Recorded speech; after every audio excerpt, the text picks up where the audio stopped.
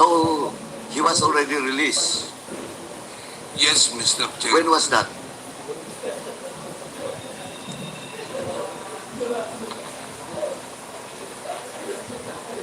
And perhaps 3 years already, Mr. Chair. But anyway, to the chair once again, we will direct COMSEC to invite PDL Dondon and get the full name of that PDL through the warden of Provincial Jail Management, Penal Jail Leyte, and course through to the PNP. COMSEC, you are directed to comply with the request of Congressman Paduano. Yes, sir. With regards to Espinosa siblings, the mother of Kerwin Espinosa, the sister of Kerwin Espinosa, Linda Rosal, household cleaner, Landa Sumalag, the household cleaner, and Tessie Austria, household cleaner. Are they present in today's hearing? There is no information, sir, if they are around, but we have sent the invitation to them. We carry it off sa lawyers. To the lawyers. Yes, sir. To the chair once again, please follow up this with regards to the invitation to the next hearing for all those mentioned names. COMSEC, please comply. And lastly, a group of personalities mentioned by Police Colonel Garma, a certain Hermina Muking Espinas, staff of Senator Bongo. Si Muking, andito ba? Have you sent an invitation, COMSEC? Yes, sir. And Ms. Muking has not presented herself, but we sent an invitation through the office of the senator. With that, Mr. Chairman, I move to issue a show cause order for Hermina Muking Espina for her absence in the day's hearing. So move, Mr. Chairman. There is a motion to issue a show cause order to Ms. Muking. Ms. Espina. Espina Muking Espina. And to be present in the next committee hearing of the QuadCom. COMSEC, please comply. How about Yes. Mr. Peter Parongo? The same is true with Mr. Parungal, sir. We tried to locate him. Unfortunately, there is no address yet. Once again to the chair.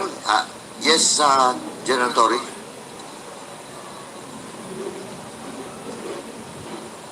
Feedback, sir. We serve a letter to his residence at Davao City. The letter was received by his wife, sir. Also, since the letter was received in his residence and received by his wife, Mr. Chairman, and he is not present today, so I move to issue a cause order for Mr. Romel Parongo to explain why he should be cited in contempt for the next hearing, Mr. Chairman. And There is present the next hearing. there is So a move. motion to issue a show cause order to Peter Paruno. Duly seconded. Are there any objections? Hearing none, the motion is carried. For Romel Baktat. Comsec, for Romel Baktat, we have also invited. We course through the invitation to the PNP, sir. We served the letter, sir, at in his house in Turil, sir, Davao City, and the letter was received by his son. Since Mr. Romel Baktat is present in today's hearing without any explanation, Mr. Chairman, I move that we issue a cause order for Mr. Romel Baktat. There is a motion to issue a show cause order to Mr. Romel Baktat. Romel Baktat. Duly seconded. Hearing no objection, the motion is carried. For invitation for Rodel Serbo. And through PNP. Yes. We delivered the letter to his known addressor, but the house is already abandoned in Davao City, sir. So, We are again We never looking for received- other addresses for Mr. Del Servo, sir, and we'll be giving feedback to this committee when. thank you, Gentore. Once again to the chair, to direct the COMSEC to once again invite Mr. Rodel Serbo the next hearing. COMSEC, please comply. How about Michael Palma? Sir,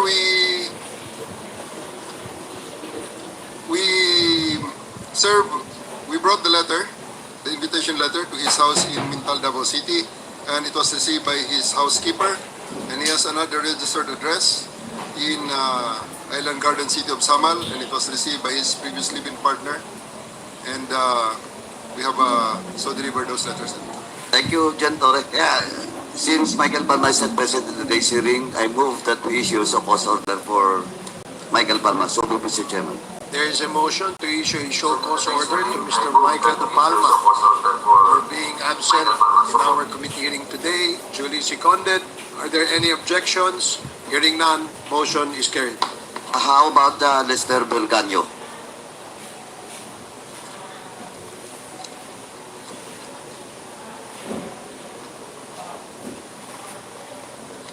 We have not found any address for Mr. Beganyo as of the moment, sir. We are still locating any known addresses. Once again, Mr. Chairman, we will direct COMSEC to coordinate with the PNP to once again invite certain Lester Belganyo. So move, Mr. Chairman. Comsec, please comply. And second to the last, Mr. Chairman, isa na lang po, after this, for Sunny Binaventura. We had invited the person, sir, and it was personally received by the person in his residence in Barangay Peña Plata in Island Garden, City of Samal, sir. Once again, Mr. Chairman, since Mr. Binaventura, Sunny Binaventura received invitation letter to his residence, I move that we issue a cause order for Mr. Sunny Binaventura. So move, Mr. Chairman. There is a motion to issue a show cause order to Mr. Sunny Benaventura for failing to appear before this committee today, duly seconded by Congresswoman Jinky Luistro, and hearing no objection, the motion is carried. And lastly, Mr. Chairman, we have received a letter coming from Attorney Martin Videlgra, representing the former President, Honorable Rodrigo Roa Duterte. But we never, and the reason why the former President will be excused in today's hearing because of he needs more rest. He's currently not feeling well and he is need of much rest. So, Mr. Chairman, first and foremost, there is no an authority coming from the former President that he will be represented by Attorney Martin V. Delga. And at the same time, no medical certificate confirming that indeed the former president will be excused in today's hearing because of his medical situation. Oh, kaya pinaasa lang kayo If nun. I may, Your Honor, as we all know, the former president is already old and has been experiencing, based on media reports, has been sick lately and has actually had his medical checkup, I believe. And I think, in deference to the former president, I think we should afford him the courtesy that is due to him by not requiring him to submit to this committee a medical certificate.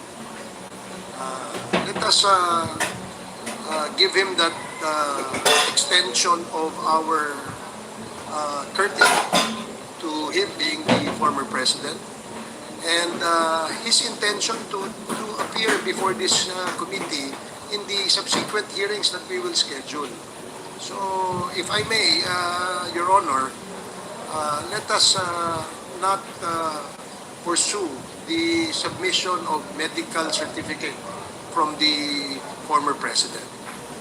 But Mr. Chairman, under the rules, malinaw po, tradition, all resource persons being invited in every hearing, especially in inquiry in the legislation, we need for him to explain. And the issue here, Mr. Chairman, of course, Attorney Martin Delgra sent us a letter representing the president, former president, but without an authority coming from the former president.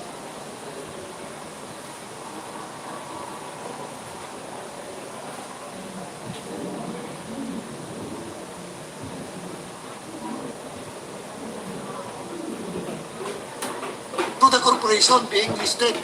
Your Honor, So, Michael Yang. if I may, we're not, this representation is not asking for the former president not to be excused in not following strictly the rules of the House. What I am asking for, Your Honor, is the request that we should not ask or demand a medical certification coming from the former president, because we all know that he has reached that age, of a fragile age. Therefore, maybe we can grant that exception to the former president. Mr. Chairman, point of information. Point of information. May I be allowed to With the indulgence of Yes, Congressman with the indulgence of- Paduano, what is the point of because information? I haven't read yet, no, I wanted to be clarified on something about the letter that was sent to us by the former president. Was it included in the letter that he is sick right now, or he need more rest in order to be a part of this? No, I believe, Your Honor, that the lawyer clearly stated in that letter that he needs rest. And the chairman Paduano is asking for If a the chair medical will certificate. allow me to read in tuto, no, part of that letter. He is currently not feeling well and is in need of much rest. But Mr. Chairman, once again, let me, first thing first, since no authority coming from the former president to be represented by Attorney Martin Bidelgra, they have to produce. The committee should direct the former president to issue an authority for Mr. Attorney Martin Delgra, for him to be represented by this attorney. And with regards to the medical certificate, Mr. Chairman, of course, for humanitarian and giving due courtesy to the former president, I might yield to the position of the chair. But on the first issue with regards to authority coming from former president being represented, claimed by Attorney Martin Delga, we have to get an authority from the president. Yes, Attorney Martin Delga will represent him on the Congressman next hearing. Paduano, Thank you, if I Mr. may, Chairman. I believe that it was just perhaps an oversight, from the part of the lawyer, because clearly in this letter, he is representing the former president, and information as to the health of the former president was also stated in this letter. Therefore, I believe that he has the imprimatur coming from the former Mr. Chair. president. That's the reason why maybe he wrote this letter. So, Mr. Chair. Chairman, lastly, Mr. Chairman, with the indulgence of Congressman Flores, of course, let me again stress, Mr. Chairman, this is our tradition and under the rules. And if we do it, if we done it, in regards to Attorney Fortun, a top tax lawyer, and we excuse Attorney Fortun for not producing any substantial document that was given authority from Michael Yang. What's the difference between Attorney Martin Delgra and in the case of the former president? And I think, Mr. Chairman, kung talaga po, the former president gave an authority to Attorney Martin Delgra, then they wrote us a letter. The former president should send us a letter that indeed is authorizing Attorney Martin Delgra to represent him. 1 minute suspension.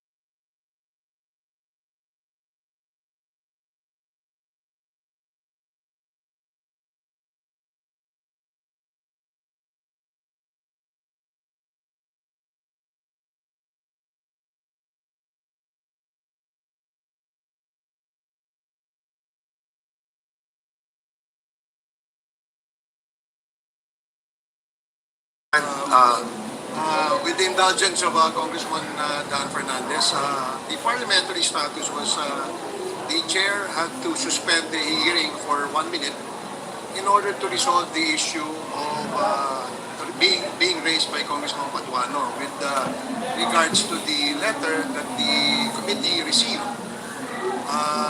stating, among others, the reason why the former president will not be able to attend the committee hearing today.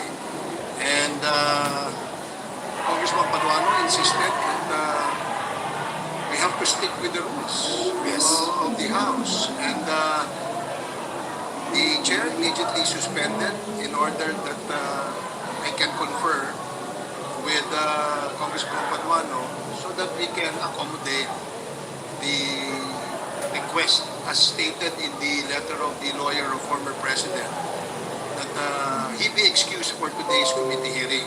So in this regard, may we ask Congressman Paduano what is the position of the chair of the Committee on Public Accounts?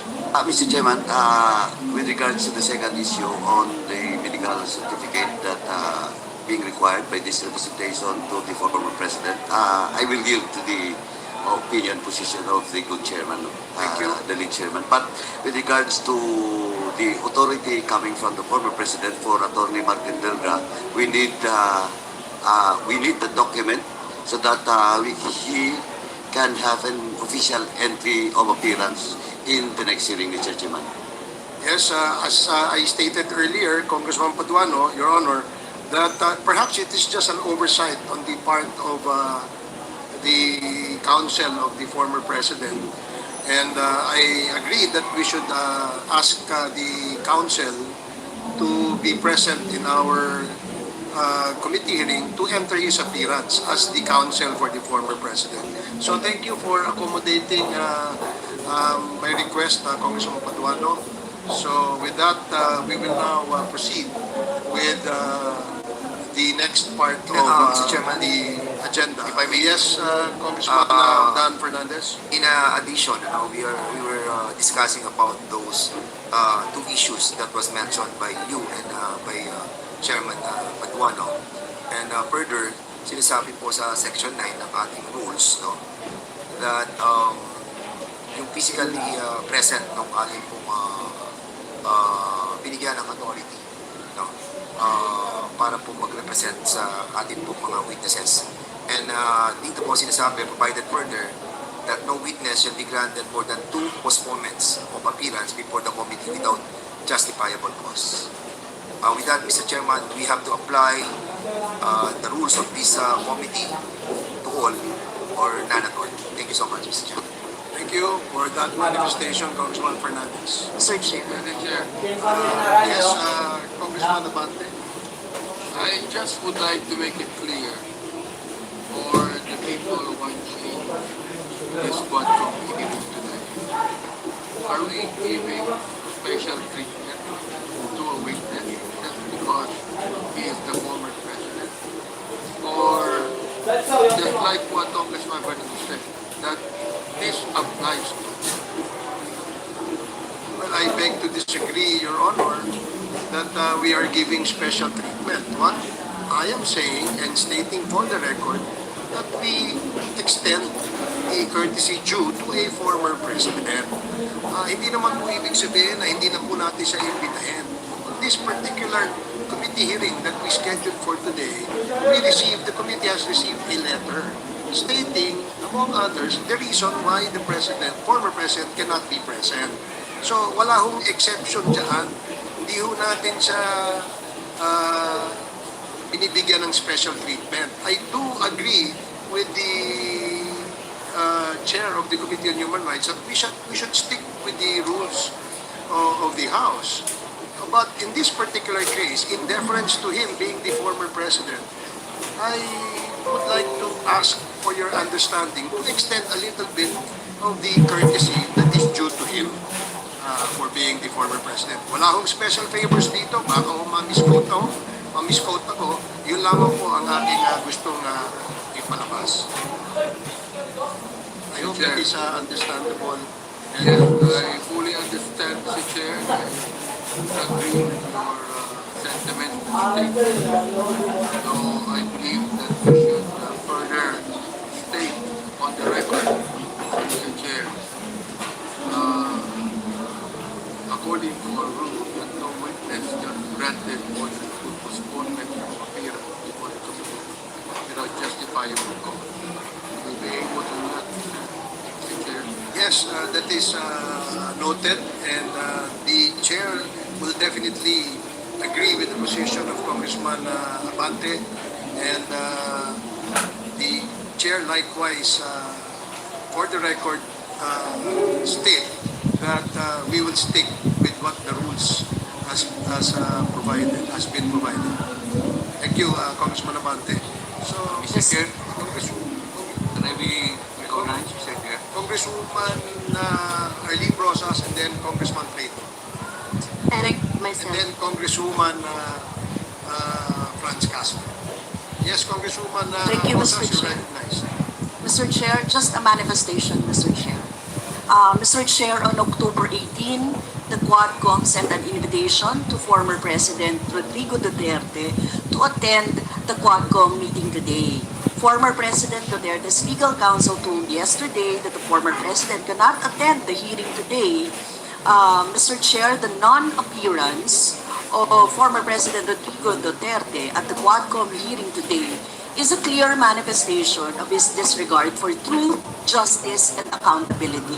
By refusing to participate, the former president is hindering the people's right to know and denying them the opportunity to seek justice for the crimes caused by the war on drugs during his term. Libo-libo pong buhay ang ninakaw ng Duterte administration dahil sa kanyang peke at madugong giyera kontra droga. Kailangan niyang harapin ang mamamayang Pilipino na matagal nang humihingi ng hustisya. Hindi pwedeng sabihin na short notice at masama ang pakiramdam at kailangan ng pahinga. Ang mga pamilya nga ng mga biktima, kahit matanda na, andyan po si Tatay Baylon, pumunta rito para makapagpahayag ng kanilang saloobin. So Mr. Chair, takot ba siya na harapin ng taong bayan? Yun lang po ang manifestasyon ko, Mr. Chair.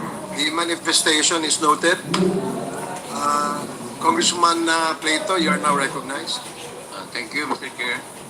Good morning to our esteemed chairpersons and honorable members of the Quad Committee, guests and resource person speakers. This is to express my unqualified support to the various House resolutions arising from the tedious Quad Committee inquiry in aid of legislation, specifically on the matter of the scourge of Chinese nationals or students enrolling in various educational institutions in the provinces of Cagayan and Isabela. May mga reports po kasi na libo-libong Chinese students ang dumagsa sa probinsya ng Cagayan at Isabela upang mag-aral mula pa noong 2019. This is not that I'm against Chinese students coming to study in the Philippines. However, considering the tension in the West Philippine Sea and the ongoing legislative investigations into the alleged involvement of Chinese individuals, groups, or corporations in illegal focus, and the alleged crimes associated in your operation, it is understandable for us Filipinos to feel so concerned on your increased presence here, disguising or not as students. Having said that, honorable chairpersons, this representation fully supports the proposed resolutions aimed at bringing clarity to these legal issues in our country. Maraming salamat po.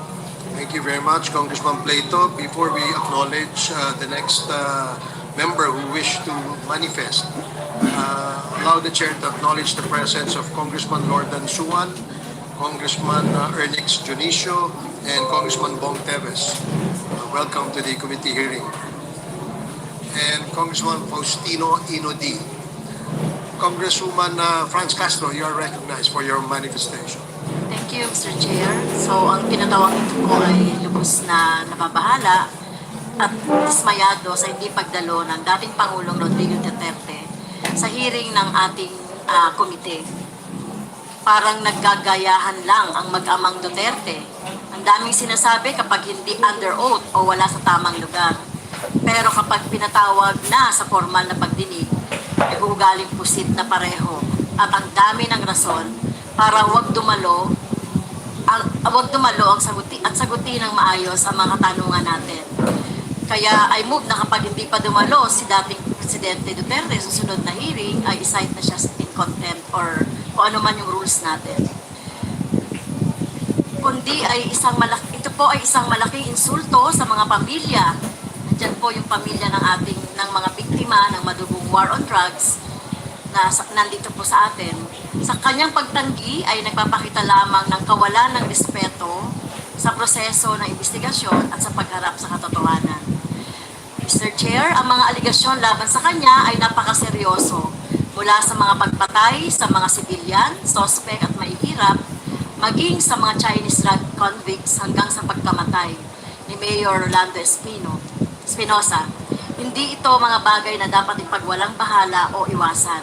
Kung totoong walang itinatago si dating Pangulong Duterte, bakit hindi niya harapin ang mga tanong natin dito sa committee? Bakit kailangan kayang magtago sa likod ng mga dahilan tulad ng health issues at short notice?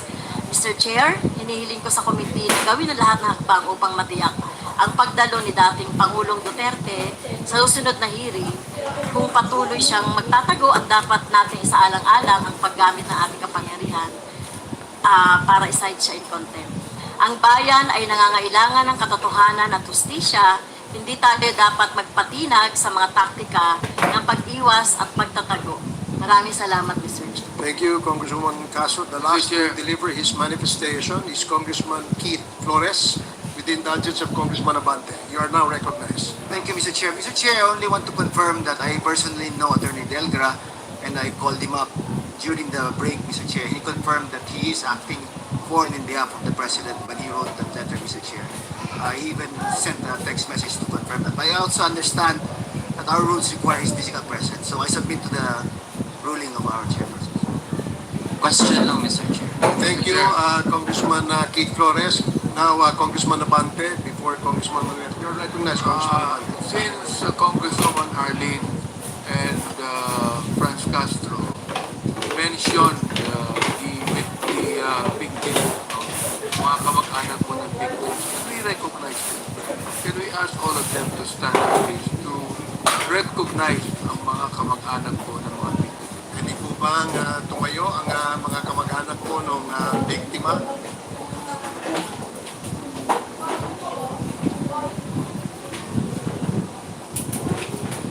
Maraming salamat po.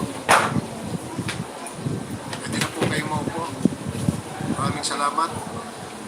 Congressman Manuel and then Congressman Sure. Thank you, Mr. Chair. Mr. Chair, tanong lang dahil batay na rin po sa official communication na pinadala mula sa panig ng dating Pangulo. Nabanggit po doon yung, and I quote, willingness to appear before the House of Representatives on some other available date, preferably after November 1, end of quote. So, Mr. Chair, sa ganitong mga pagkakataon na sa panig po nila nag-express ng ganong availability, how will the committee deal with that? Dahil, Mr. Chair, while meron tayong mga tinitake note ng mga considerations, ayaw din naman natin na ma-prolong iyan. Tapos, baka tumagal din na hindi pala magiging maayos yung kalusugan ng dating Pangulo at madadali po ang mga proceedings ng komite na expected na humarap siya. So, sa bahagi ng QuadCom, Mr. Chair, do we have some target dates kung kailan talaga posibleng matuloy na ang investigasyon na makaupo ang dating Pangulo? Yan lang, Mr. Chair. In response to your question, Congressman Manuel, it will depend by and large on the topic that we will set on the next scheduled committee hearing. So in case where EJK will be the scheduled topic, then we will have to extend invitation again to the former president. So thank you. Congressman Ako. Mr. Chair,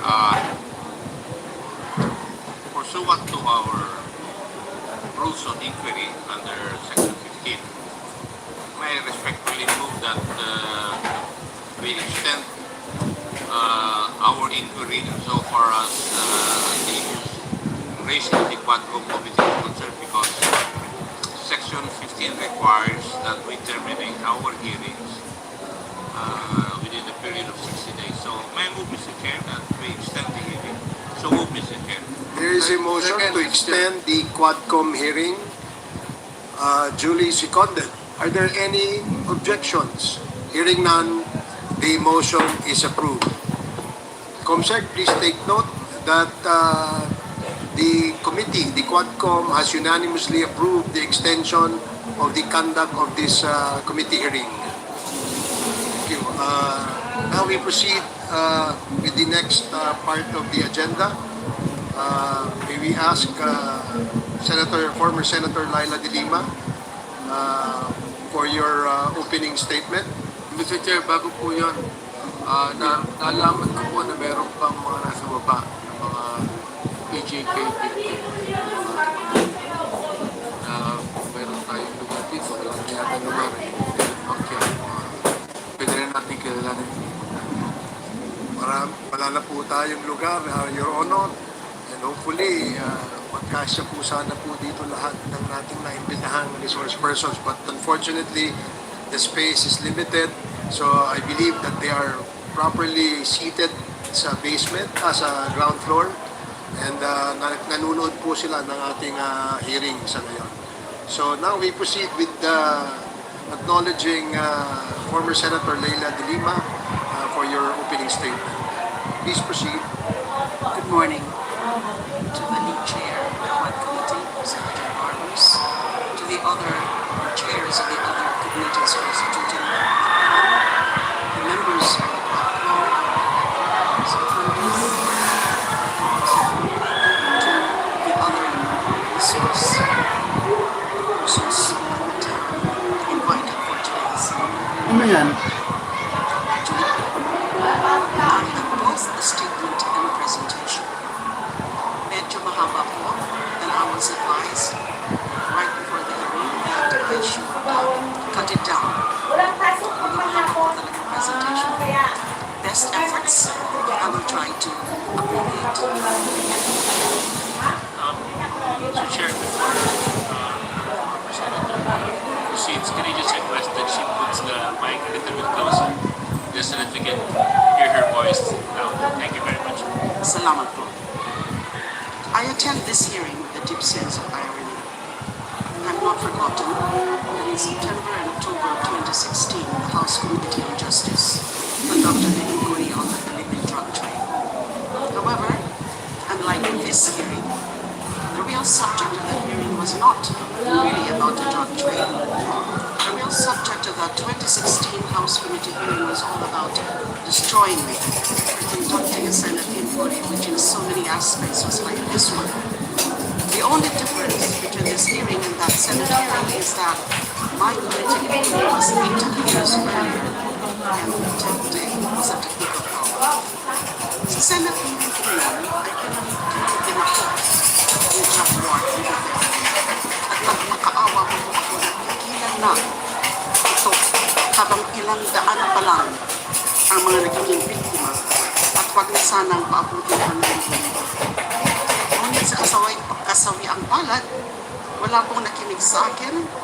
Lalo na may mga mayori po tayo ng mga senador at congressman na ayon kay Senator Bongo noong isang araw ay walang sawa sa pagpalakpak kay Pangulong Duterte sa bawat banggit niya sa pagsulong na madugong drug war sa kanyang mga zone.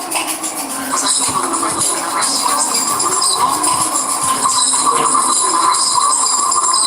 nagawag ng mga ebidensya tulad ng testimony ng mga ilang delivered drug lords and inmates. I'd like to say that the objective for targeting me was threefold: to silence me, to destroy my credibility, and to serve as an example to others. During all three, my message to the people against Duterte's and JK's would no longer be heard or listened to, and no one else would dare to act as a messenger after seeing what was done to me.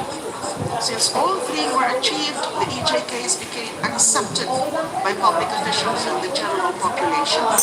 This led to more killings because no one was arresting and prosecuting the killer cops and the vigilantes.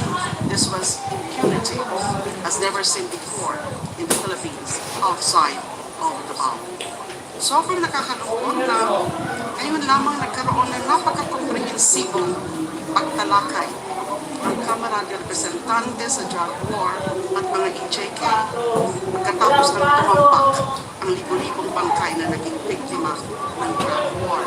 Ayon nga po kay Professor Randy David, marahil ang pagdinig na ito ng Kamara ay katumbas na rin ng aming pinapangarap ng Truth Commission na hihimay sa mga tunay na pangyayari sa 6 na taon na pagpaslang ng ating sariling gobyerno at kapulisan sa libo-libo nating mga kababayan. But right now, I don't want to discuss it, but my position is that pwede pa siguro i-consider yung creation ng Truth Commission. At tingnan din mo natin na hindi lang po patay yung naging resulta ng war on drugs ni Duterte. There are also those who were unjustly imprisoned based on planted and fabricated evidence. Ako nga po yung one of the very first victims of that.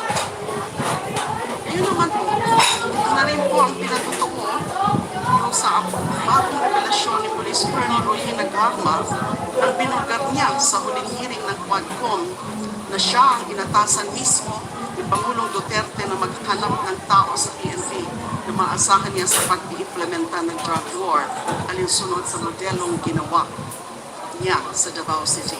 That's why my presentation, and I'll try to really make it brief, would cover 4 matters, 4 topics. One is the recent disclosure of Kerwin Espinosa. I'd like to comment on that. 2 is the importance of the 2009 CHR investigation, the DDS, to the inquiry of this committee.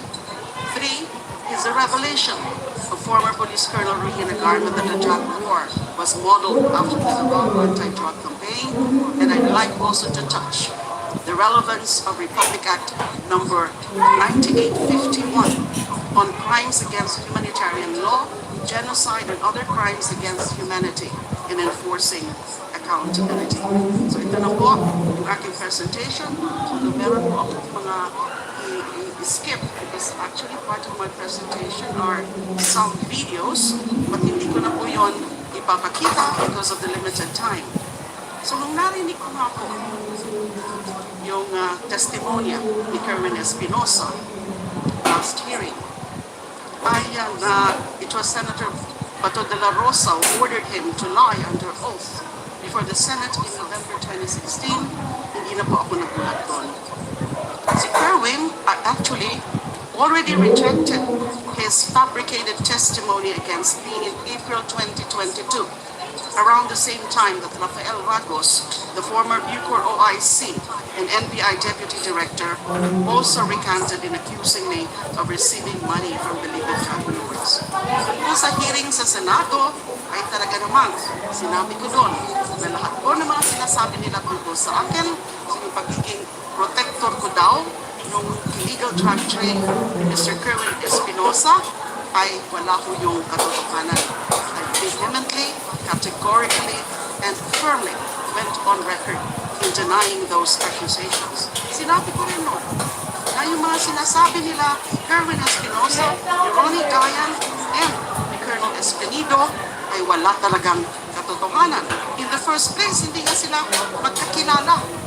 Nauna na nilang sinabi yun before they were presented before the Senate na hindi sila mga magkakilala. So ngayon po,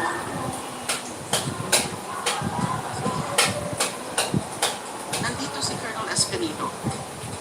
So, if the Quad Committee would be so kind as to indulge, gusto ko sana makiusap kay Colonel Espinido. Sabihin nila yung katotohanan. Kasi what he said during that Senate hearing was just let God be the witness to my innocence or something to that effect. Sana po kayo, Colonel Espinido, sabihin nyo na rin po ang katotohanan. Sinabi ni Kerwin na si then Chief de la Rosa and now Senator de la Rosa ang involved or are responsible for ordering the three of you to fabricate accusations against me. Now, sinabi ko rin po kanina na I'd like to discuss the relevance of the CHR investigation with QuadCom inquiry. Maybe at this point, I cannot tell you that. Sasabihin ko lang po na mahalaga yung naging CHR investigation namin in 2009 into the DDS killings. Kasi pwede itong maging reference point in terms of painting a picture of the organization, the Davao Death Squad, the operation, and the implementation of the Duterte drug war from the barangay to the national level. Kasi sinabi na nga po ni Colonel Garma, yung kanyang mga revelasyon na the extrajudicial killings, yung mga operations under Duterte's drug war beginning in 2016 was just patterned after the Davao model. And the Davao model can only refer or can only mean the DDS model or the Davao Death Squad. Skip muna po natin yan. Doon naman sa affidavit po ni Colonel Garma, presented and expounded upon the last hearing, I'd like to share some information we got and some findings on the Davao model of payment and rewards mentioned by Colonel Garma. This information is limited to the facts uncovered during the 2009 CHR investigation on the Davao Death Squad. Next slide, please. The history of the DDS can be divided into two. The period from 1988 to 1998 and the period from 2001 to 2016. So may break po. The break in these two periods coincides with then Mayor Rodrigo Duterte's hiatus as mayor of Davao City when he was elected congressman instead of mayor in 1998 due to the three-term limit. So for brevity, I'll refer to the former mayor as MRRD. According to a witness in the 2009 CHR investigation, during the first period of the DDS from 1988 to 2000, the assassins were paid 15,000 for every victim.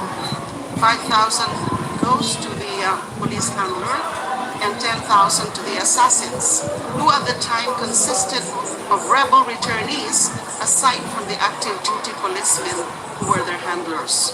Their safe house was located inside the QuadCom compound in Barangay San Pedro, Davao. After the summary execution of targeted victims, the DDS members would regroup at their safe house and divide the reward. During that time, MRRD sometimes personally gave out the kill orders and the reward money directly to the assassins themselves. Upon the return of MRRD as mayor of Davao in 2001, the DDS was upgraded into the Heinous Crimes Investigation Section, or HCIS, located at the Almendras Gym compound. The HCIS was an official unit of the DCPO for the Davao City Police Office. The HCIS consists of both active duty PNP and civilian abanteros or hitmen. Most of the hitmen are rebel returnees. They are supervised by PNP handlers. Each handler supervises 3 members. The task of the PNP handler is to give orders to his members as well as be responsible for their protection.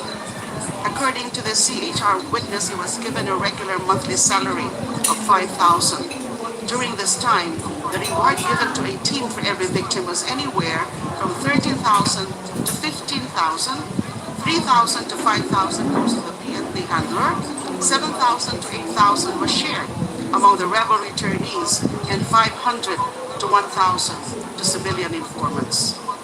The HCIS civilian personnel or rebel returnees directly received salaries as auxiliary service workers. The funds for their salaries came from the office of the mayor. Functions have also been specialized, with members being designated to do either office support or field work. A team of 1 PNP handler, and 3 civilian avanteros was given an average of 3 targets every month. I will go also to the revelation of Arturo Las Cañas. Yung mga naging findings mo namin, although yung iba po doon, mga unofficial findings ng CHR investigation, were eventually confirmed by Edgar Matubato and Arturo Las Cañas when they went public at the Senate with their stories and executed affidavits in 2016 and 2017. Matubato executed an affidavit and was filed with the Ombudsman as a criminal complaint against Duterte and other DDS members. The criminal complaint is still pending sa Office of the Ombudsman. The most comprehensive account on the DDS from its founding in 1988 up to 2016 is the affidavit of Arturo Las Cañas, which was submitted to the ICC. This affidavit consists of 186 pages of gory details on the sociopathic behavior of Duterte as founder and leader of the DDS. The 186-page affidavit po yan was serialized in an investigative or feature story of Rappler in November 2021. Apparently, Rappler got a copy of this affidavit and also the ICC's third agreement on limited use of information dated November 11, 2020. This instrument gave Las Cañas limited immunity as a witness in the ICC on this investigation on the Philippine War on Drugs. Noong 2024 naman po, Las Cañas reiterated the contents of his ICC affidavit in another serialized feature, this time published by Vera Files, entitled Conversations with Arturo Las Cañas. Ito naman po ang sinasabi ni Las Cañas that during the period 1988 to 1990, let's talk here about the organization. Kasi napakadami po ng mga sinabi niya sa kanyang comprehensive affidavit. So I'm focusing on the organization of DDS dahil nga ito yung naging model ng drug war. According to Las Cañas' ICC affidavit, during the period 1988 to 1998, when the DDS was constituted as the Anti-Crime Task Force, or MRRT, DDS members were paid anywhere from 10,000 to 20,000 for every victim. This was the reward for the ordinary victims. Pag mga matataas naman po, the so-called special project killings, they were rewarded anywhere from 100,000 to 1 million pesos, depending on the status of the target. Civilian hitmen called force multipliers were given 3,000 to 5,000 per victim as their share in this reward. The DDS logistics and finances came from the Peace and Order or Intel Fund of MRRD. This includes weekly gas allowance, monthly cash allowance, and Christmas cash gifts.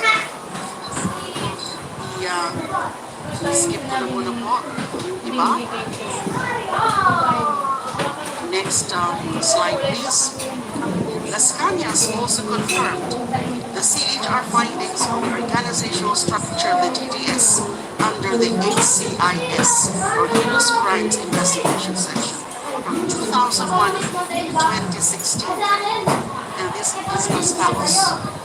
MRRD, alias Superman, as the highest leader and mastermind of the DDS. SPO4 Samson Benaventura as the logistics, finance, and debt clearance feature officer. SPO3 Arturo Las Cañas as overall team leader for operations and planning. SPO4 Bienvenido Laud as team handler and in charge of the Laud Quarry mass grave. And SPO3 Jim Tan as team handler and in charge of the Mandog mass grave. Actually, mas internet yung previous yung in-attach ni Mr. Las Cañas sa kanyang ICC affidavit about the organizational structure of the DDS. What I just mentioned, I just simplified it to show who are really to talk about the DDS hierarchy. those of the policemen handlers and their respective teams of civilian force multipliers were under the command of Arturo Las Cañas as operations and planning leader of the DBS. So sinabi ko po na that must be the Davao model na binanggit ni Colonel Tapia. Finally, by way of just sharing my knowledge, last na po ito, kung pwede po sana. Tungkol na lang muna po sa the law, RA 9851, kasi hindi po ito masyadong alam ng karamihan. We do have a law entitled an act defining and penalizing crimes against international humanitarian law, genocide and other crimes against humanity, organizing jurisdiction, designating special courts, and for related purposes. This was enacted in December 2009. It punishes almost the same crimes mentioned in the Rome Statute, over which the ICC has jurisdiction.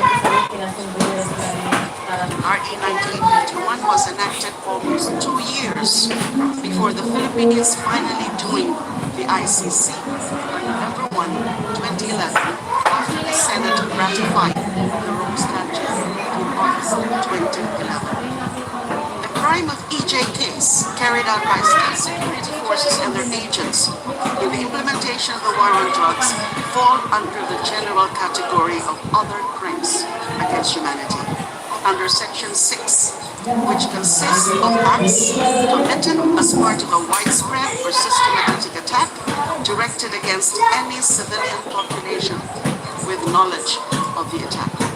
These acts include willful killing, murder, extermination, murder, multiple murder, torture, and enforced disappearance, among others.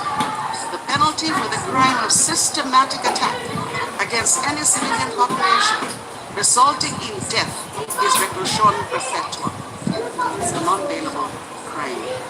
According to Section 8, a person who orders, solicits, or merely induces the systematic attack on the civilian population and which thereafter occurs or is attempted is liable as a principal.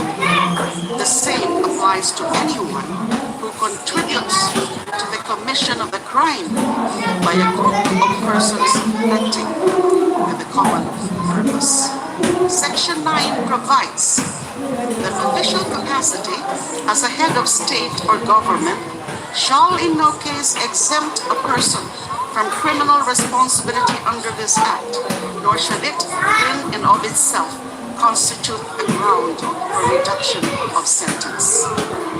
The crimes defined and penalized under that law, their prosecution and the execution of sentences imposed on their account shall not be subject to any prescription. Pwede po silang tubusin or tugisin habang buhay.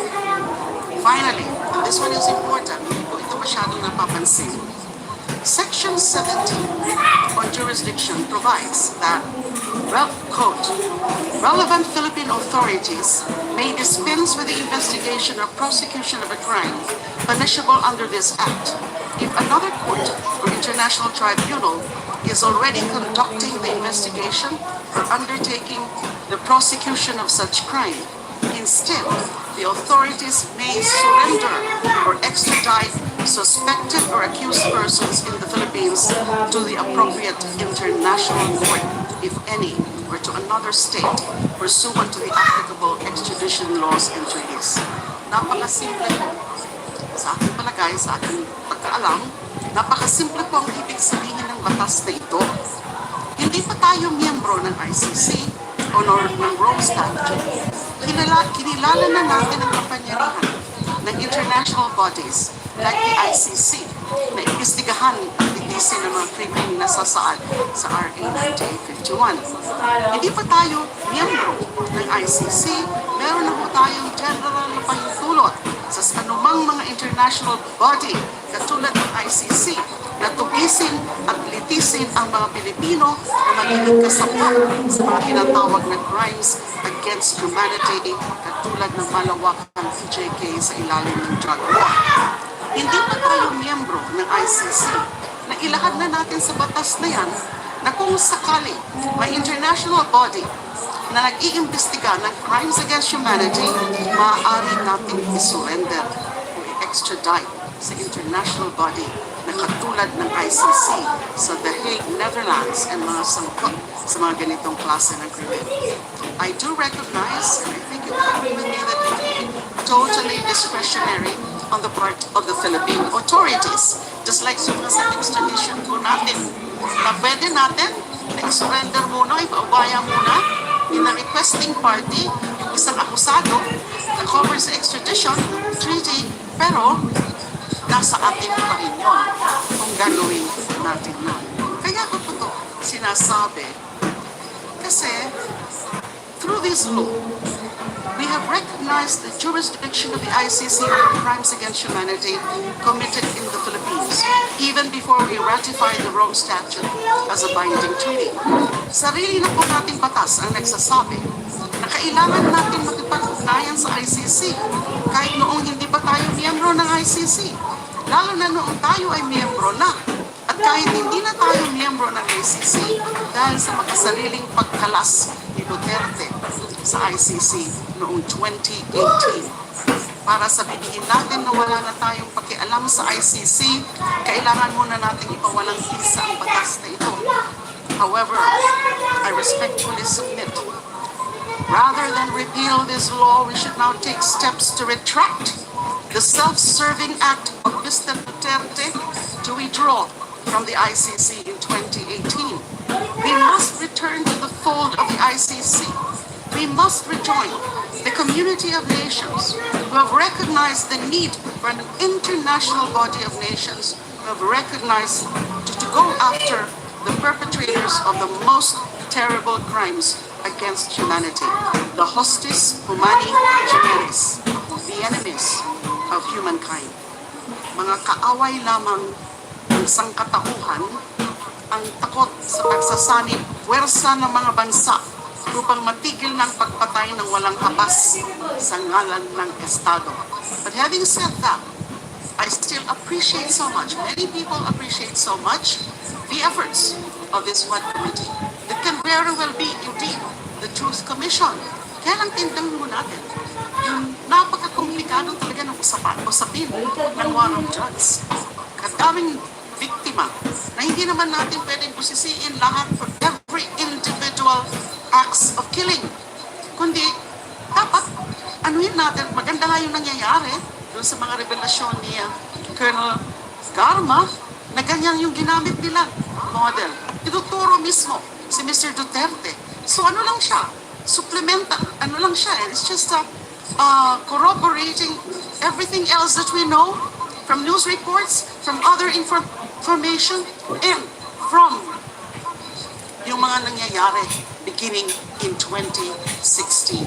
So I just shared my views on the need to rejoin ICC kasi you can never tell in the future ano man yung resulta ng itong ginagawang investigasyon ng Quad Committee na in the future we will have another tyrant, another mass killer for a president.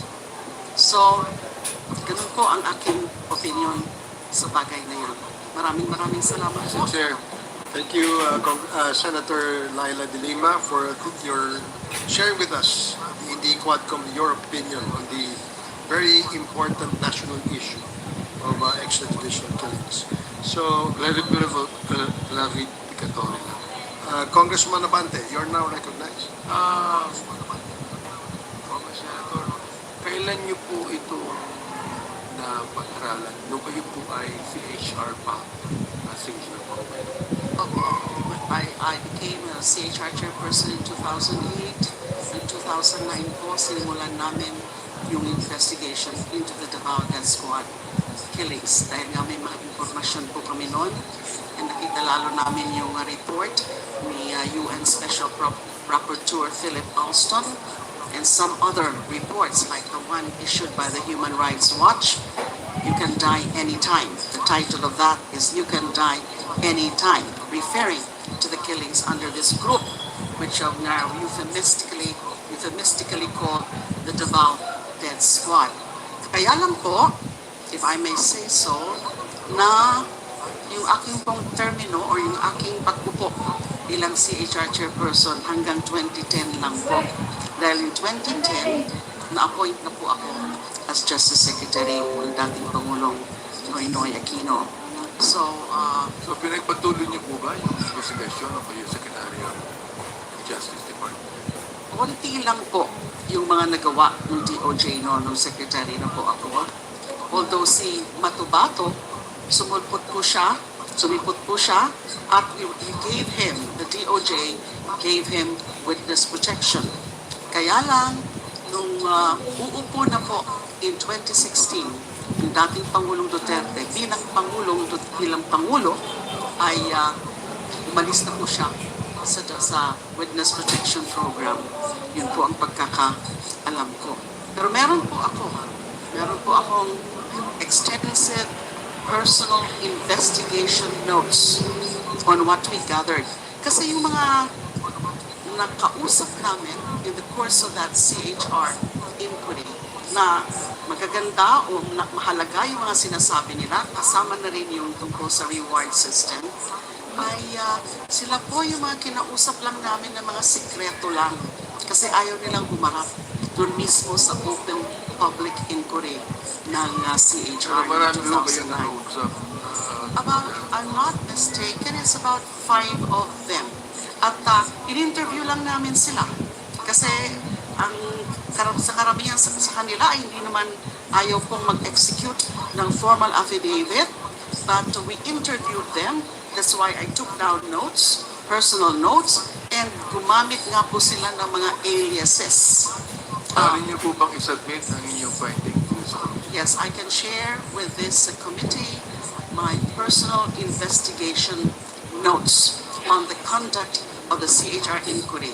Kasi pag alis ko nga po, wala pa yung resolution. Later on, the CHR under new leadership came out with a resolution. I think that was in June of 2012. Okay, Mr. Chair, did you also submit that to the ICC? Your finding? My personal notes, I think I have. My personal notes, meron pa po akong mga iba na mga shinare with the ICC. One last question, Mr. Chair. I would like to refer to Colonel Espinido. You were directly mentioned by the former senator. Will you please answer her now on that issue? Masyadong kalala ko. Are you corroborating with the former senator on this? Good morning, Your Honors, Mr. Chair. Good morning, ma'am. For me, as Chief of Police at that time, in Albuera, I am one of endorsing the complaint to the DOJ. One of these whose names is Ma'am Lima, for the affidavit that was already made by Mayor Espinosa together with his lawyer Villarino. So as Chief of Police, I am one who endorsed that complaint to the Ombudsman. But for me, as I remember when we talked with Ma'am Lima in the Senate, that I telling her that Ma'am, the truth will set you free. Because for me, I am innocent for that. As just only a Chief of Police who endorsed the complaint to the DOJ. But yung knowledge talaga, sir, hindi ko alam kung totoo na siya involved si Ma'am. As being yung Chief of Police na yun talaga ang procedure na mag-endorse kung may mga complaint. Pero I believe that at the time, Your Honors, Mr. Chair, na kinausap na si Mayor Espinosa kung nalaman naman ng buong mundo na si Mayor Espinosa was already there in Kamkami Kasi batong for surrender. So pag turn over niya sa akin, dala na yung mga statement, ganon. So what I did is just only to endorse the The chair, thank you. No questions to go. Thank you, Congressman Bante. We have a list of those who interpolate from Central Line, I believe. And the first to interpolate is Congressman Raul Manuel. You are recognized. You have 5 to 10 minutes. Thank you, Mr. Chair. Good morning po sa fellow members ng QuadCom, sa mga resource persons din po natin. Mr. Chair, nabanggit po ni Senator Laila de Lima na ang leader mismo ng Davao Death Squad ay mismo yung dating mayor din, Mayor Rodrigo Duterte. Did I hear it right, Mr. Chair? Yes, those are the names of those witnesses that I talked to, but it's also the name of Arturo Las Canas. At Mr. Chair, siya po yung merong alias na Superman bilang leader ng Davao Death Squad. That is correct. Mr. Chair, given na meron ng mga rewards dun sa mga napapatay na mga suspects or involved di umano sa drug trade, Mr. Chair, ano ang source nitong pinayad dun sa mga kasama yung mga informants, yung mga civilian na mga force multipliers, pati sa mga assassins? Nabanggit ko yan sa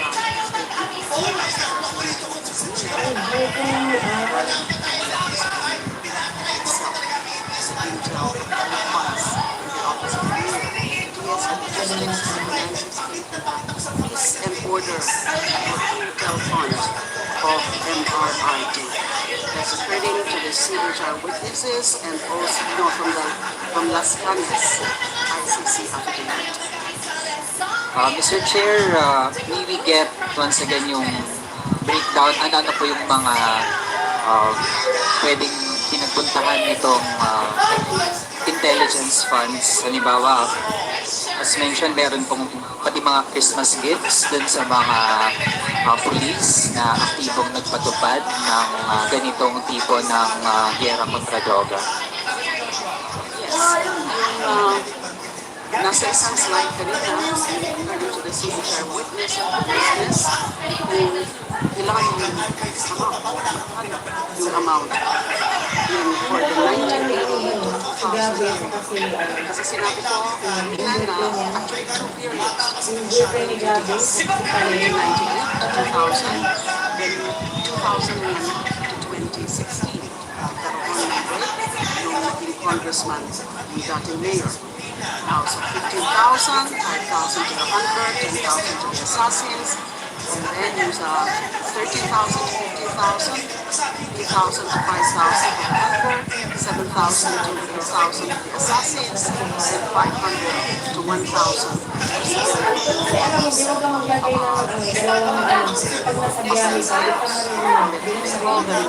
Abanteros. Mr. Las Canas naman, sinabi niya, sa kanyang affidavit, previous members were paid anywhere from 10,000 to 20,000 of every victim. Hindi sa mga ordinary victims. At yun naman, meron naman sinatawag na special project billings, mas mataas. They were rewarded anywhere from 100,000 to 1 million pesos depending on the status of the target. Yun po ang mga natandaan ko na binasa ko ni Mr. Las Canas. Yun po na binasa ko ang investigation notes in the CHR. Thank you, Mr. Chair. Mr. Chair, merong nabanggit din na merong weekly gas allowance. Bahagi po ba iyan ng bayad sa mga police na nagpatupad ng Davao level war on drugs? Merong weekly gas allowance, may bukod pang cash allowance, tsaka Christmas gifts. According to Mr. Las Canas, those weekly gas allowance, monthly cash allowance, Christmas cash gifts. Mr. Chair, ano po ang pagtingin ng ating resource person, Senator Leila de Lima? Kasi kung ang nabanggit ni Colonel Garma ay pinatupad ang Davao model from ang scope lang ay sa Davao City at ginawa itong isang nationwide na drug campaign. At ang source ng funding para dun sa rewards, Mr. Chair, ay ang intelligence fund sa Davao City. Posible po ba na ang ginamit din doon naman sa nationwide na war on drugs ay ang intelligence funds, pero this time ay yung intelligence funds ng Office of the President? Mr. Chair, Your Honors, Secretary is always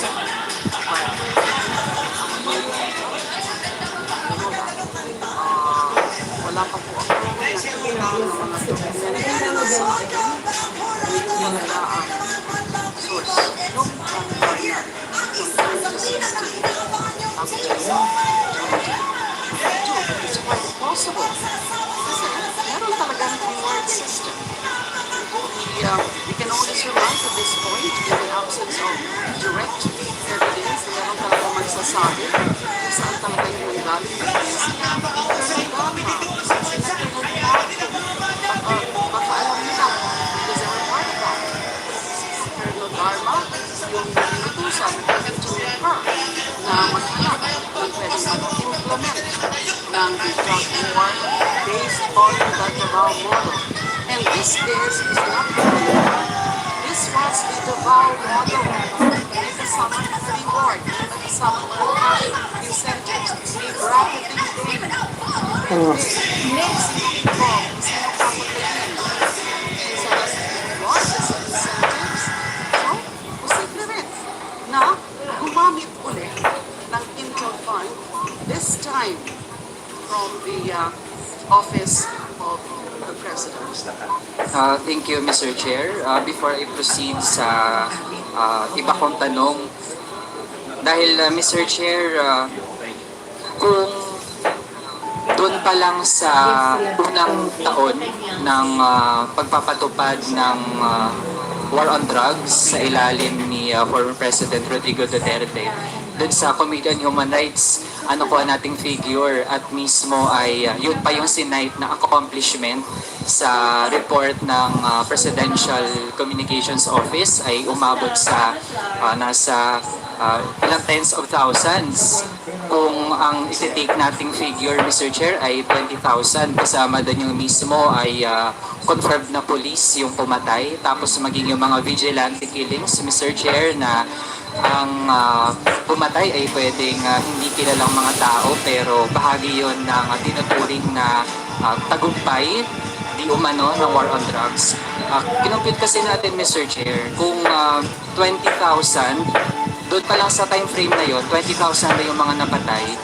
Tapos kung yung minimum na reward ay 50,000, assuming pa lang na mga small time or yung mga peddlers, yung mga pinatay, Mr. Chair, at least aabot ko, i-multiply natin, Mr. Chair, 20,000 times 50,000, kakailanganin ang nasa 1 billion pesos pa lang dun sa mga reward sa pagpatay, Mr. Chair.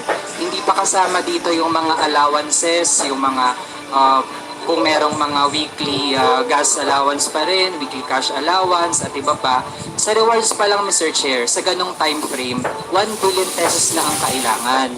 Pero Mr. Chair, kung ikukumpara kasi natin sa intelligence funds pa lang ng PNP, and let's take yung first year ng Duterte administration, ang intelligence funds ng PNP noong 2017 ay nasa 468 million pesos lamang, Mr. Chair.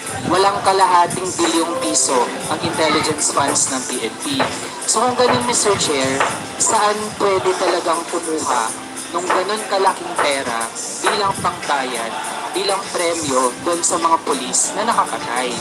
Kaya, Mr. Chair, kung magpo-process of elimination tayo, dahil PNP lang naman yung pwedeng ahensya, sana na pagkunan ng ganun. Pero then again, kahit yung intelligence funds ng PNP hindi sapat So wala nang ibang agency, Mr. Chair, na merong mas malaki pang intelligence funds na pwedeng pagkunan. Walang iba, yung mismong Office of the President.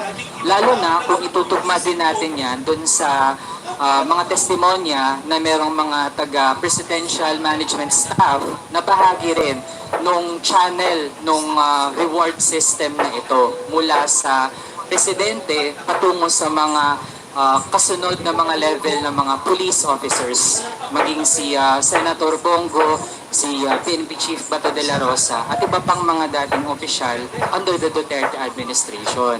Kaya with that, Mr. Chair, tingin natin meron ding sapat na batayan para atin na ring silipin paano ginamit ng Duterte administration ang kanyang intelligence funds.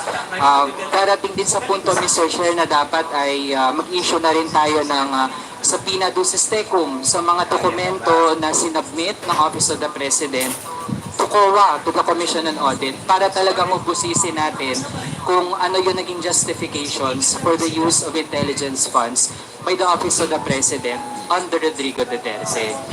So, kasunod, Mr. Chair, kasunod na tanong kay Senator Laila de Lima. Nabanggit po kasi ang tungkol sa quarry mass grave. At kung isipin ko palang kahindik-hindik ito, Mr. Chair, kaya pasintabi na lang po sa ating mga kababayan na baka sa ganitong oras ay kumakain habang nanonood sa QuadCom hearing. Mr. Chair, meron po bang binigay na description yung kung sino mang witness patukol sa paano ba na-facilitate ang ganitong mga mass grave? Paano gumagana yung, paano hinandle ng ganitong mga mass grave? Mr. Chair, Your Honors, kasama po kasi sa organizational structure ng DDS ay yung pinakita ko kanina na there is this SPO4 Bienvenido Laos team handler in charge of the Laos One Mass Grave. Nandiyan din po yung si SPO3 Jim Tan as team handler and in charge of the Manluk Mass Grave.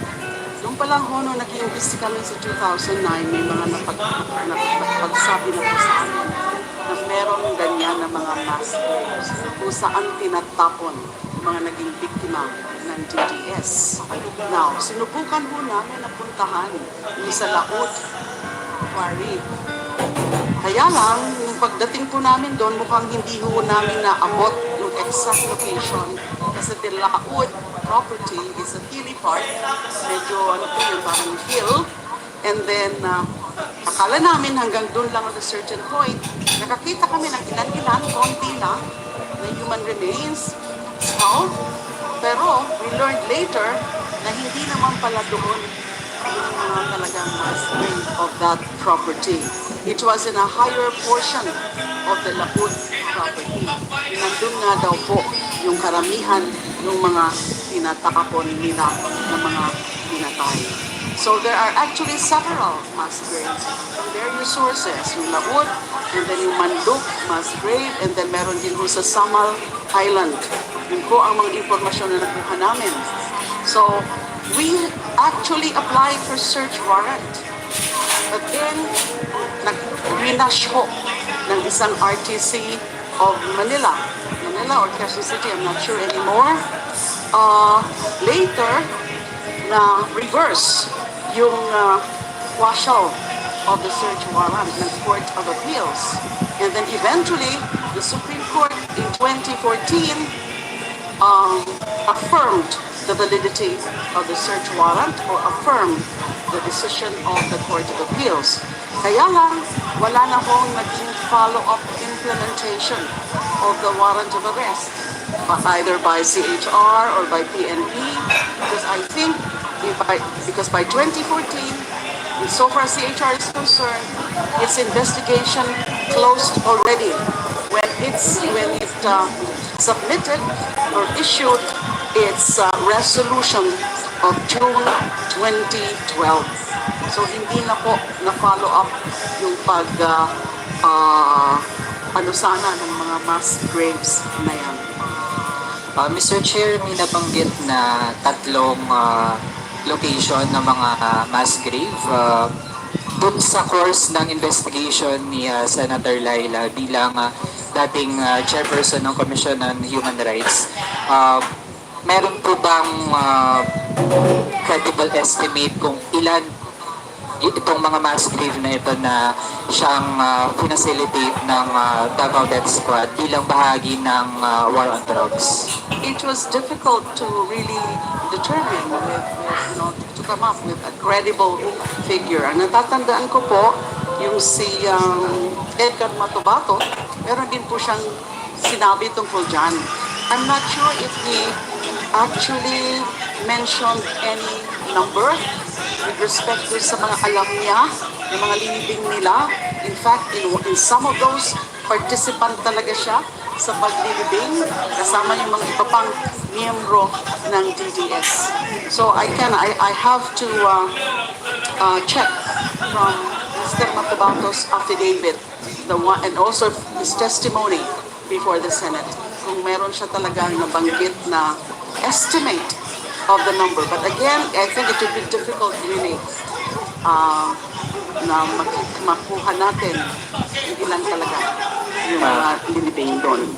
Thank you, Mr. Chair. Pero Mr. Chair, at least, so far alam natin, merong at least 3 na mga mass grave. Tama po ba? Yes.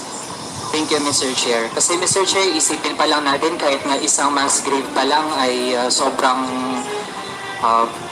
heinous na na kung sino man yung mga gagawa ng isang ganong bagay. Tapos doon lang basta-basta magtatambak ng mga bangkay ng mga tao na merong mga pamilya, di ba? Merong mga pinanggagalingan din, merong mga gusto sanang gawin sa buhay pero napatay na lang ng gano'n na lamang. Mr. Chair, meron po ba kahit isa lang dun sa mga bangkay mula sa mga mass grave na na-retrieve pa para maibalik sa kanilang mga pamilya? Wala po ako matandaan.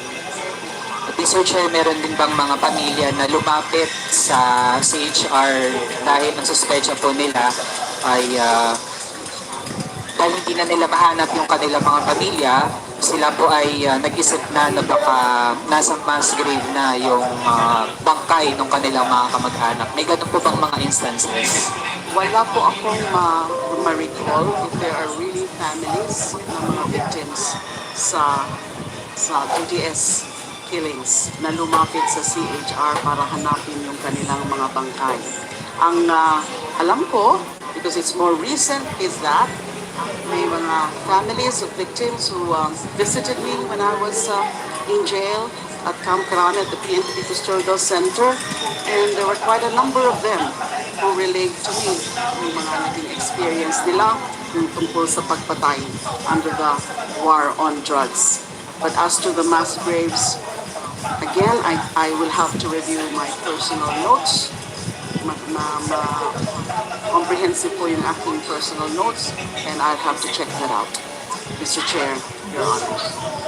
Mr. Chair, noong ginawa ng nationwide model, yung model ng war on drugs galing sa Davao, na pinamunuan ng then Mayor Rodrigo Duterte.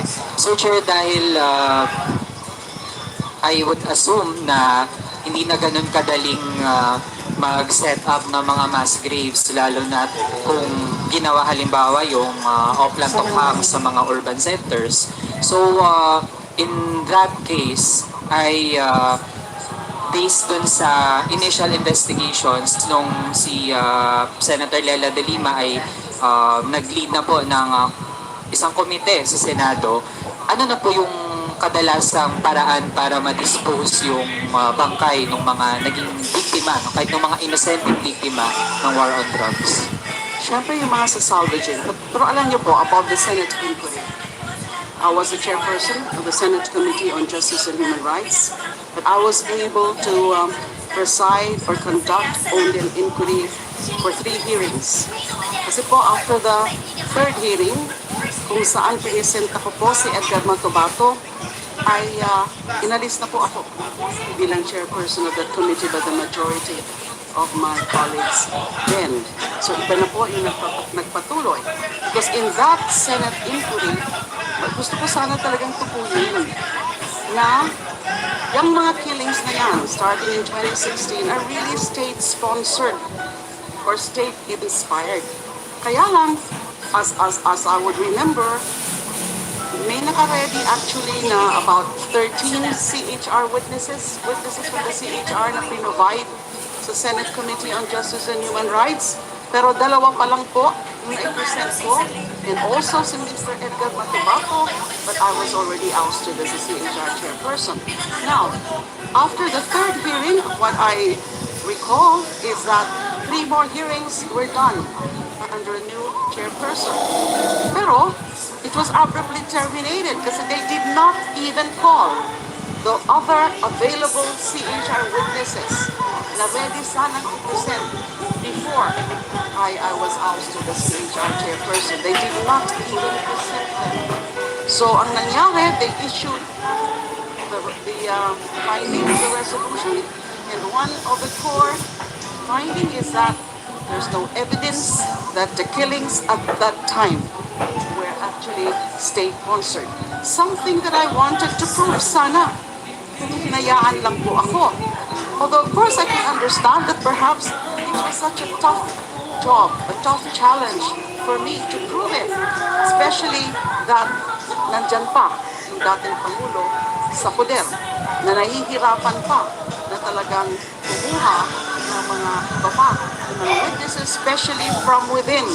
Hindi katulad ko ngayon na naglalabasan na po sila. May mga insiders na po na sinasabi na kung ano yung mga nalalaman nila, but not during the time.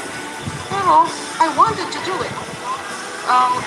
After sana the presentation of CHR witnesses is our individual accounts of individual cases of summary execution during operations, yung mga sinasabi nilang nanlaban, pero hindi naman pala nanlaban. I was also looking at the medical certificates, the various medical certificates that we got. Marami po yun. At ang dami talaga mga kaduda-duda doon. And of course, we summoned then PNP Chief Dr. De La Rosa and other officials of the PNP, but they were all denying that these are the workings of PNP forces, or that these are cases of PJKs, and let alone state-sponsored killings. So yun po. So nothing came out. It was almost a whitewash. Ready wrap up. Yes, ulit topic, Mr. Chair, since na-present din ang relation ng ating local law dun sa ICC or yung International Criminal Court. Since some camps would say na hindi dapat tayo maging open sa quote-unquote intervention, ganun yung tinatawag sa mga hakbang na ginagawa ng International Criminal Court, since dapat daw ay ipatupad natin yung ating sariling batas. Huwag daw tayong pumayag na panghimasukan tayo, no? Ganun yung pagtingin sa ginagawa ng ICC. But since Senator Laila mentioned yung Section 17 ng RA 9851, tama po ba yung aking interpretation, Mr. Chair, na pinapatupad pa rin naman natin yung ating local law, which is yung RA 9851, if the Philippine government cooperates with the International Criminal Court? Dahil sa committee nga po natin, Mr. Chair, sa Committee on Human Rights and Committee on Justice, we approved a resolution. We are urging, as part of the legislative, we are urging the executive na mag-cooperate sa ICC when it comes to this war on drugs. So, ibig sabihin, Mr. Chair, we are not surrendering our sovereignty. We are actually implementing the intent of our domestic laws kapag mag-cooperate ang Philippine government sa ICC. Tama po ba yung aking pagtingin, Mr. Chair? Tama po yan, Mr. Chair and Your Honor. Dahil nga nandiyan ang batas. In fact, nauna pa yan, 2009, before the Senate ratified the Rome Statute. But yung Rome Statute po was signed as early as 2000. I was just reminded by Attorney Conte earlier that it was actually signed by the former President Erap Estrada. Kaya lang, the ratification took some time. It was only in 2011. But before that, pinasanga itong RA 9851. And sa pagbabasa ko nga po ng mga provisions ng 9851, it is as if those who push for that are actually anticipating that there would be an international body that would be coming in or would be involved in the investigation of crimes that would fall under any of those crimes cognizable by ICC, including crimes against humanity. Kaya nila siguro pinasok yung Section 17 na yan. Malinaw sa akin na kahit may investigasyon tayo dito, pwede pa tayo makipag-cooperate. And there's nothing in the Rome Statute which says, except the complementarity principle, na ang hinihintay kasi ng ICC ay yung genuine investigation focusing on those with the highest or the greatest responsibility. If I may just quote from the ICC pre-trial chamber's decision in January 26, 2023, decision authorizing the resumption of the investigation. Ang naging conclusion nila, kaya they ordered for the resumption of the proceedings of the ICC investigation at dinismiss nila yung appeal ng Philippine government. And I quote, "The domestic proceedings in the Philippines do not sufficiently mirror the expected scope of the court's investigation since they only address the physical low-ranking perpetrators and at present do not extend to any high-ranking officials." Further, the ICC pre-trial chamber said, "The chamber finds that the PH has failed to demonstrate that the Philippines has failed to demonstrate that it has conducted relevant investigations and prosecution with respect to 4 issues." This was in 2023, as I said, ito yung decision nila, authorizing the resumption.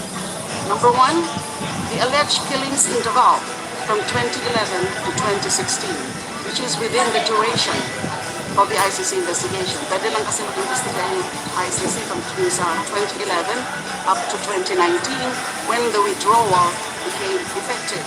Number 2, crimes other than murder committed in connection with the war on drugs. 3, the killings outside official police operations, meaning yung mga riding in tandem, yung mga hindi natin sigurado, mga police ba yan or are these agents of police officers, yung mga assassins. And number 4, and this is very important, the responsibility of individuals beyond the physical perpetrators of the alleged crimes. So ang hinihintay nila, yung mga tunay na investigasyon targeting or involving yung mga nasa taas, beginning with the former president, who is clearly the mastermind, as he induced the killings. And that is becoming clearer and clearer as nakikita natin dito sa mga lumalabas sa QuadCom hearing. Then that is the complementarity principle. Since hindi pa nila nakikita may tunay na investigation, and when they say investigation of proceedings, they are clearly referring to criminal proceedings. So ito pong magiging resulta ng QuadCom. Fine, I think we can be hopeful and optimistic na may mga lalabas. Pero later po, o may lalabas na resolusyon na can also categorically identify yung mga nasa taas based on the evidence na makakalap o kinakalap na ngayon ng Quad Committee. But later, kung hanggang doon lang po at hanggang doon lang yung mga gagawin din ng Kongreso, because ang mandato ng Kongreso is, in aid of legislation to enact laws, it can only recommend to the other relevant agencies and offices kung ano pa mga dapat gawin, including the investigation. Kung wala talaga yung investigation na yan, hindi po natin pwedeng pigilan ang ICC.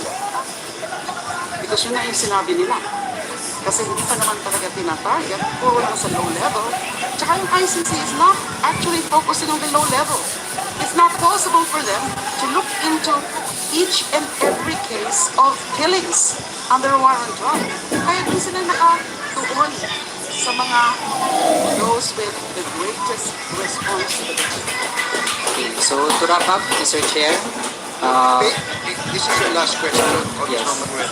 yes, just a closing manifestation, Mr. Chair, na batay dun sa mga narinig natin, habang yung mga nasa tuktok kasi dati na ngayon ay dapat sana sumagot sa mga tanong natin ay naghahanap ng iba't ibang paraan para makaiwas o parang nakipag-patintero tayo sa kanila, Mr. Chair. Kaya sa totoo lang, dapat ay ma-exhaust natin yung iba't ibang mga paraan para talaga may sulong yung hustisya para dun sa mga naging biktima ng extrajudicial killings. At bahagi niyan, Mr. Chair, habang meron tayong mga ganitong investigasyon, actually, yung pagsulong din ng investigasyon ng ICC, it complements our efforts dito sa bansa natin.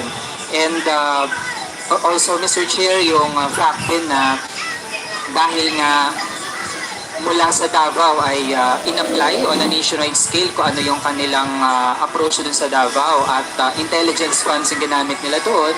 We also observe a pattern, Mr. Chair, na from just 250 million pesos na level ng intelligence funds with the Office of the President, lumobo pa ito to 1.25 billion pesos. Kaya, Mr. Chair, malaki yung posibilidad talaga na ito din ay isa sa pinagmulan ng pera para mapagana yung teke at madugong war on drugs. Kaya dapat din ay mapusisi natin paano yan ginamit ng Duterte administration. Yun lang, Mr. Chair. Maraming Mr. salamat. Chair, Thank you, Congressman Manuel. Mr. Chair, can I just add very, very short? Okay, please, Meron po Senator, kasing sinabi make it short. sila, Honorable Manuel. Isa pa ho sa sinabi ng ICC pre-trial chamber in concluding na it does not sufficiently mirror their investigation.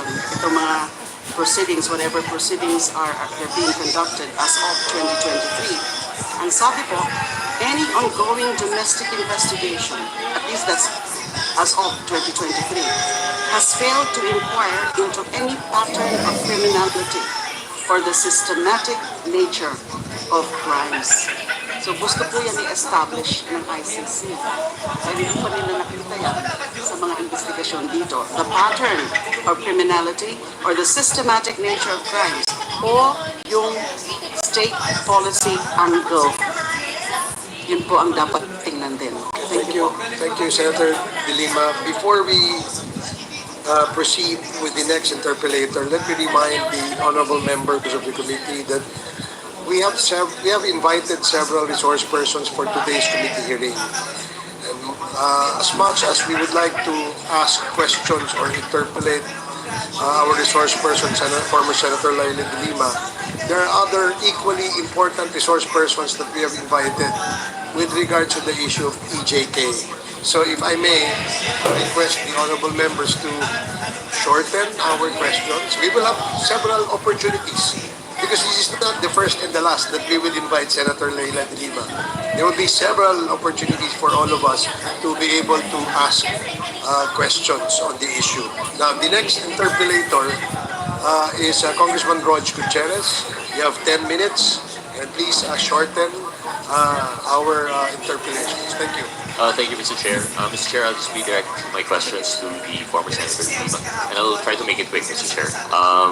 To the Chair, most respectfully, just to give us a background po, no? Kasi I'm sure we'll have more opportunities in later time, but just to lay the base for the interpellation that we're having, or the inquiry that we're having, could you please give us a background through the Honorable Chairman of your service? Because as I understand, you were previously chairwoman for the CHR, is that correct? And after that, you were the secretary for the DOJ from 2010 to 2015. Yes, Mr. Chair, Your Honors. And then senator from 2016 to 2022. Yes. Prior to your stint as in the CHR, maybe all of your answers in relation anything that would be relevant to the investigation on the EJK.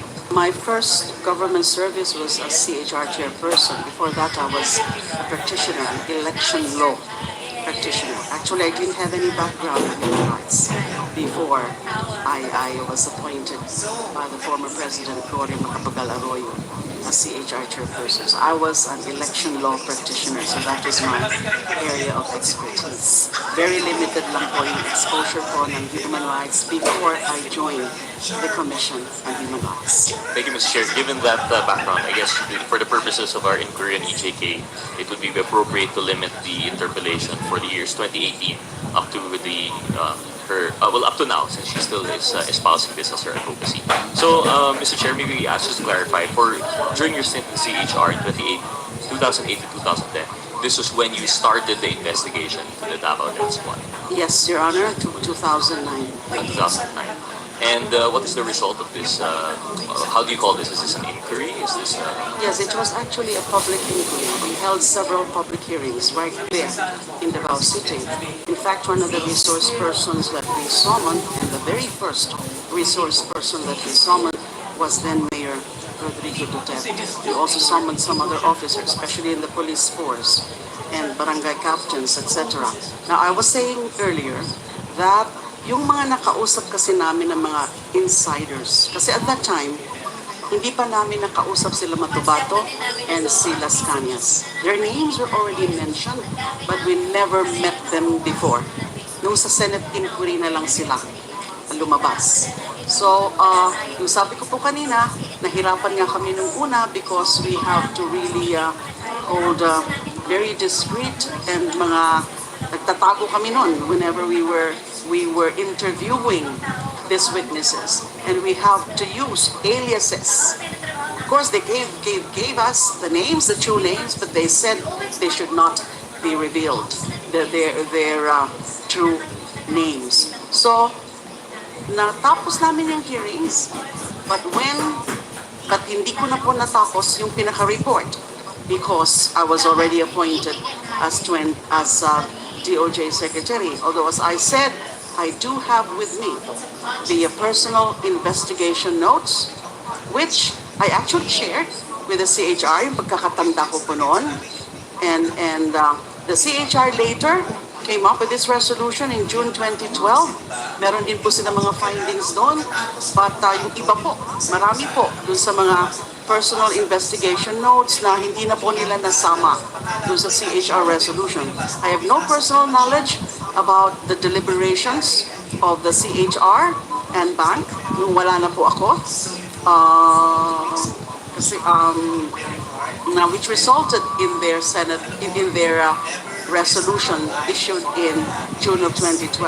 Ang alam ko po, ang natatandaan ko po sa resolution na yon of 2012 is one of their recommendations is to investigate and file administrative and criminal charges against then Mayor Rodrigo Duterte and police officers who were identified to be members of the Davao Death Squad. Thank you. Mr. Chair, so from 2008 to 2010, your stint as chairperson 2008. 2008 to 2010, you started the investigations. You had a few public hearings. You were not around for the resolution.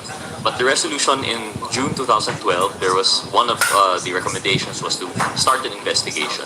This was at the time that you were already Secretary of Justice. Yes, Your Honor. Did you start any investigation in relation to the filing of this resolution?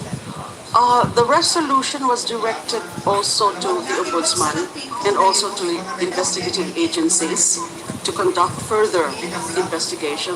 I gave instructions to our NBI to follow through with the findings. Although my information then was that nahihirapan din sila. They could not even trace those witnesses anymore. So, si Matubato nga po, even if he was covered under the Witness Protection Program, eventually he left dahil hindi pa naman natapos yung investigation na yung supposedly follow-through investigation din ng NBI. Thank you. Mr. Chair, and just for the record, since 2012 and the stint was over by 2015, in the span of 3 years, I understand it would be hard to really ready a case and it would have spilled over. However, Mr. Chair, just a quick question. Yung personal notes po that you mentioned and that you submitted with ICEC, is this an official document? It's a personal investigation notes because it contained the facts, the information that we got from several witnesses. As I recall, shinare ko po yun dun sa CHR team as part of the records of the investigation of the DDS. But this cannot be considered official because this was not really formally adopted, as far as I know, by the CHR and bank nung umalis na po ako. So it was not, Mr. Chair, it was not adopted by the CHR since it's personal in nature. However, it has been accepted by the ICC. Is that correct? Yes, I shared it. As I recall, although I cannot really say categorically kung talagang naipa-share ko yun because I was one of those who submitted actually communication with the ICC. Supplemental communication. I must have mentioned that there. Thank you, Mr. Chair. Mr. Chair, for the last question, for the last topic on the background, your professional government background, this is your Senate stint from 2016 to 2022, in which you held 3 public hearings on the EJK. May we know what was the status at the end of that? I understand under our rules we can take notice of proceedings in the Senate, but for the benefit of everyone here, especially those who might not have not been part of the government at the time, may we know what was the result of that inquiry, or was it just abruptly stopped? The Senate Committee on Justice and Human Rights, chaired by another senator, because I was no longer the chair, issued a resolution, I think, if I'm not mistaken, December of 2016. I also submitted a dissenting report, a 144-page dissenting report. Now, as I mentioned earlier, the Senate resolution made a conclusion that there's no evidence that the killings then were state-sponsored. And may mga recommendations there, but not about filing of cases against Mr. Duterte because nga yung hindi naman tinapos, there was an abrupt termination of those proceedings. As I mentioned, hindi nga pinisent lahat yung mga available CHR witnesses, so it was never pursued. And it's no longer surprising na ganun yung naging conclusion nila na hindi daw po state-sponsored, although they made several good recommendations about, reforms in the PNP system, etc., etc. Thank you, Mr. Chair. Mr. Chair, moving forward, of course, chronologically, this is no longer part of the government service, but we can't escape the fact that cases were filed against you. Maybe just know what is the status of these cases, right? Because, of course, this would come into the, some people might ask, some people might question the credibility of you and your presence here as a resource person. So we'd just like to know how many cases were filed and what is the status of each case. There were 3 drug-related cases filed against me.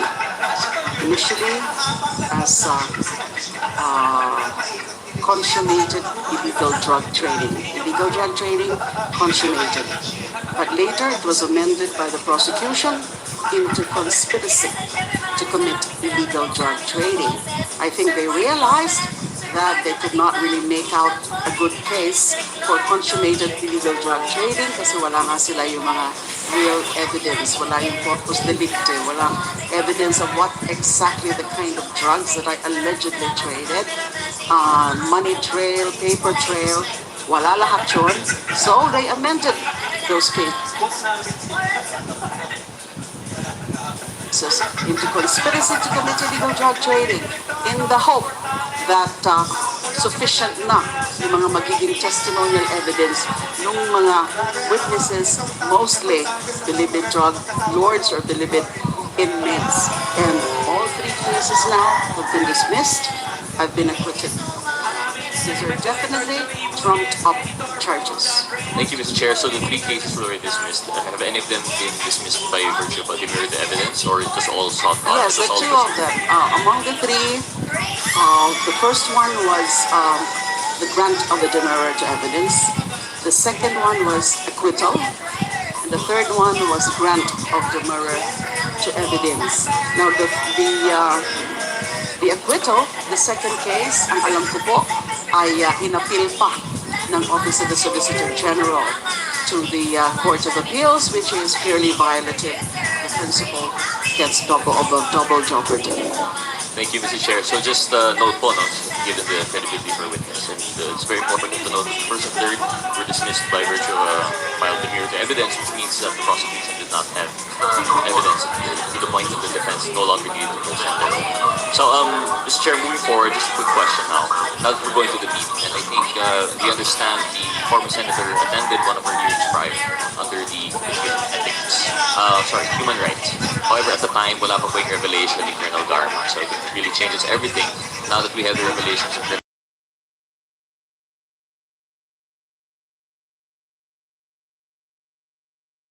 to be replicated in nationwide scale. We just like to ask, given we were lucky, our resource person here comes today wearing multiple hats. She was the commissioner of the CHR, which the task actually is to be a counter check to our authorities. At the same time, she served as part of the structure of the authorities when she was secretary of the Justice. And finally, while she was part of the legislative and the Senate, she actually filed an inquiry on EJK. So given your extensive knowledge of this, and that you've had a background from the local up to the point, and even chronologically up to the point in time in which supposedly there was already that progression from local to national.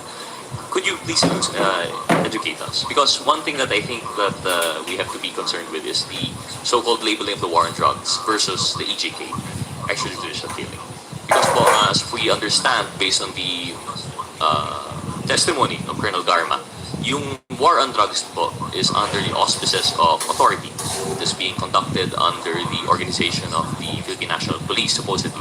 Whether these elements of the PNP were working within or outside of the authority of the PNP, that doesn't escape the fact that it's more aligned to the state-sponsored element. However, when we talk about the EJK, and specifically in your inquiry on the DDS, first presentation, I believe it was Attorney Conti. May we ask very quickly to Attorney Conti, Mr. Chair, I understand in your presentation last time there was a distinct point in time in which the war on drugs transitioned from vigilante killings onto state-sponsored police operations. Can you please elucidate on that once again? Yes, according to the data, the information from media reports, in the first 3 to 6 months of the war on drugs, it started with vigilante killings, and then eventually it transitioned to police perpetrated killings. So dito na po nagsimula ang bandang 2017 yung talagang police operations, whether by bust, arrest warrants, or search warrants. Thank you, Attorney Conti. Mr. Chair, so back to the former Senator Lima. In your investigation of the so-called DTS, were you also investigating the police sponsor or the state-side aspect of the war on drugs, or was this purely on the vigilante? It also included the police side, the PNP, the official, because of the HCIS, the Heinous Crimes Investigation Section. That was part of the official organizational structure of the DCPO, then the Davao City Police Office. So yung mga naging member, especially the original members of that Heinous Crimes Investigation Section, were actually the DDS members, as testified on or attested to by, especially by Arturo Las Cañas. So it's not just the killings by the riding in tandem, the unknown assassins, but precisely the structure which points to the fact that these are headed, especially the handlers, by policemen under the DCPO. Yan po ang pagkakatanda ko dun sa mga nakuha naming impormasyon.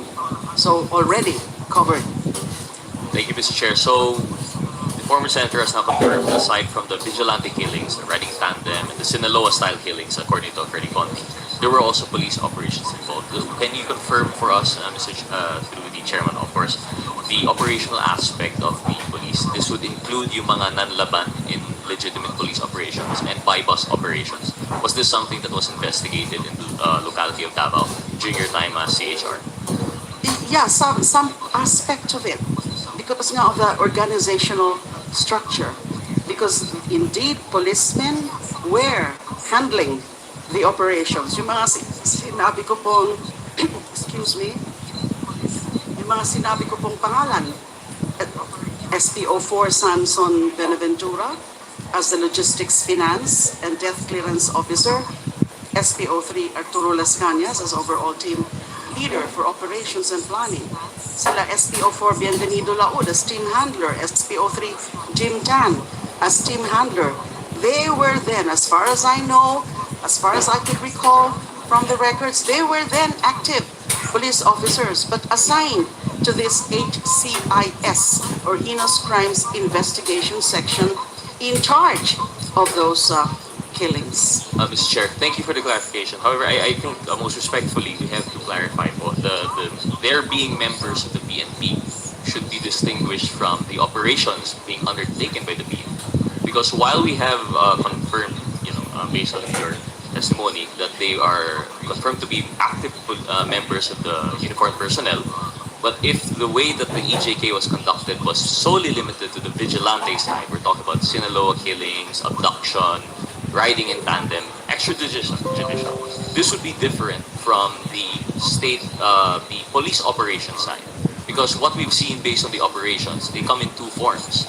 You have, usually when we're talking about the HVT, the high value target, this would rely on vigilante killings that we would see and have seen based on testimonials of Colonel Dharma. But we also have to consider that for the supposedly legitimate operations in which later on there is supposedly, allegedly, planting of evidence, and laban, drug buster by bus, which has gone wrong. I think this would be considered as good under the auspices of a legitimate police operation. Now, my question to the former senator, the honorable chairman, is that was this part of the so-called DDS operations in the locality? Because what I'm talking about here, what we're basing on, the testimony of Colonel Dharma is talking about the nationwide scale, and we've seen it. The testimony of Attorney Conti, we're talking nationwide, we've seen both vigilante and police operations. My question now is, at least for the investigation of the DDS in Davao, did this involve, because I understand there's the HCIS, and that they were active members of the police force, but did they employ buy-bust operations and nanlaban to perpetrate this so-called war on drugs? To answer your question, Your Honor, I have to point out that the nanlaban concept actually originated in Davao and invented by the DDS. So it's not something new. There may be fewer cases then, kasi karamihan nga is the riding in tandem, mga vigilante killings as induced by Mayor Rodrigo Duterte. But there were also specific cases na ganun, because the nanlaban concept actually originated from the DDS operations. Thank you for that confirmation. So although it might have been a few, it's not novel. There was a nanlaban and there was supposedly legitimate police operations conducted in the locality. Yes, Your Honor. Mr. Chair, one more question on that. Given that the transition from the local to the national, from the local, just talking about barangay to LGU level, city, of course, it would take a lot of expanding for it to go to the national level. And we've had through the PNP yung, now we're talking about yung double barrel, Oplan double barrel. You have the Tokhang and then the high value targets. Was this something that you also saw being conducted in Davao at the time that you were conducting your investigation to the DDS? Or was this purely mostly skewed towards the vigilante side? Okay, the Oplan Tokhang and then later the Oplan double barrel, they became more pronounced, and as they became official operations because of that PNP circular. No, I don't remember any evidence or any document or any information that there is such an official operations plan that could be similar to the Oplan Tokhang or Oplan double barrel. But, as I said earlier, meron din mga nanlaban operations. So, these are actually implemented by certain police officers in Davao. So I would not know how they call them, but I'm sure there are really such plans. Kasi nga, this organizational structure, again, based on on Arturo Las Cañas' information, is then Mayor Rodrigo Duterte, who was the very head of the Davao Death Squad. Thank you, Mr. Chair. And the last point, given that there might be some differences, it might not have been formalized, but we see a pattern. But Yes. most distinctly is that you have confirmed just earlier that there was a rewards and payment scheme. And I think this is what's very important for us here in this inquiry today, given that this has basically been confirmed by Colonel Dharma. Unfortunately, Mr. Chair, I still have more questions regarding the policy, operation, and organizational parallelisms between the investigation perhaps that they had on the PDS and the inquiry that we have now in EJK. But given that we have more resource persons and more colleagues who would like to interpret, I will now yield for that time. Thank you very much, former Senator. Thank you, Mr. Chair. Thank you, Congressman Gutierrez. Before we proceed with the next interpolator, I'd like to acknowledge the presence of Congressman Ron Salo and Congressman Roman Romulo. Welcome to the committee hearing of the QuadCom. Just an interjection on the question raised by Congressman Gutierrez with respect to the issue on reward money. In the investigation you have conducted in Davao when you were still with CHR, has there been a determination as to where the reward money came from? Yung po ni Arturo Las Cañas na Intel funds of the Office of the Mayor. Is there Kasama any- yon. As to any other sources, I have to check again my notes on that kung meron pang other sources of the rewards. But this particular issue has been stated in the report you have submitted, I believe. No, that's in the affidavit of Arturo Las Cañas. And also, when I made the presentation about the DDS reward system according to the CHR witness, kasama po yan. Although I don't recall if that witness actually pointed to the very source of that reward. Thank you. Thank you for that information. So we now proceed with the next interpolator. The next is Congresswoman Franz Castro. You have 10 minutes. Thank you, Mr. Chair. Maiksi lang naman to kasi yung ibang question at natatanong. Tanong ko lang sa PNP, Mr. Chair. May binanggit kasi si former Senator De Lima about yung mga personalities like SPO4, Samson Buenaventura, alam naman natin kung nasaan si Arturo Las Cañas, Bienvenido Laud, and SPO3 Jim Tan.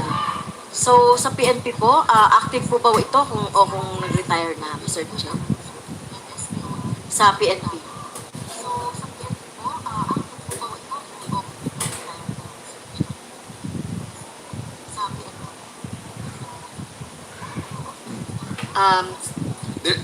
Earlier, Congressman Paduano moved for the issuance of a show cause order For them.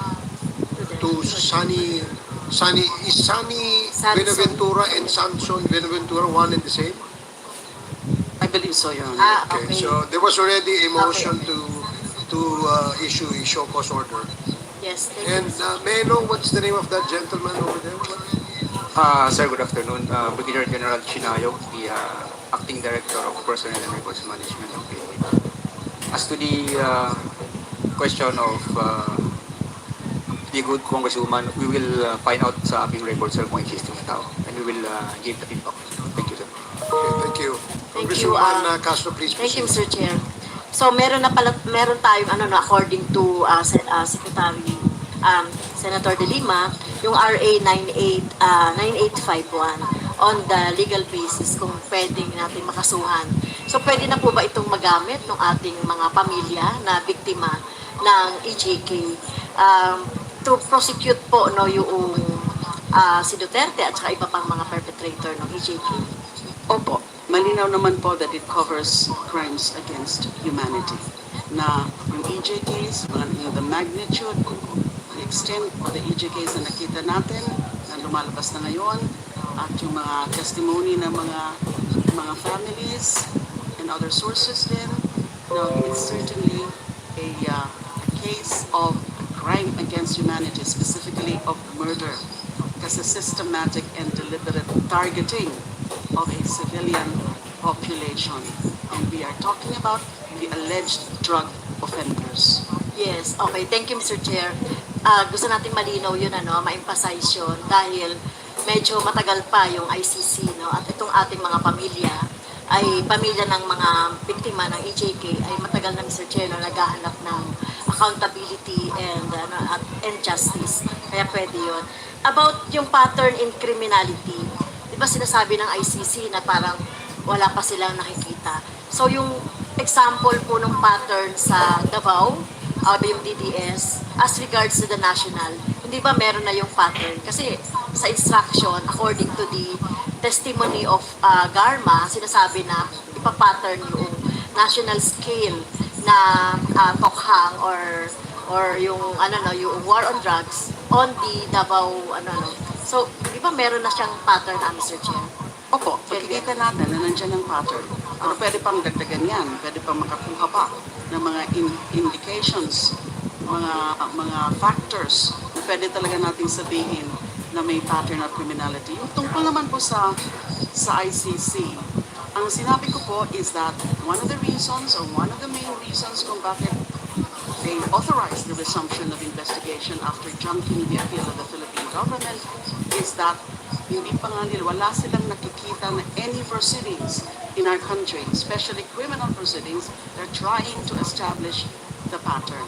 Pero hindi ho natin alam, baka yung ICC, dahil alam ko po, seryoso talaga sila, nakafocus talaga sila, ay baka na-establish na yan, the pattern of criminality and yung pattern ng killings. Okay. And Mr. Chair, kung magsasampa ang pamilya o biktima ng EJK dito ito using the 9851. So would this affect po yung investigation sa ICC? it would depend on kung ano makita ng ICC na magiging progress of the case. Na baka hanggang filing of complaint lang. But as to really the gathering of the necessary evidence, baka kulangin. Or baka hindi na maging talagang, hindi katulad ng ginagawang alam ko, talagang masigasig sila. And these are expert investigators.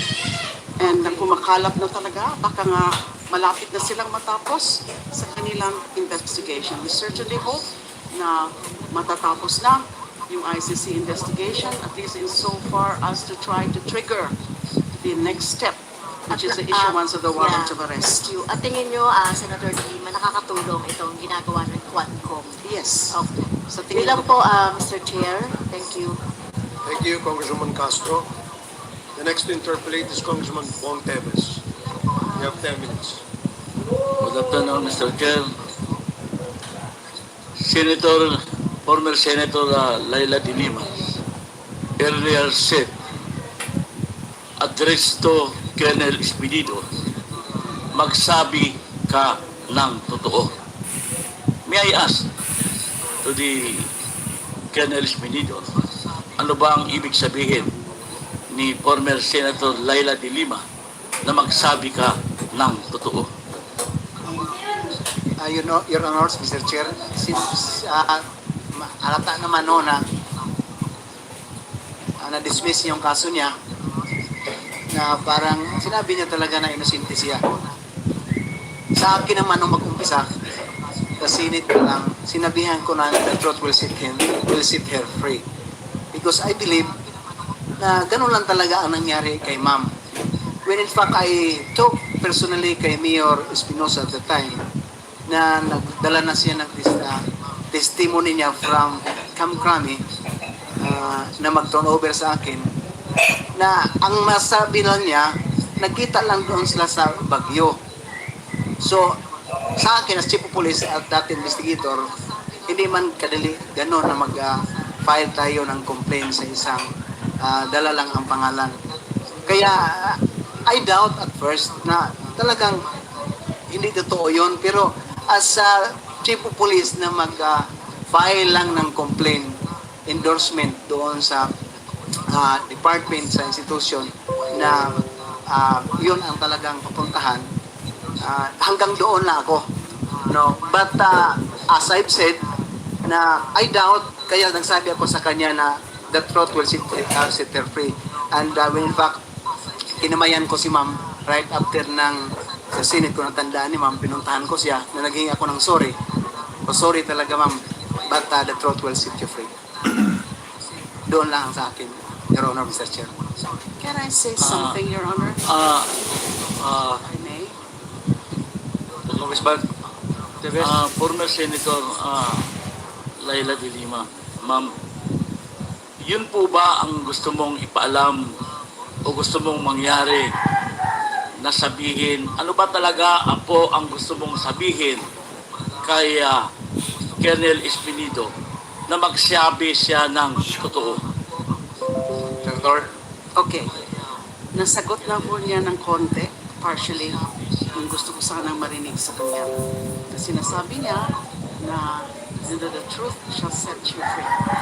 Yes, nasabi niya po sa akin yan. So, ang ibig pong sabihin nun ay yung mga sinabi nila noon during the Senate inquiry ay hindi totoo. Ayaw lang niyang aminin. Ang gusto ko po sana na marinig sa kanya, yung sinabi ni Mr. Kerwin Espinosa during the last hearing na kinausap silang tatlo ni then PNP Chief Bato de la Rosa, now Senator, na ayusin yung mga testimonya nyo para nagkakatugma-tugma. Although I think Colonel Espinido will remember na kahit nga ganun na yung kanilang naging guidance or instruction from then PNP Chief Bato de la Rosa, hindi pa rin naging tugma yung kanilang mga sinabi during the Senate inquiry. Kasi in the first place, yung kilala ba ni Mr. Espinido, si Ronnie Dayan, kilala ba ni Kerwin Espinosa, si Ronnie Dayan, sinasabi na, sabi ni Kerwin Espinosa, na-meet daw niya si Mr. Ronnie Dayan through Colonel Espinido. Pero alam niya po yan, alam niya ni Colonel Espinido na hindi po totoo yan. Yung sinasabi about yung nagkita sa Burnham Park, yung pinakita po nilang supposed evidence of my alleged involvement in the illegal drug trade of Mr. Kerwin Espinosa ay yung picture na yan na pinapakita na mukhang nasa Burnham Park. Ang mukha nga, nagkita kami doon o nakita, whatever, yung hindi ko alam kasi hindi ko naman siya kilala. Nung minit ko siya, o na-meet ko sa Burnham Park, kasi ang dami kong nagpapapicture doon. So the first time that I saw Mr. Kerwin Espinosa was nung nag-appear na siya sa Senate inquiry. Noon po sana yung gusto kong malinawan sa kanya. Tama ba yun? Sinabi ni Kerwin Espinosa na actually kinausap silang tatlo para maging tugma-tugma yung kanilang script. Mr. Chair, may I ask sa Colonel Espinido to respond sa sinabi ni former Senator De Lima. Kasi walang-una, sa nakikita ko po na pag-uusap ngayon, parang lumalabas. Isa po sa mga players, si Colonel Espinido sa pagkakakulong ni Senator De Lima. Dahil yung mga, as a chief of police, tama po kayo, nagbe-base po kayo sa mga testimonya. Pero, sabihin, alam nyo, yung testimonya ng mga binibase nyo is may kunting mali na hindi tama. Dahil, bakit kayo kakausapin ni Senator De La Rosa, the former Chief PNP, na hindi tugma-tugma ang inyong mga testimonya kung hindi kayo bumubuo ng isang kwento? Thank you, Your Honor, Mr. Chair. Ang una, sinabihan ako ni General Bato na involved ng drugs, tumatanggap kay Kerwin before the Senate. Nung sa Senate na, hindi na ako nirecognize ni Kerwin na nakatanggap ng 20,000. Even in his affidavit, dalawa, wala ako o hindi ako nakasali. And tatlong senator and natandaan ko na nag-cross sa kanya na nagsasabi nga siya na si Sir Espinido hiningian ko ng bank account but ang reply Bible verse lang. Okay na yon, pero nadali din ako sa pagdala ni Kerwin ng pangalan ko na kami daw, ako daw ang dahilan na makilala niya si Dayan. At the time, Your Honor, Mr. Chair, nag-voluntary ako pagbigay sa Senate ng cellphone ko. Na ma-check lang na may number si Dayan sa cellphone ko. Resign ako agad. Wala na, nag-wave na ako agad, walang abogado, sinabi ko. Kasi hindi yun makapagtanggi tayo o makapagsinungaling. Kung nandyan talaga ang cellphone ni Dayan sa cellphone ko, kung kilala kami ni Dayan, talagang may number ako sa kanya. Doon na nagsalita ang Senate na nagsasabi tayo ng totoo kasi Bakit matakot tayo, Your Honor, Mr. Chair, na totoong man ang sinabi ko na never din na si Senator Bato, si dati Chief PNP Bato na magsabi sa akin na okay, yun ang ginawa niyo tatlo. Gawin niyo tatlo para magkakaisa yung testimony. Hindi kasi hindi ako sang-ayon lahat kung ano ang sabi sa akin ng senior officer ko. As long na legal yan, okay sa akin. Makita naman, Your Honor, Mr. Chair, na ako sinali nga. And I am one also a victim.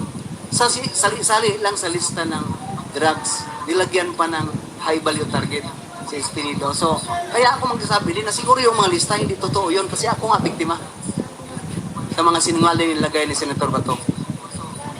Thank you, Your Honor, Mr. Chair.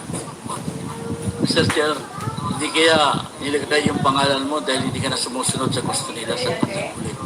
That's one of the reasons, Your Honor, Mr. Chair. Ilan po ba ang napatay nyo nung panahon sa war on drugs? Sa war on drugs sa Albuera, ni isang namatay sa Albuera. Sa Ozamis, sa 2 taon ko may siyam. Sa 2 taon. Sa Bacolod, never ni isa na namatay sa war against illegal drugs. Your Honor, Mr. Chair. Ilan ang nakuha mong reward? Kung reward lang, matandaan ko, Your Honor, Mr. Chair, kasi may resolution ang Ozamis, si Mayor Aldong Parwino at the time, na kung may makahuli ang pulis ng isang malaking drug pusher, may 100,000 na ibigay from the local government unit. So nakakuha kami ng 600,000, nakatanggap together with the presence of the MILG, na nandoon na ako ang tumanggap ng pera at saka flack of appreciation. Nakahuli tayo ng worth of 600,000 na binigay ng local government unit sa PNP ng Uzamis, Your Honor, Mr. Chair. Mr. Chair, di ba pinag-uusapan natin yung reward system na sinabi ni Colonel Gama? Di ba sabi niyo may napatay kayong mga sa war on drugs? Tanong ko ngayon, ilan yung galing sa national na pera ang natanggap mo para sa war on drugs? Hindi yung galing sa lokal. Your Honor, Mr. Chair, siguro sa Ozamis, to tell you the truth, no? Maski tanungin niyo si Sir Bato ngayon kung saan siya. Never nakabigay si Senator Bato na sa akin ng ₱1 since sa pag-upo niya nakasama kami. Never, lalo na yung reward, Your Honor, Mr. Chair, kaya siyempre, sekreto na yon. Bakit hindi ako pagbigyan? Hindi ako binigyan niya ng legal na suporta naman lang na pagbigyan ako na, Joby, may pamplete mo na lang ng pang-airplane. Magpunta ako ng Krame, Your Honor, that's the truth. Ano na nangyari? Thank you very much, Mr. Chair. Congressman Teves, your time is up. Thank you. Please wrap up. Okay. Thank you, Congressman Teves. So, the last interpolator before we shift to another resource person for today is Congresswoman Arlene Rosas. You have 10 minutes. Yes, thank you, Mr. Chair. Very, very short lang, Mr. Chair. I have 2 questions, Mr. Chair. The first one is for Senator Laila de Lima. Yung RA 9851 po, may prosecution na ba dito niya? Mr. Chair, Your Honors, as far as I know, there's none yet. Kaya nyo po minimension yung RA 9851 ay sa pagkakaalam ko because of the Section 17, tama? Yes, one of those. Yes. Oo. In the interest of justice, the relevant Philippine authorities may dispense with the investigation or prosecution of a crime punishable under this act if another court or international tribunal is already conducting the investigation or undertaking the prosecution of such crime. Instead, the authorities may surrender or extradite suspected or accused persons in the Philippines to the appropriate international court, if any, or to another state pursuant to the applicable extradition laws and treaties. So yun po, parang dahil doon, maaari ito ang maging legal basis para yung akusado ay pwede talagang ma-extradite. And we'll go through the process of the ICC. Yes, although as you said, maaari, because the law, the provision speaks of may. So it's not something that is mandatory. So it all depends on the relevant Philippine authorities kung gusto nilang gawin yun. Yes, thank you, Mr. Chair. Mr. Chair, yung second question ko po ay kay Attorney Maria Cristina Conti. Attorney, Mr. Chair, yung gusto nating malaman, bakit yung mga biktima, they would want na sa ICC magsampa ng kaso? Bakit, 'di ba? Bakit kasi walang domestic cases. So bakit yon ang pinili ng mga biktima? Yes, thank you, Mr. Chair. The timing of the filing of the complaint or the communications before the ICC is also one point to consider. We filed it in 2018 at the height of the Duterte administration and at the height of the killings. First, one of the reasons is that there's presidential immunity for domestic suits. Second, there is complicity of politicians and people in power. There were high officials were complicit in the crimes as suspected, and in fact, they even had officials in the IAS installed. Attorney Triambulo, whom I have identified as one of those appointed by Duterte, so that he could shield officials or police officers from liability. Also, there was security considerations for the victims who may themselves be the subjects of tokhang operations. Politically, it was not conducive to file any criminal charges in the Philippines regarding the war on drugs at that time, because there was also a refusal of the government to consider this as a systematic attack on the people. Until today, actually, the investigation center on individual crimes, and that the working theory, I guess, for the Philippine government is that these are rogue police officers who just violated protocol. And so for us, in the interest of justice, as was mentioned, the ICC at that time was an effective remedy. This was also in the context of the killings of lawyers and judges who in any way was involved in any drug-related cases. Also logistically, and this is different from, this is logistically different from investigations in the Philippines.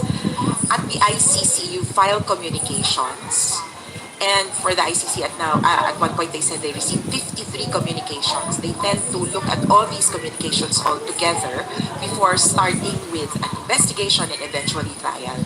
In the Philippines, you would have to have built a case, and if there were many victims, they would have filed separate charges in different places, and it would be a nightmare to consider them all.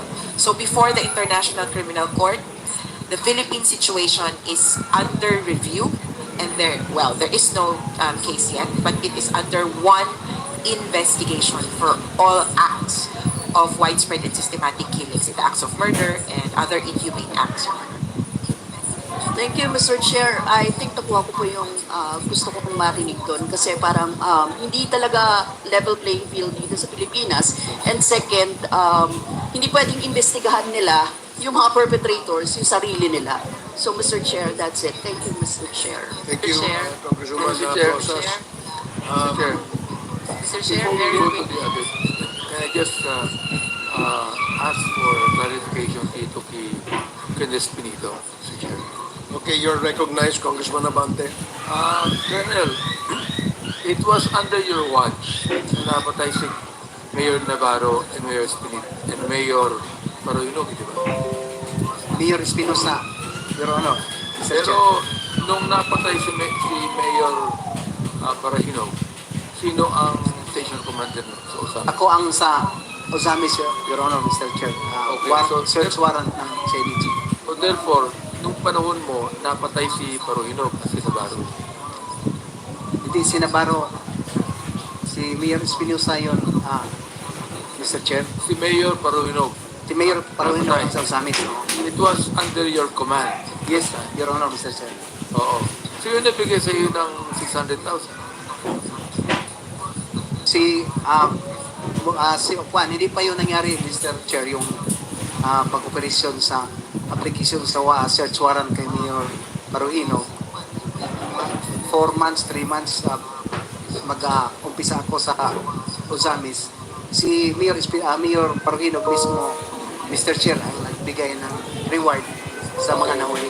Nung napatay si Mayor Parehino, napatay siya under your watch, di ba? Yes, Mr. Chair. Nakatanggap ka na ba ng reward money?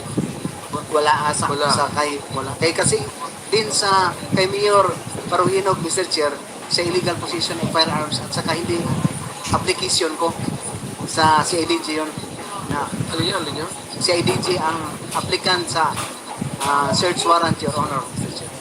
Hindi sa akin. Hindi drug. Hindi, sa illegal possession of firearms, Mr. Chair. Ang inaano ko, nakakanto kasi nung napatay si Mayor Parehino, ikaw ang station commander ng Ozamis. Yes. Oh, sa drugs din yun, correct?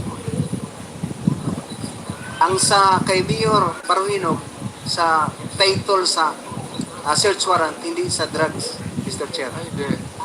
So, sinong nag-utos sa'yo na patayin si Mayor Parehino? Hindi naman nag-utos, Mr. Chair, sorry to say that because first, ang applicant, ang officer responsible sa implementation ng search warrant ay ang CIDG. As Chief of Police ng Ozamis, nag-assist kasi area ko ang target, no, yung si Mayor Paruhino. So nagkataon na kami ang nandyan assign, so sinama ng CIDG as applicant ng search warrant, Mr. Chair. Naglaban si Parehino kaya napatay. Doon sa implementation kasi natiruan, may natamaan din kami, investigator ko, Mr. Chair, sa first burst of fire ng pagpunta na namin sa bahay. That is a simultaneous for 6 na search warrant na na-implement doon sa Paruhino na siblings. Si Mayor Navarro napatay din. Si Navarro namatay sa Cebu yun, Mr. Chair. Sa Bacolod na ako na-sign.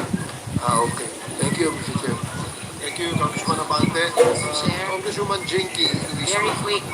Very I quickly. was listening to the interpellation of the Honorable Debes, and I want to clarify for the record the answers of Colonel Esmenito. Colonel, were you the one who introduced Kerwin to Ronnie Dayan? Yes or no? No, Your Honor, Mr. Chair. Before the Senate investigation, have you personally known Senator Laila De Lima? Yes or no?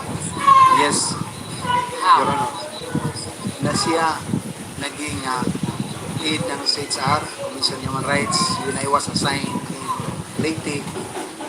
Nagpunta pa nga ni si Ma'am sa Samar, natandaan niya, sa Samar. Pagkatapos, naging DOJ, Secretary, nag-run for senators, senator din na senator din si Ma'am. In relation to her alleged involvement in drug operation, have you known Senator De Lima before the Senate investigation? Yes or no? Sa drugs, hindi. Yes or no? No, Your Honor. Before the Senate investigation, have you known Kerwin Espinosa? Yes or no? Yes, Your Honor. How? That he is involved in illegal drugs together with his father. But in relation to the alleged transaction with Senator Laila De Lima, have you known Kerwin Espinosa before the Senate investigation? I don't know. Yes Your or no? Honor. No, Your Honor. Before that Senate investigation, Colonel Espinido, in relation to the alleged involvement of Senator De Lima, have you known Ronnie Dayan? No, Your Honor. There's also a testimony coming from Kerwin Espinosa that you and him were instructed to talk with each other to make sure that your testimonies against Senator De Lima, it's consistent. Do you confirm this? Yes or no? I confirm. Your Honor. With your answers to my questions, Colonel Espinido, this afternoon, are you retracting all the testimonies that you gave against Senator De Lima during that Senate investigation? Yes, Your Honor. Thank you, Mr. Chair. Thank you, Congresswoman Jinky. Okay, we'd like to thank former Senator Laila De Lima for accepting our invitation to become one of our resource person for today. And we will now move to another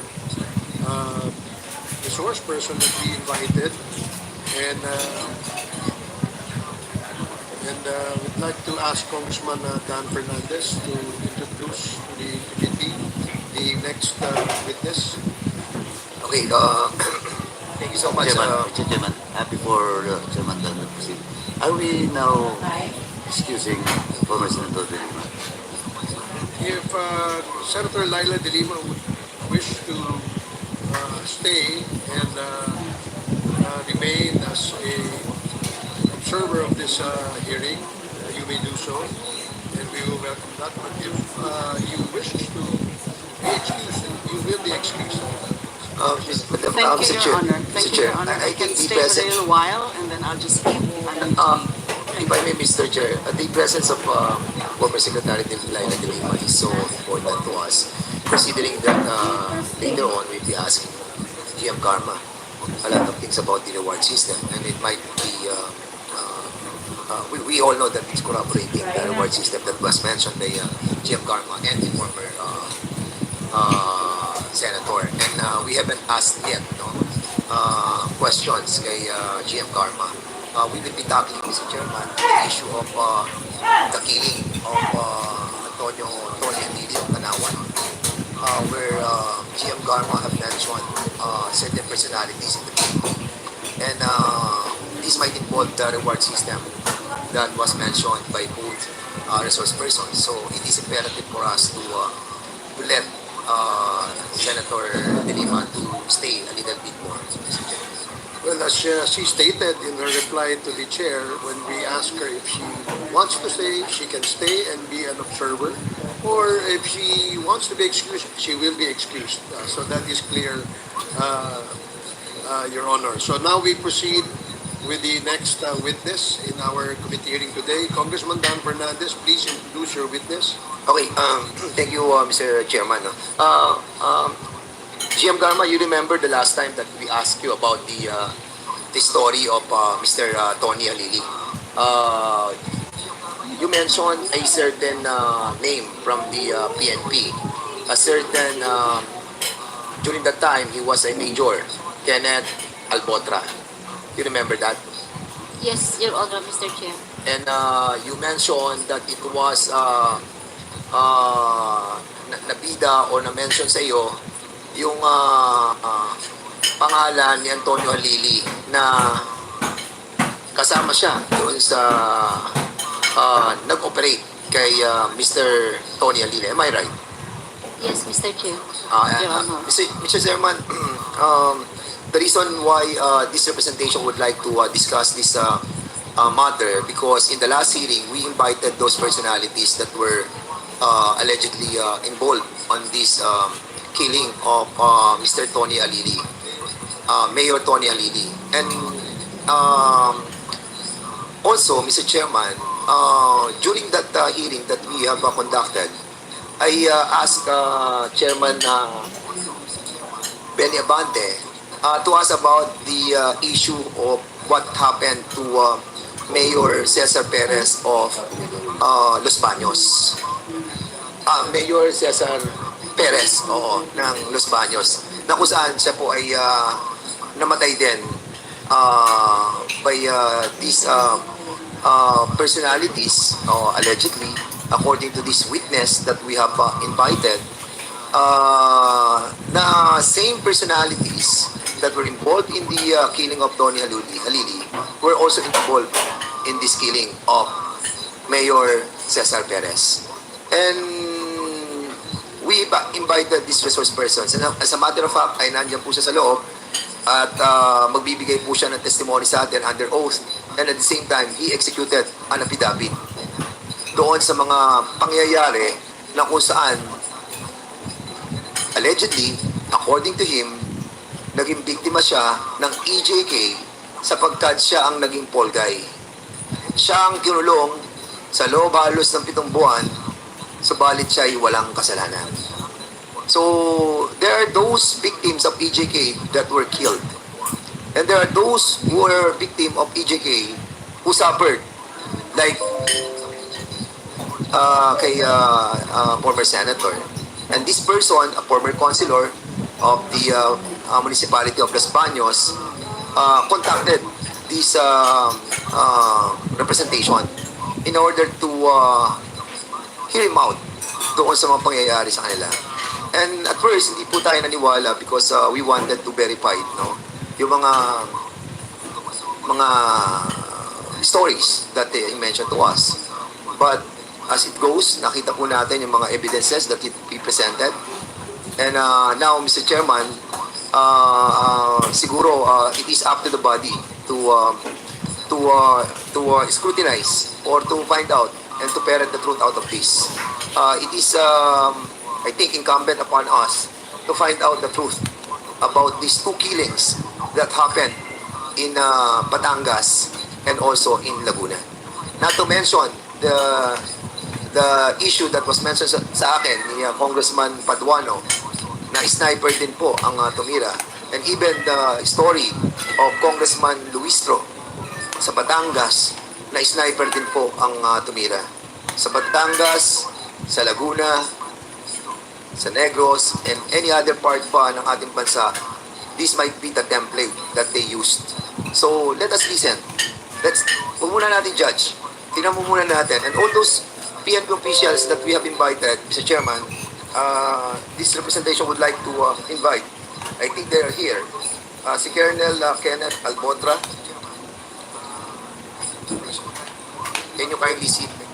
Have you taken your oath, Colonel Albotra? Sir, good afternoon, sir. I am Police Captain Kenneth Aguto, sir, and I have taken my oath already, sir. Okay. Can we ask the Bureau of Jail personnel to please take the seat first, whatever vacant seat we can find here, so that we can use the chairs that we have reserved for the resource person on this particular witness. Wag po kayo muna nga alis at kailangan po kayo mamaya. So, who are we asking to sit? And also, Mr. Chairman, we have invited also Colonel Brian Dexter Andulan. Colonel Andulan, can you please take the seat? Colonel Andulan. And also Colonel Raycon Ganduque, former Chief of Police ng Los Baños, and also the former Chief of Police of Los Baños, Aton Castillo, and also PD Petalio, of former Provincial Director of Laguna as well. Colonel, have you both taken your oaths already? Okay, so what about that gentleman over there? What is your name? What is your name? Yes? No, the gentleman beside you. Good afternoon, Mr. Chair, Your Honor. City Audrey Harabe from Bucor. From Bucor. Okay. So, sige po. Okay, may I ask you to please take the seat first for a while on the other side of the hall, so we can ask the resource persons invited for this particular witness to take the seat in front of us. So lahat po kayo ay nakapag-oath na, no? Kayo po lahat. Okay. Salamat. Okay, please continue, Congressman Fernandez. Yes, we have also invited, Mr. Chairman, the former councilor of Los Baños, be a part of this committee hearing. So can we invite him to stand up and Okay, Comsec, please administer the oath of Mr. Tamesin, former Councilor Tamesin.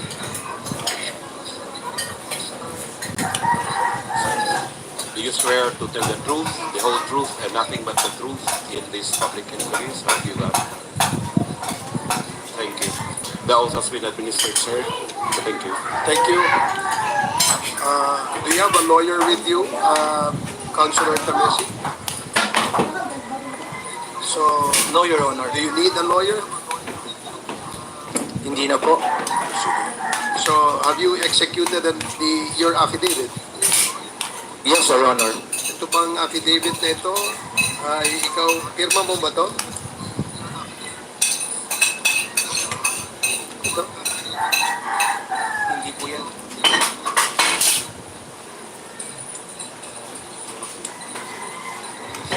Tamesin. Ito. Pwede bang malaman anong full name mo, Councilor Tamesin?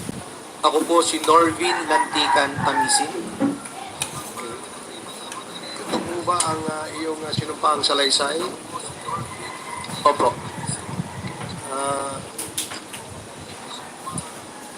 Ito, wala ka pang pirma rito. Ikaw ba ay Yung hawak ko po, meron po. Bali, maraming copy po yun. if we allow the resource person, Mr. Chairman, to state or narrate the sinumpaan salaysay, you may do so, no?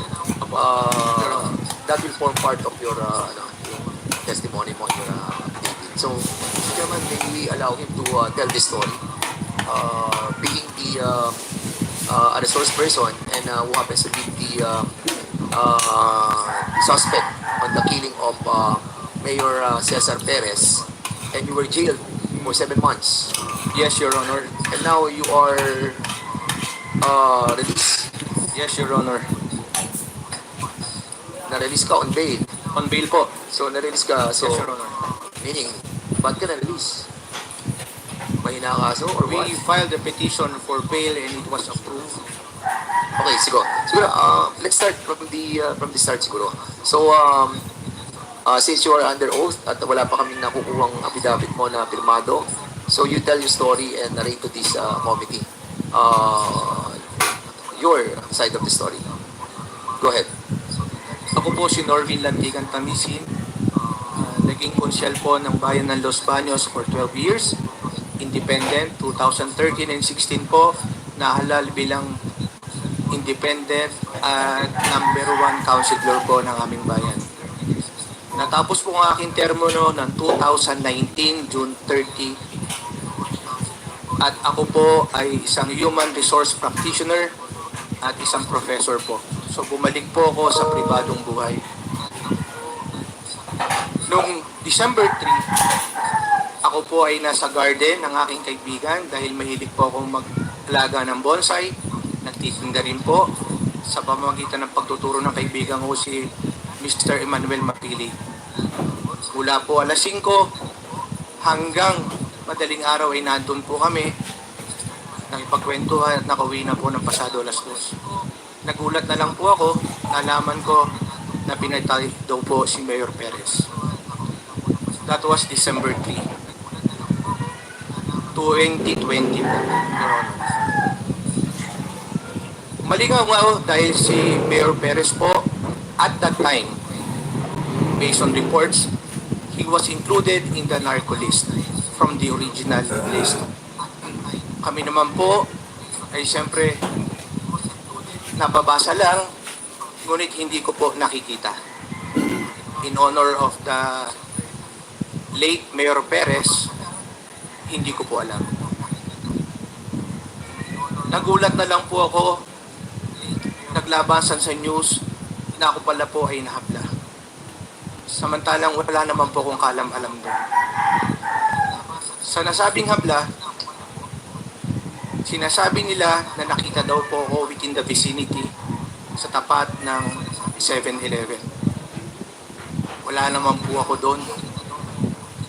Ang masakit po nito, may nagturo na isang bogus witness na nakita daw niya ako.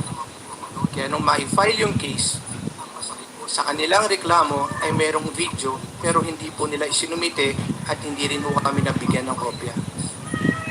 Habang naka-file, marami pong maaligid sa bahay, laging tanong ng tanong, alam ko po mga pulis yun, nakasibilyan.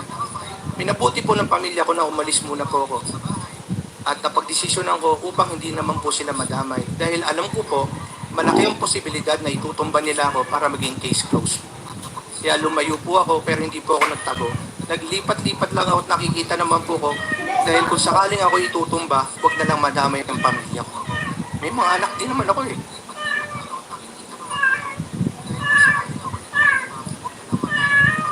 Nagulat ako, nahuling nila ako sa Baguio pero hindi po ako nagtago. Dahil naglalakad lang po ako. Kung ako po ay magtatago, pupunta po ako ng ibang bansa at magpapakalayo-layo ako pero talagang haharapin namin. Gusto lang namin malaman kung saan at kailan ko magagawa ng parang ipaglaban ang sarili ko. Nung ako po'y nahuli, naghihiling na nailabas yung video na kumakalat ho sa mga Facebook, sa mga messengers. Nagulat kami. Wala naman ako sa video. Kung nailabas lang po yun ng mga pulis na siyang gumawa ang Task Force Perez, ang PNP Los Baños at that time, kung nilabas lang nila, hindi sana kami makakasuhan. Ang sinasabi nila, wala daw video na pwedeng pagkakilanlan ng salarin. Pero makikita mo, meron po. Meron. Sinama nila si Ginong Glenn Arieta na LCR head na galing ng civil service. I don't know the person personally. Sinasabi nila pinapaling daw ang video kaya walang makita. Pero bakit meron? Hindi ko pakahabaan. Pero kaya po ako nagpunta dito sa inyong paanyaya dahil nung sinabi po ni Madam Colonel Garma na ang tumira daw po o pumatay ay ang team ni Major Albotra, nagsaliksik po ako ng mga videos. Nakita ko yung itsura, pangangatawan, parehong-pareho, halos pagkakahawig ng nasa video na kumakalat sa Los Baños na hindi inilabas ng PNP sa korte na sinumiti kagad upang hindi sana kami nakasampahan ng kaso sa korte. Paglabas unon, nakita ko pareho ng relo, halos pareho ng build, hard worker o nag-gym.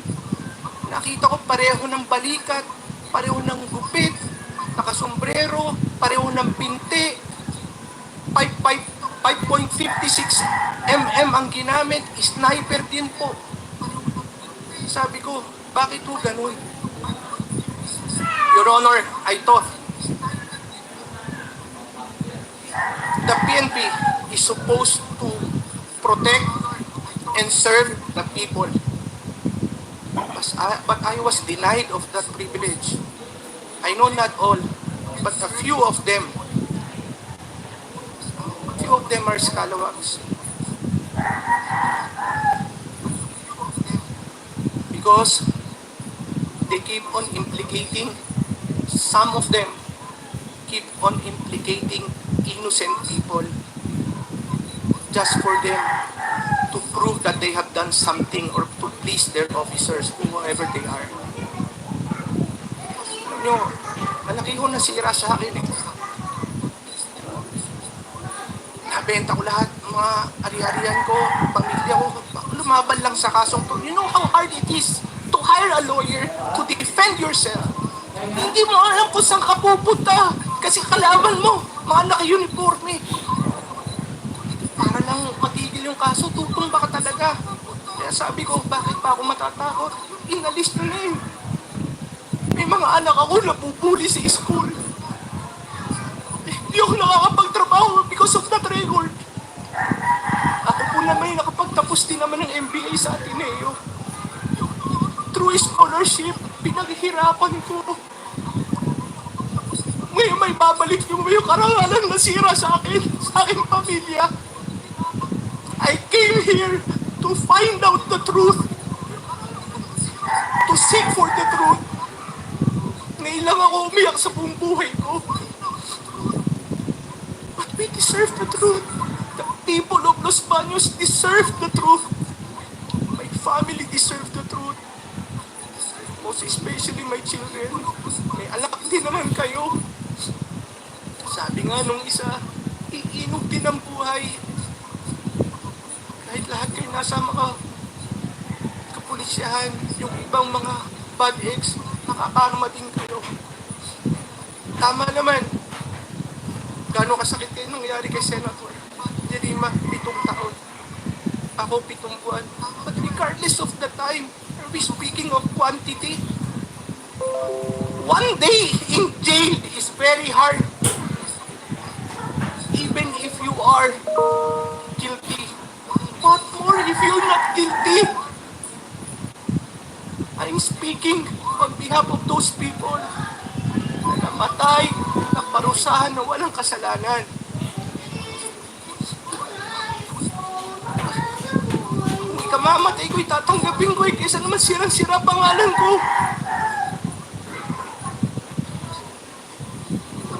I'm sorry, Your Honor.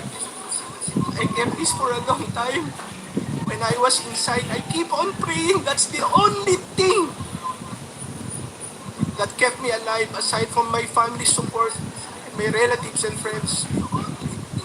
Pero hindi lahat ng tao makukulong kaya. Hindi lahat kaya. At hindi lahat may babalik ang ginawa nila. Your Honor, I can take things personally, regardless of how I feel. I always wanted to do the right thing. For 12 years, I have no record of corruption. I have no record of being an abusive public servant. Yes, I filed cases against those corrupt and abusive public officials because that is the mandate.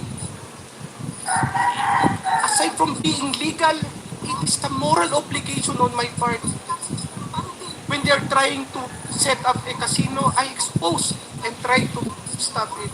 When they're dumping the garbage at the creek of Makiling Forest Reserve, wherein the licit will go directly sa lawa na lalawigan ng Laguna at mamamatay ang mga isda at yaman dagat, I expose and file the necessary cases. When they're cutting the when they cut the 29 trees in Jamboree, Los Baños, I try to stop it because they're about to cut 602 more trees. Your Honor, if this is what I deserve for fighting for what is right, and then so be it. But I'm not a killer. Even in my mind, I don't think of it. Hindi ko po yung magagawa. Wala po yan sa pagkatao ko, sa pamilya ko, sa lahi ko. Yes, I filed cases, but I don't kill people. That's why I would like to take this opportunity, Your Honor. I did not kill him. I have no idea why my name was implicated in this case. As a matter of fact, even if I have reasons or compelling reasons, still I will not do it. Hindi ko po gagawin yan. Because I believe in the rule of law. Kaya nga po ako naghahabla eh. Lahat po nagkakamali, pinipilit kong itama. Kung ayaw po, nakontra ako. Pag ayaw, I seek the help of the court, especially ombudsman, so that they will be decide. They will be the one to decide. And at the time when Mayor Perez was killed, I'm no longer a politician or public servant at that time. Nasa private life na po ako. Hindi po ako makikinabang kung sakali man. Hindi ko rin po magagawa kung sa walang kapakinabangan. Hindi po yan ang aking pagkatao. Kilala po ko, Sir Dan, na nung kulang po yan sa Laguna, nangahapla lang po ako. Pero hindi po ako napatay. Thank you, Your Honor. Okay, maraming salamat, Mr. Chair. No? The only I think the crime or sin that you have committed is you're fighting against the mayor during that time. Because being the vice governor of the province of Laguna during that time, I know this fellow, Mr. Chairman. And si Mayor Perez was also a board member during that time na kami magkasama. Ako po ang vice governor nila. At we have talked about you, how you fought the administration of Mayor Perez then. But it was a fight that is natural on a democratic form of our government. And I was shocked to find out that you were involved during that time that I was the mayor of the city of Santa Rosa already. And you were implicated.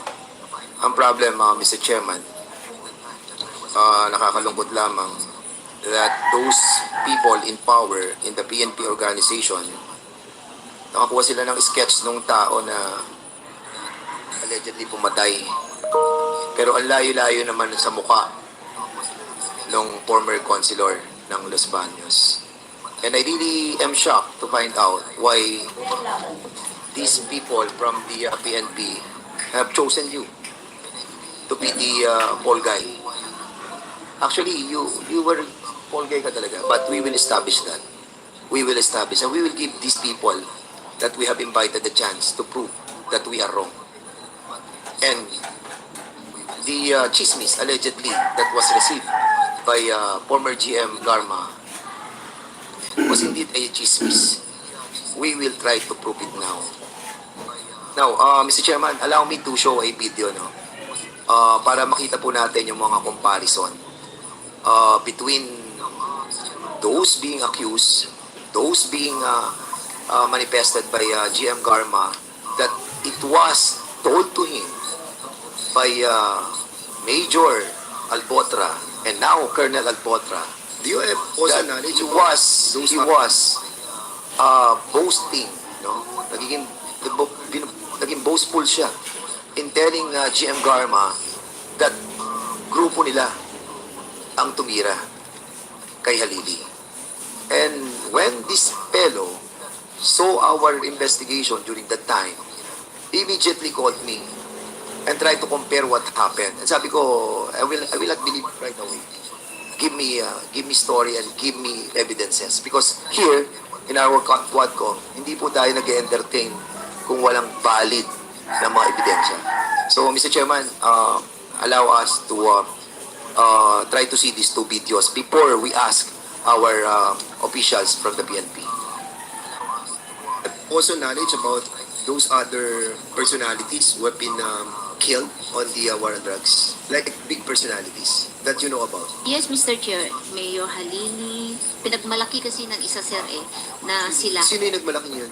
Major Alpotra, Mr. Chair. Major? Alpotra of Region 7. Alpotra? Yes. Of Region 7? Yes po. Lieutenant Colonel Alpotra na ata. Alpotra. Kenneth Alpotra to be invited in the... Do you have also knowledge about... Tingnan po na natin yung second video, no? Mamaya, babalikan po natin yung video ni Mayor Tony Alili. But for the meantime, we want to compare yung pong klase ng pagpatay sa Batangas at sa Laguna po. So, please show the second video.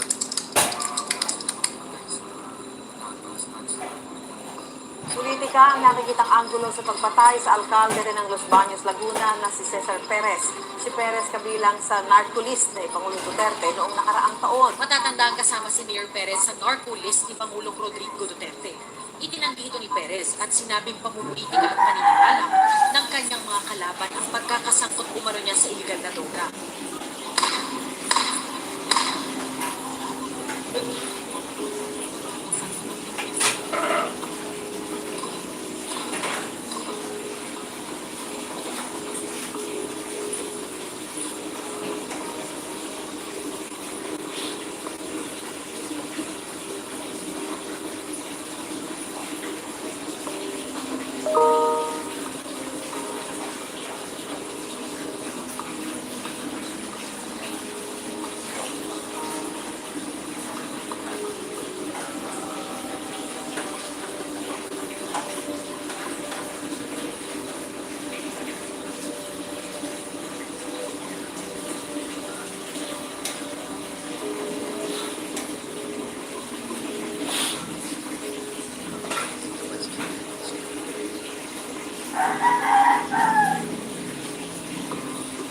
So yan yung supposedly na kasama sa team ng pumatay. Pumunta siya doon sa area na kung saan pinatay si Mayor. Diyan tumayo si Mayor Cesar Perez sa area yan.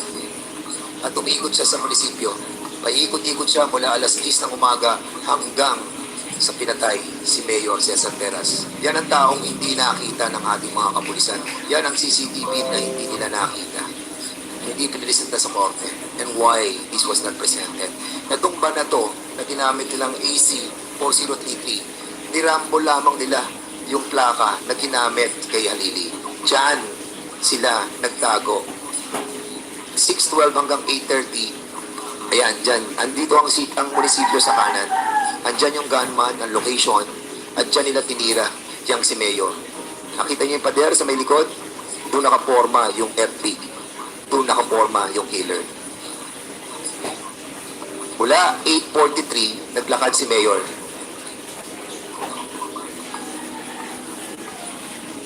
Pumunta siya doon sa pinuntahan noong naka-blue na sapatos at yung malaki ang katawan at makinis ang kanyang buhok.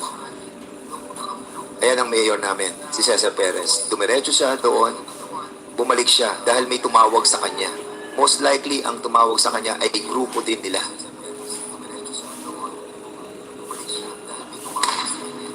At yan na pinatay ang mayor ng Los Baños. At sa area yan, wala dyan si Tamisin. Wala dyan si Konsehal Norbin Tamisin. At pagkatapos sa binarel, makikita niyo yung van, ayan, na kung saan dyan nagsimula yung pagputok. ACA 433, at dyan din ang ginamit nila kay Halili, nirambol lang yung plate number, yun, umalis na. Makikita natin sa kabilang CCTV yan, lumalabas na sila pagkatapos nilang barilin si Mayor Cesar Perez. Ang sinasabi nila, ang gunman ando sa 7-Eleven. Andyan ang gunman. Mula alas 10 ng umaga hanggang 8:45, umalis na sila ng Los Baños papunta doon sa Calamba.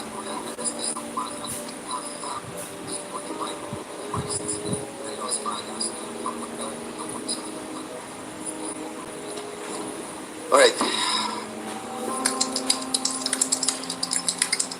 Okay. So we have invited, Mr. Chairman, also the mga PNP sa Los Baños. Yung ating pong Colonel Albotra, you are now a colonel, correct? Mr. Chair, I am Police Captain, Mr. Chair. Captain Albotra? Yes po, Mr. Chair. Ay, ano ka na, captain pala. From major to captain. Yes po, Mr. Chair. From Chairman. captain muna bago. Yes. Captain Albotra, anong class ka? I'm a member of pay class 2006, Mr. Chair. 2006, so classmate kayo ni Colonel Santi Mendoza. Yes, Mr. Chair. Why you're still rank of captain? Most of your classmates are light colonel and some are major. Mr. Chair, 2 months ago, Mr. Chair, my promotion order was cancelled. Last 2016 na promotion, Mr. Chair. Kaya balik po ako sa rank of police captain. You're demoted? Not demoted, Mr. Chair. Cancelled lang po, Mr. Chair. Cancelled yung promotion mo for major? Yes po, Mr. Chair. Miss Garma, is the guy, Captain Albotra, is the person that you mentioned? Yes, Your Honor, Mr. Chair. So you confirm that Captain Albotra is the same as alleged Colonel Albotra? Yes, Mr. Chair. Thank you, Mr. Chairman. Captain Albotra, during that time, noong June 4 hanggang June 27 of 2018, June 4 to June 27, 5 days before the killing of Antonio Halili, you were assigned sa Calamba City. Yes or no? Yes po, Mr. Chair. You were assigned in the Calamba City primarily for what purpose? Anong assignment ang binigay sa iyo nung nasa Calamba City ka? Mr. Chair, last June 14, 2018, I was issued order. Anong inassign sa iyo? Anong inassign sa iyo? Anong function mo? Intel operative po, Mr. Chair. Intel ng ano? Ng Intel ng Calamba City Police Station po. ng SDEU, Opo, Mr. Chair. Drug Enforcement Unit. Correct? Yes, Mr. Chair. So, yun ang reason kung bakit ka nilipat for 23 days sa Calamba City. And Calamba City is just beside Tanawan City. Tama? I have no idea, Mr. Chair. Okay. So, sa loob ng 23 araw na you were assigned in Calamba City as Intel of the Drug Enforcement Unit, anong ginawa mo sa loob ng 23 days that you were assigned in that city? Mr. Chair, I have submitted the affidavit, Mr. Chair. Yes, we have received your affidavit. Nakalagay po doon, Mr. Chair, yung mga araw po ng timeline po at saka yung mga activities ko po doon, Mr. Chair. I got your affidavit. But what I'm asking you is, anong ginawa mo bilang ikaw ay Intel ng DEU sa Calamba City? Anong work ang ginawa mo during that time? Mr. Chair, nagtrabaho po ako bilang Intel ng SDEU ng Calamba City Police Station for only 6 days, Mr. Chair, because our order was nullified then, Mr. Chair. Hindi yun ang tinatanong ko. You were designated June 4. June Tama? 14 po, Mr. Chair. Ha? June 14, Mr. Chair. Andito sa affidavit. On June 4, 2018, I was issued SO number 7750 for reassignment from Region 7 to Region 4, Calabarzon. Yes, Mr. Chair, that's the special order, Mr. Chair. From Yeah, special order. Yes po, Mr. Chair. O so ngayon, lumipad ka na doon. O so, Lumipad po ako ng June 8, Mr. Chair. I think that was Friday. yeah, oo. And then, It doesn't matter na sa akin yun eh. Ang tinatanong ko sa iyo, anong ginawa mo nung panahon na sinasabi mo dito from June 12, June 14, na nakuha mo yung order mo, sinasabi mo, tapos umalis ka na doon ng June 27, nung ikaw hindi binalik na sa Region 7, anong ginawa mo sa area? Kasi yun ang trabaho mo, Intel DEU di ba? So, anong in-Intel mo during that time? I only work as Intel, Mr. Chair, for only 6 days, Mr. Chair, kasi nalified nga po. Okay, correct. Sa 6 days, anong ginawa mo? Nagtrabaho po ako, Mr. Chair. Anong tinrabaho mo? Yung mga po, Mr. Chair, flagship program po ng PNP. Ng ano?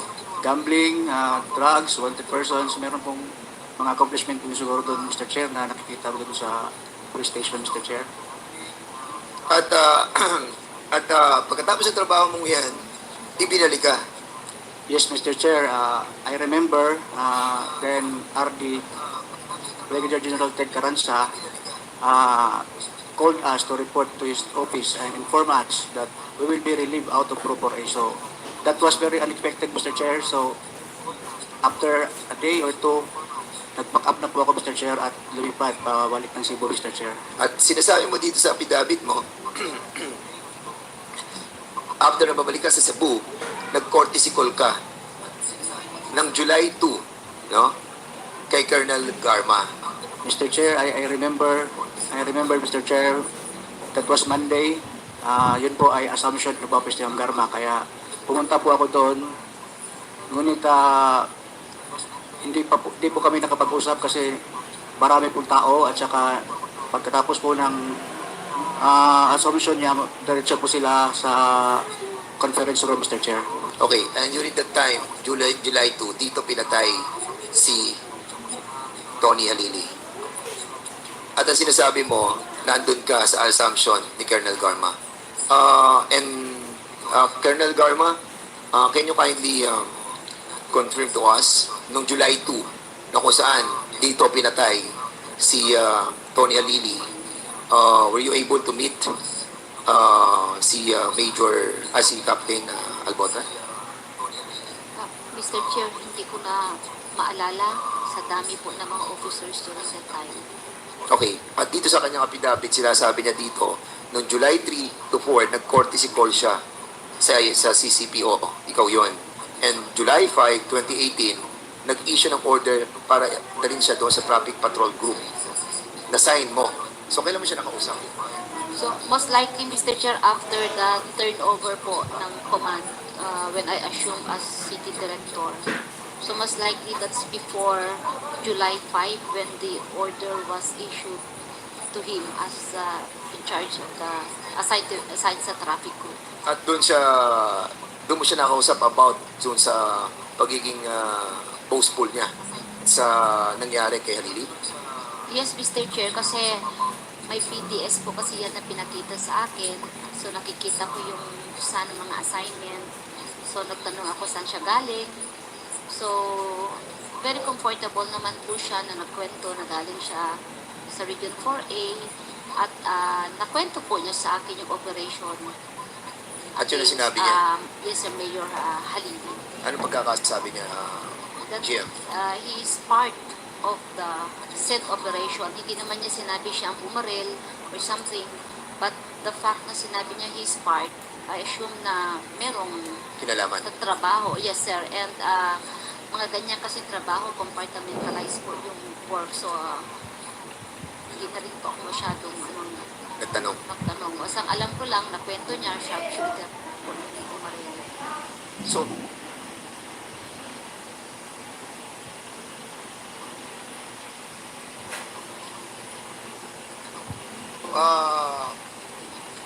Captain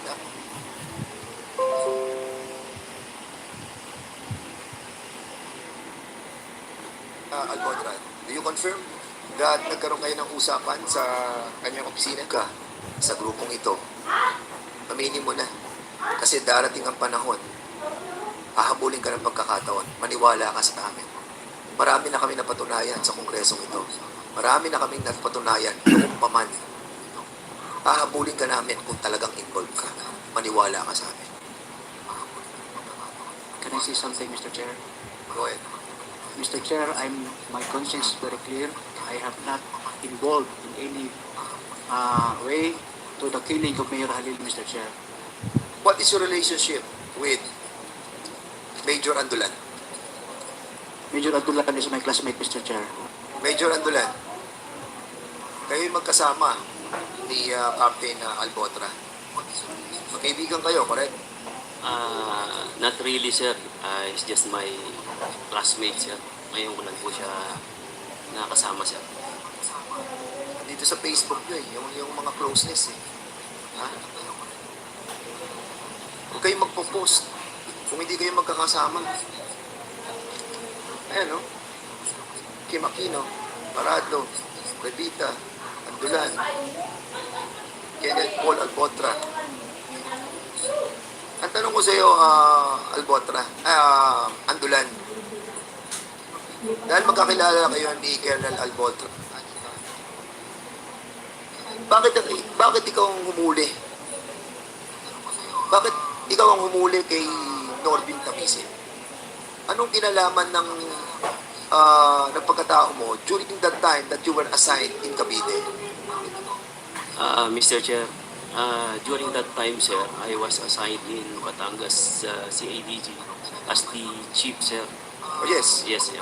Bakit ikaw humuli? Bakit hindi ka nakipag-coordinate sa CIDG namin, sa Kabuyaw? Ang lapit-lapit ng Kabuyaw. No, sir. We apprehended him, sir. We implemented the warrant of arrest. Bakit nga hindi ka nakipag-coordinate sa Kabuyaw?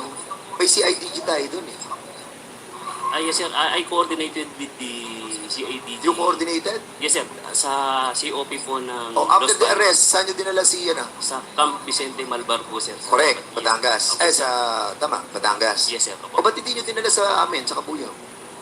If you coordinated rightly with the province of Laguna, with the CIDG sa Kabuyaw, bakit dinala mo sa area mo? Sino ang CIDG during that time sa Kabuyaw? If you coordinated with Kabuyaw, Si Major Dilem po, sir. did you coordinated with him rightly, properly? Yes or no? Yes, sir. Through phone, sir. Nag-coordinate po ko sa together with the COP of Los Mr. Baños. Chairman, we'll be asking the person of the CIDG chief of the province of Laguna in the city of Cabuyao in the next hearing. So, saan mo na-apprehend si Barangay Bukakin Drive, Baguio City, Your Honor, Mr. Chair. So, nung ma-apprehend mo si si Norbic Tamisin, si Konsehal, anong basis ninyo for the arrest order? Mr. Chair, he has a warrant of arrest of murder po, sir. Under branch 107 of... And using this picture? no, sir. Anong ginamit ninyo? Paano nyo nalaman na siya yun? We have an informant, sir. So hindi nyo ginamit tong picture na to sa pag-aresto sa kanya? No, sir. Since, ano po, sir, yung informant, sir, close po sa kanya, sir. Ano yun? Yung informant niya po, sir, close po sa kanya, sir. Yung mga witnesses nyo. Sino mga nagturo sa kay Norbic sa Tamisi during that time? Because you have two witnesses. Informant, sir, yung nagturo sa akin, sir. You have witnesses. Di ba? Na nakakita sa kanya sa 7-Eleven na nandun daw siya. Sino yung mga yon? Those two informants, sir. Na ginamit yung witnesses sa kaso. Yes, sir. One... Anong pangalan? Public record dyan. Norbic. Sino? Who are these people?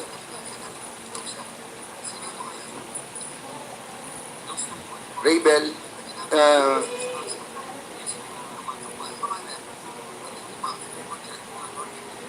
Raymond Raven ng B-team sa Baipo na hindi naman po doon nakatira. And these are the people that you have trusted in trying to find out that this person is the one who is being accused of. Tama, mali. Yung taong sinabi mo kanina, yung dalawa. No, sir. So ano naging basis nyo? Yung sabi mo, yung witnesses, The basis dalawa. of the... First is the warrant of arrest, sir. And then, sir, may pointer po kasi kami na close po sa kanya, sir. Dalawa po yun, sir. I can give you names kung if you allow it, sir, to Sige, please, give us the executive name. sessions. And also, pareho siya doon sa kaso na final against Norbic Tamisin. Tama? Yes, sir. Opo. Informant lang, sir. So, yung sa amin, sir, is implementation lang po of the warrant of arrest from Tamisin. What is your relationship with the former General Bato? For 2016 to 2018, sir, is my chief PNP that time, sir. No, I mean your personal relationship with him. Wala po, sir. Wala po kami personal. Hindi po ako na-assign ng Davao. Sa anak niya, na-assign ka? During my tenure. Yes or no? Yes, sir. Sa PNPA, sir. That is your relationship. Na-assign ka sa anak. I'm asking you, ano relationship mo eh? Sabi mo, wala kang relationship. Because ikaw ang pinagbantay sa anak ni General Bato na nag-aaral pa yung anak niya sa PNPA. Yes or no? No, sir. Prior to my assignment there, sir, doon na po ako na-assign. Saka pa lang po pumasok yung sa anak niya? Opo, sir. Opo. How many years ka na-assign sa anak? I was assigned PNPA, sir, for 2 years po, sir. Okay. Opo. Sige, thank you so much. Kay Gartuque, ikaw ang Chief of Police. Good afternoon, Your Honor, sir, Mr. Chairman. Kailan ka na-assign sa Los Baños? 20, sir, sometime November up to March 2020. Again, sorry. I was not listening. So, kailan ka na-assign sa Los Baños? Sometime November in 2020, sir, up to February 2021. November 20, a month. Kailan sa November 20? Tell us. Hindi ko na matandaan, sir, kasi wala. Latter part of November or early part of early November? part ng November, sir. Early part. Yes, sir. Are you sure? Siguraduhin mo ha, kasi alam ko latter part ka lang. What is the exact date that you were appointed, designated as Chief of Police of Los Baños? Latter part or early part? Don't lie. If you allow me, sir, let me check lang. Sige, bibigyan ka ng pagkakataon, latter part yan. So, pinatay si Cesar Perez December 3, 2020. Bago ka napunta sa Los Baños, nanggaling ka ng San Pedro, o nanggaling ka ng Kabuyaw, o nanggaling ka ng Parañaque, o nanggaling ka ng Davao? Saan ka nanggaling? Kabuyaw City Police Station. Kabuyaw. Before Kabuyaw, saan ka galing? San Pedro City San Pedro. Galing bago na San Pedro, Parañaque. Or after ang Parañaque. Later na lang yung Parañaque. Saan ka pinanganak? Bukidnon, sir. Sa? Bukidnon, sir. Bukidnon. Nasaan ka sa Davao? No, sir. Okay. Thank you so much. Okay. During that time na na-assign ka dito, December 3, pinatay si Cesar Perez.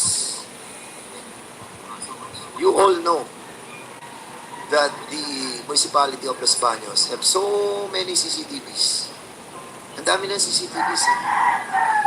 Bakit hindi nyo sinama yung CCTV na nakita namin? Na kung saan nakita kung sino ang pumatay. Bakit hindi nyo ginamit ang CCTV? Mr. Chairman, sir, if my recollection is right, kasama po siya sa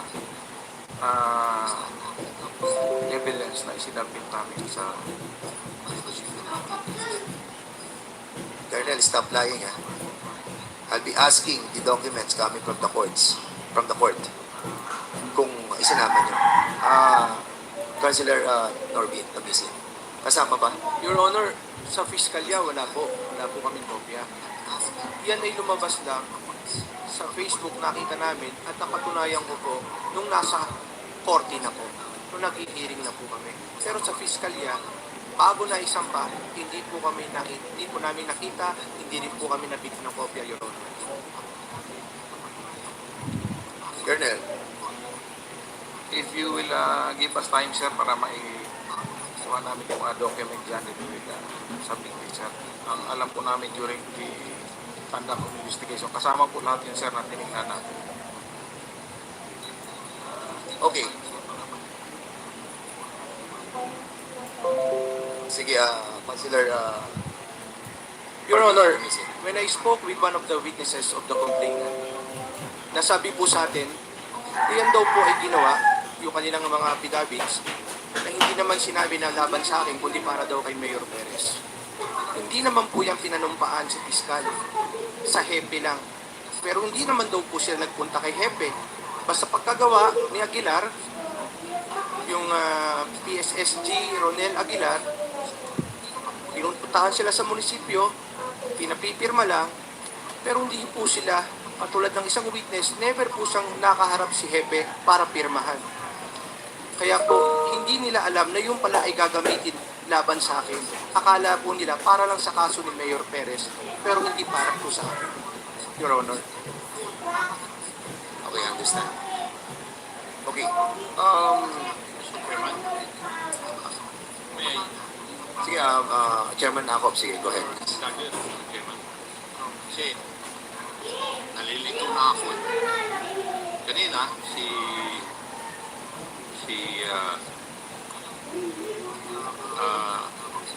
yung pangalan mo,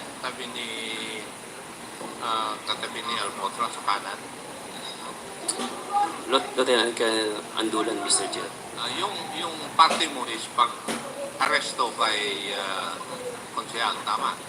Yes, sir. Opo. Pero sa kaso ni Mayor Perez, direct Mayor Perez of Los Baños, tama? Yes, sir. Pero CIDG ka ng Batangas. Yes, sir. Opo. Okay. Si Colonel Garduque, you were the chief of police of Los Baños. Yes po, sir. Nung napatay si Mayor Perez. Now, may I know kung merong SITG o task force na nag-imbestiga dito sa incident dito? Yes, sir. Tama po, sir. Immediately upon the incident, sir, right after the incident, the SITG Perez was immediately formed. And may I know kung sino po yung head ng SITG na ito? On its initial phase, sir, it was headed by our DRDO. And Now, who is to the DRDO? Or who was the DRDO then?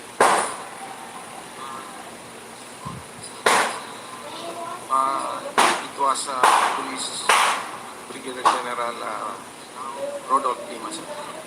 Ronald Dimas. Dimas. Yes. Dimas. Yes, sir. Okay, so anong composition ng SITG na ito? The DO was the supervisor, sir, the PDs, the like mapping unit. When you say PD Laguna. PD Laguna po, sir. And who was the PD of Laguna then? It was Police Colonel Detalyo. Siya PD. Ang RD si General Carranza. no, sir. Sino? It was Police Brigadier General Natividad. Who was then the chief investigator of the SITG? The D7, sir, was the repository and the chief investigator of the SIT. Hindi ko naman tinatanong ng opisina niya. Yan. Tinatanong ko sino eh.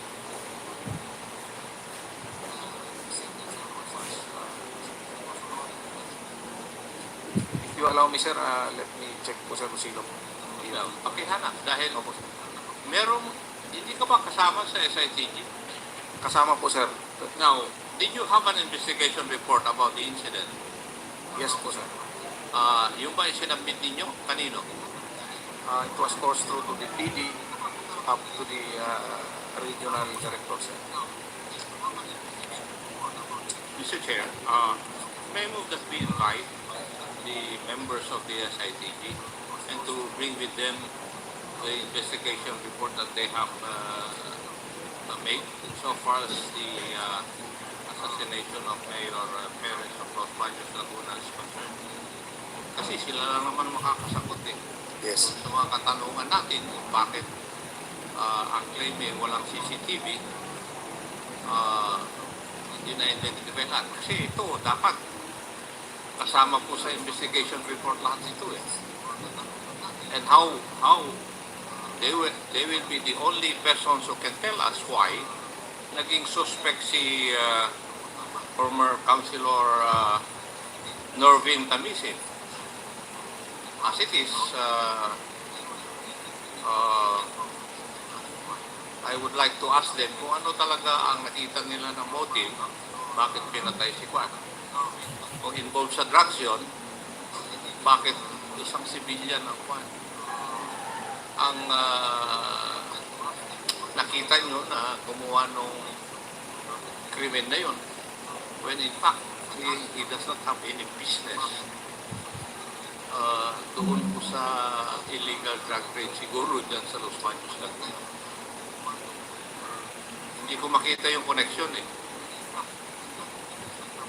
That's honest there.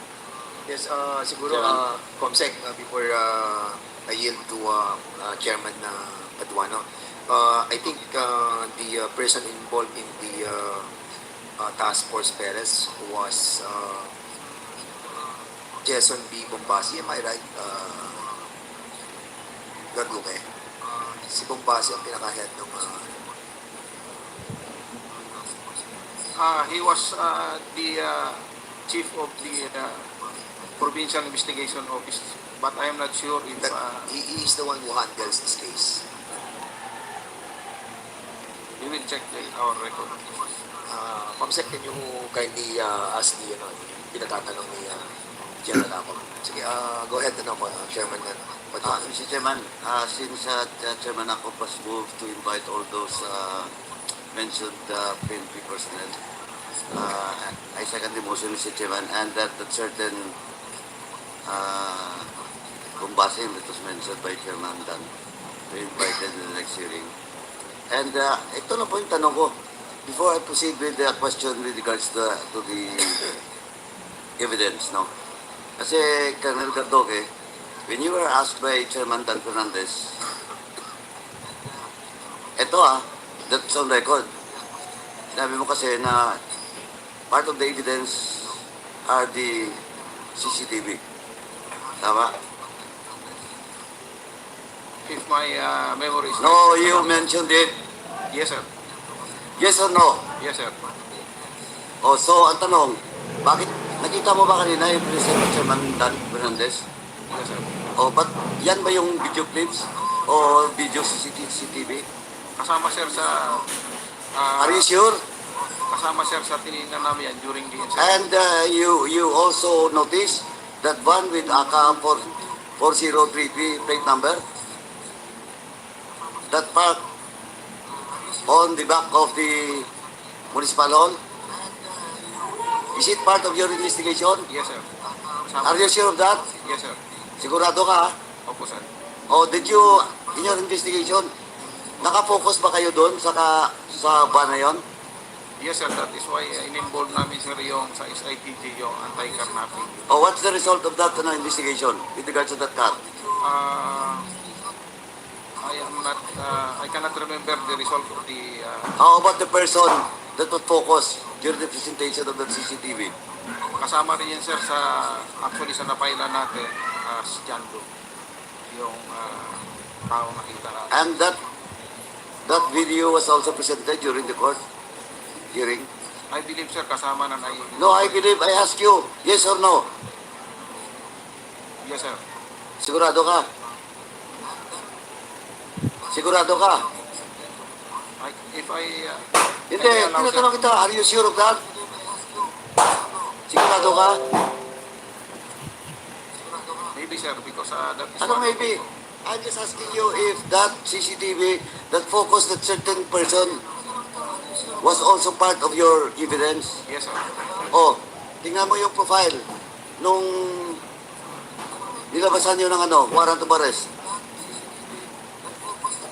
Is he the same person? Ang profile niya? No, sir. Oh. Oh, ba't kayo pumayag? Ba't naging akusado yung former councilor? Na hindi pa pasok doon yung profile niya? Yung physical appearance niya hindi pareho doon sa subject person. Now, a while ago, sinasabi mo nga, that person was also the subject of your investigation. At John Doe. Oh. Why? That's the other suspect that we are trying to identify. That's the other suspect that you want to identify. Pero wala naman kayong mapakita sa CCTV na nandun si Konsyal.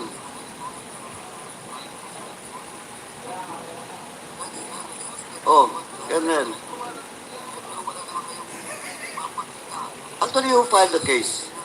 Is it the family of Mayor Perez or the PNP? The family of Mayor Perez. So the family of Mayor Perez believe that Mayor Perez was killed by the councilor. Ganun po ba? Yes, sir. Are you sure of that? Because we have to invite the family. I beg to disagree, Mr. Chair. Kasi nagte-text po sa akin yung anak ni former Mayor Perez. Hindi po sila naniniwala doon sa IRD. Oh, Senator Roque, you're lying. A while ago, you admitted, you said that the family believes in your case, that indeed the councilor is the one who killed the mayor.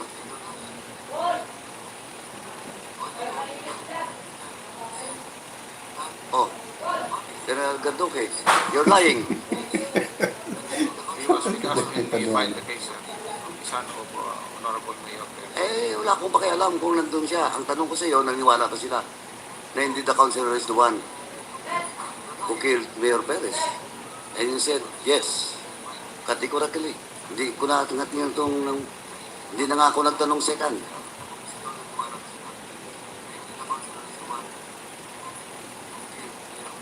Sagot na, Colonel. Sabihin mo na kasi kung sino nag-utos sa'yo. Pupunta rin tayo doon later. Hmm. Now, Mr. Chair, before, let me ask Gigi Lasso, kasi in the statement of Chairman Ako, He mentioned that a narco-list, no? A narco-list official in the list was assassinated by a civilian. Konsyal pa. Do you confirm, DJ Lasso, that the name of Mayor Perez was in the narco list? Your Honor, as soon as I heard about the name, I asked my office to check on it. But please give me some more time, Your Honor, and before the end of this hearing, I will have an answer to your question. Thank you. Pakikuha na rin po yung baka na naman after the assassination, saka naman nilagay yung pangalan. Kasi di ba may tatlong list dyan. Kahit i-check na lang din po, pati yung Yes, date, Your Honor. kung kailan ipinasok yung pangalan. Yes, Your Honor. Thank you, DJ Lasso. Colonel Gadoke, anong class ka sa PNP? I belong to PNP 2001. 2001. Si Andulan is 2006. Tapos, si Albert Rice 2006. Si Satinte is also sa 2006. Kaya Andulan, you mentioned that you were assigned doon sa provincial Batangas Provincial Police Office during the time. Yes, Your Honor. As the Batangas head sir, CIDG po. so you're under the CIDG. Yes. Sino yung regional director that time? That time, sir, it was Police Colonel Dito Patay, sir. Colonel Patay? Yes, sir. Colonel Patay. Is he the Colonel Patay class 1997? Yes, Your Honor. Colonel Patay, kindly have a seat.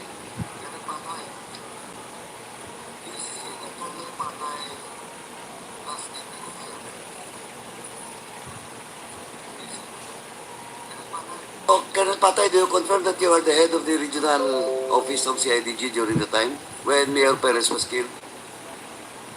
Yes, Mr. Chair. So, that was your assignment after where? Previous to that, where is your assignment? Quezon City? No, Mr. Chair, from NCRPO, Mr. Chair. NCRPO, anong assignment sa NCRPO? Regional Logistics Research and Development Division. So, from Quezon City, which is Station 6, you were assigned NCRPO then? That was when? Not yet, Mr. Chair. No, prior to your assignment as the chief of CIDG in Region 4. I was assigned as R4 of NCRPO, Mr. Chair. When was the last year or month you were assigned, and year you were assigned in QC? You see, Mr. Chair, said that was 2017 of September 2017. You were relieved September 17 of what year? 2017, Mr. Chair. 2017. So from 2017, ano po yung mga assignment mo? Di ba parang binalik ka pa sa Mindanao? No, Mr. Chair. Wala I na. was assigned at CIDG 3, Mr. Chair. CIDG Region 3. Yes, Mr. Chair. When was that? After PCPD, Mr. Chair. When was that? From 2017 to I cannot memorize the exact number, month, Mr. Chair, and date. Because it's all stated in my PDS, Mr. Chair. Okay, anyway. Papacheck ko lang po. Mayroon akong PDS nung wala akong PDS. But anyways, during that time, gaano ka nakatagal doon sa Batangas na kay Major Perez? Not Batangas, Mr. Chair. Region 4A. Hindi. Yung pangyayari sa Batangas, gaano ka nakatagal as Region 4A Chief ng CIDG? I think I was assigned there February that year, 2019, Mr. Chair. February 2019? I'm not sure, Mr. Chair. February, baka 2020 because the killing happened December 3, 2020. Yes, Mr. During the pandemic time, Mr. Chair. Oh, okay. Now, are you Are you aware of such incident? Yes, Mr. Chair. So you're part also of the SITG? No, Mr. Chair. You're not part. Only the provincial offices, because the SFTG usually emanates from the province. So it's Then only the provincial. all the members will be the officers from within the province. No, but in this case, sinabi kanina ni Colonel Gardoque na it was Brigadier General Dimas who heads that SITG. When it was elevated on the regional level, Mr. Chair, but I was not able to attend. But are you aware, Colonel Patay, that Andulan, as the provincial head of the CIDG, siya po ang nag-implement ng in serving this warrant of arrest? Yes, Mr. Chair, because it is part of our mandate as manhunt. No, wag mo akong pagsabihan ng trabaho, yung mandate nyo. Ang sinasabi ko po, are you aware that Andulan has the possession of warrant of arrest for the killing of Mayor Perez? Mr. Chair, I could not recall because after Region 3, Region 4A, I was released. I cannot remember when the warrant was issued by the court. What you're saying is that during the December 3, 2020 incident, hindi ka na na-assign doon? No, Mr. Chair, because the warrant will not be issued immediately, and maybe we can refer. No, ang tanong ko ngayon, ano ba talaga? Alam mo ba talaga na may warrant na lumabas o wala during your stint as Regional Director of CIDG? Hindi ko ma-remember, Mr. Chair. When was your relief as CIDG Regional Director o Chief? I'm not sure, Mr. Chair, maybe in 2021. I'm not sure of the date, Mr. Chair. First quarter. Anyway, babalikan kita Colonel Patay, yung PDS mo, ipapacheck ko yan. First quarter, maybe. Ito na naman, Major Perez was assassinated. Doon ka na naman assign. What a coincidence. Now, Colonel Andulan, how did you come across with that warrant of arrest? Bakit hindi yung sa Kalamba? Bakit kayo? Yes, sir. Yes, Mr. Chair. Because with the informant, it so happened na pumunta po siya ng Batangas, sir. From Los Baños, he went to his friend there, sir. And then, he confessed, sir, na... He confessed na what? Na may warrant po na si Mr. And who is that informant of yours? Yes, sir. Gaya po na sinabi ko po, sir. I will give you the name, sir, if you allow me to have an executive plan, sir. For security purpose din po yung informant, sir. You will submit it in private sa committee. Yes, sir. Sasabihin ko po, sir. Oh, please write it down, then submit it to the committee. Yes, sir. Dalawa yan ang informant mo? Yes, sir. They are not the same as the witness? Hindi po, sir. Hindi. He's a friend of Mr. So, nung tinanggap mo yung information from your informant, you never coordinated with the Los Baños police? First, sir, I instructed my men to validate it first, sir. And No, then, but during the time, you have already the warrant? actually, sir, as base doon sa warrant niya is lumabas noong October 22, sir. So, na-implement October namin, sir. 22 of 2021? Yes, sir. Bali na arrest namin po siya. And then, tinatanong ko po, pag punta ng informant mo, nasa iyo na yung warrant of arrest? Not yet, sir. Yun nga po, sir. I instructed him where? to validate it first, sir. And then, tanong ko lang, nasa iyo ba? Wala. During that time, sir, Wala pa. Wala pa po, sir. Kailan mo nakuha yung warrant? Saan mo kinuha yung warrant? Through e-warrant, sir. Na-upload po ng court ng Los Baños through e-warrant, sir. Opo. Doon na sa e-warrant? E-warrant, sir. Opo. Did you coordinate with your superior, the provincial police director at the time, which is Colonel Italio? Alam niya ba? Alam ni PD, hindi. I think no, sir. Hindi. Yes, Hindi ka nakapag-coordinate. during that time, sir, I think he was already relieved at that time, sir. O, sabihin natin, ma-check ko rin yung PDS ni Colonel Vitalio, but doon sa bagong PD, kung na-relieve siya during the time, have you coordinated?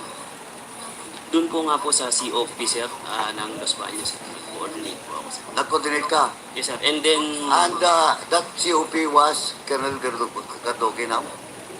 hindi na po, sir. Sino yon? If I'm not mistaken, Lieutenant Colonel Jong Lai po, yung COP ng that time, sir. Sino? Jong Lai, sir. Lieutenant Colonel Jong Lai po, sir. Lieutenant Colonel Jong Lai. Opo, sir. Anong class ba siya? 2003, sir. 2003? Yes, sir. 20 also? Yes, sir. Oh, Mr. Chairman, move to invite a certain Lieutenant Colonel Jong Lai the next hearing. Check, Mr. Chair.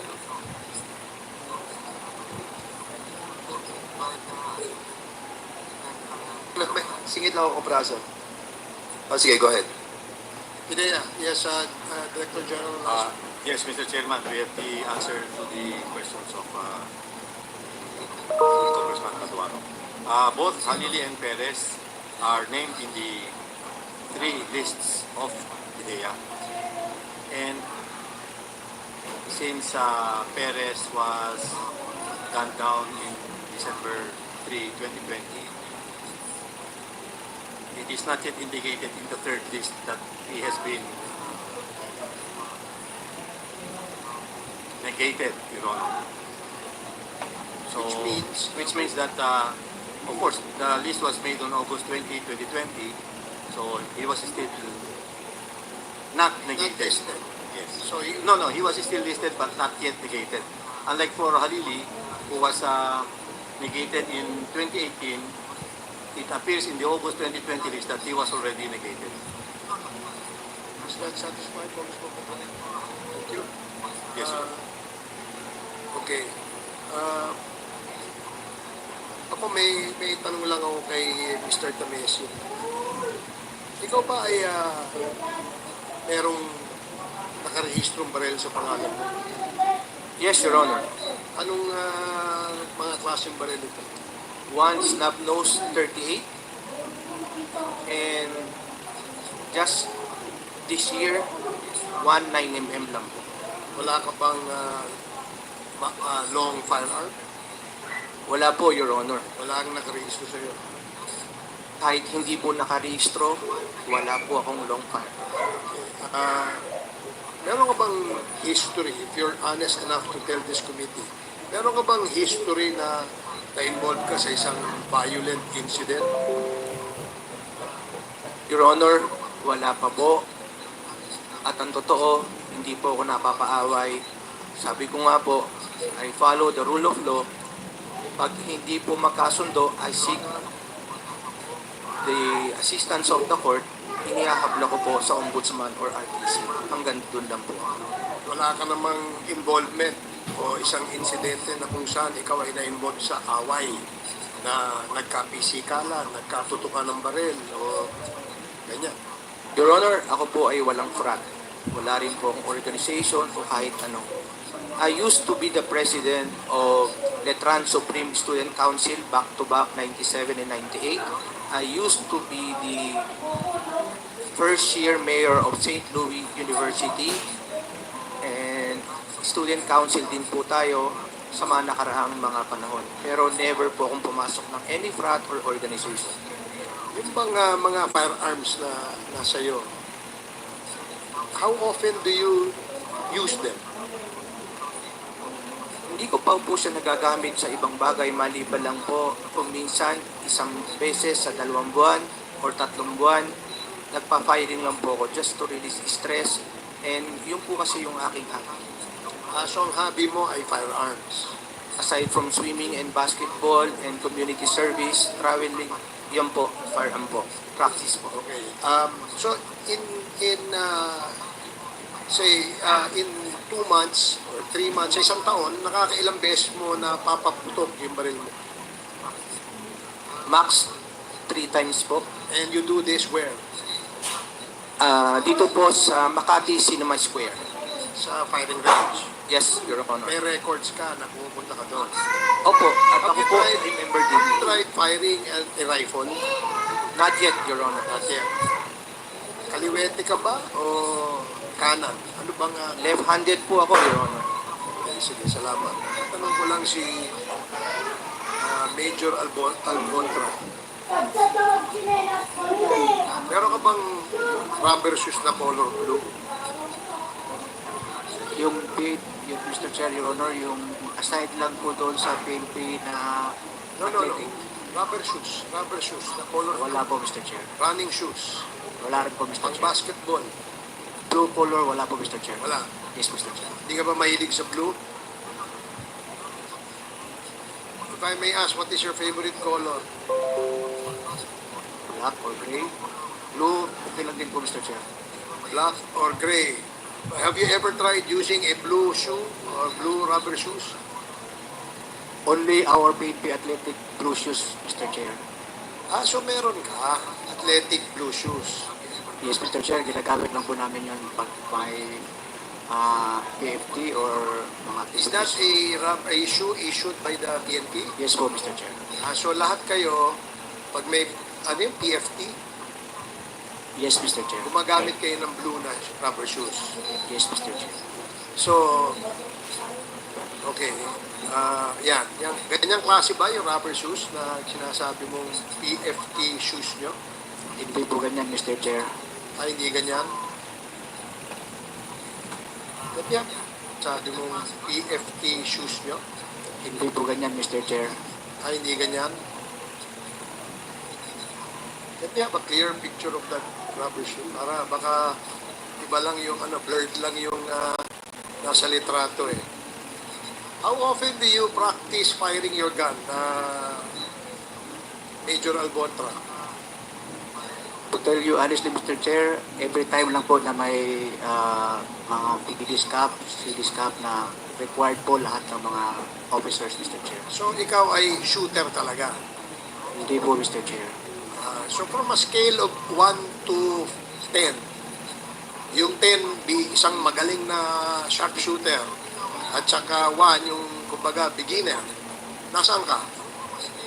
So yung level of skill mo sa firing your pistol, for instance, nasaang level ka?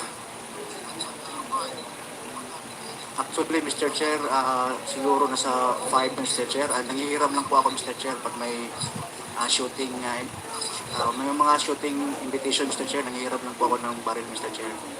Pero you have your own personal gun, I suppose. Siyempre, aside from the issued gun to you, di ba? Meron kang sarili. Yes po, Mr. Chair. Anong klaseng baril ito, pistol ito? 45 caliber, Mr. Chair. 45. Have you ever tried firing an M16? Yes, Mr. Chair. You're familiar with the parts of the M16?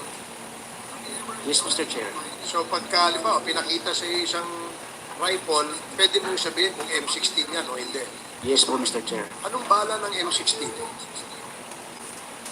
Ano ang bala ng M16? Yung 556 at saka 223, Mr. Chair. 223 tsaka 556, tama? Opo, Mr. Chair. Anong difference yung dalawa? Hindi ko po alam, Mr. Chair. So, dun sa pina-fire mo, anong ginagamit mo bala? 556 o 223? Hindi ko po ma-distinguish, Mr. Chair, yung difference nila, Mr. Chair. Okay. Are you left-handed or kanan ng... Kanan po, Mr. Chair. Okay, sige. Maraming salamat. Thank you. Dagdag ko lang yan. Nung December, kasi we'll just show the picture, no, Captain Alcontra, no, para kasi hanggang ngayon hindi kami makapaniwala that you were sent sa City of Calamba for 6 days. Pero 23 days, tapos 6 days ka nandun. And for nothing, then tapos ibinalik ka agad sa And true enough, yung mga sinasabi ni GM Garma na nagkakaroon tayo ng cross-jurisdiction. If you remember it right, in the last hearing, she mentioned about yung cross jurisdiction pagdating sa war on drugs. At precisely in this purpose, si Albotra from Region 7 dinala sa Calamba. And then after, namatay si Tony Alili, and then wala na rin siya doon. And si Garduque, you were assigned sa Los Baños only for 4 months. December, January, February. Di ba? March, nawala ka na doon eh, correct? Yes. Bakit Your Honor, sir. 3 buwan ka lang nandun?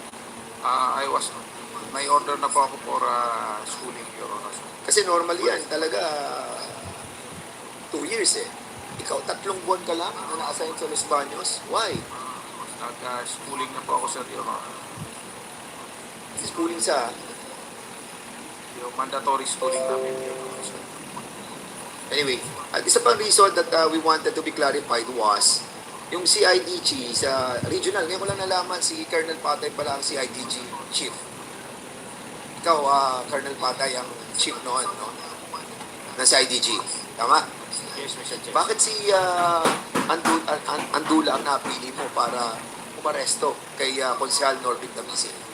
At hindi yung hepe ng lalawigan na Laguna. Kasi Kabuyaw, kalapit lang ng halos ng Los Baños, isang bayan lang ang pagitan. Why?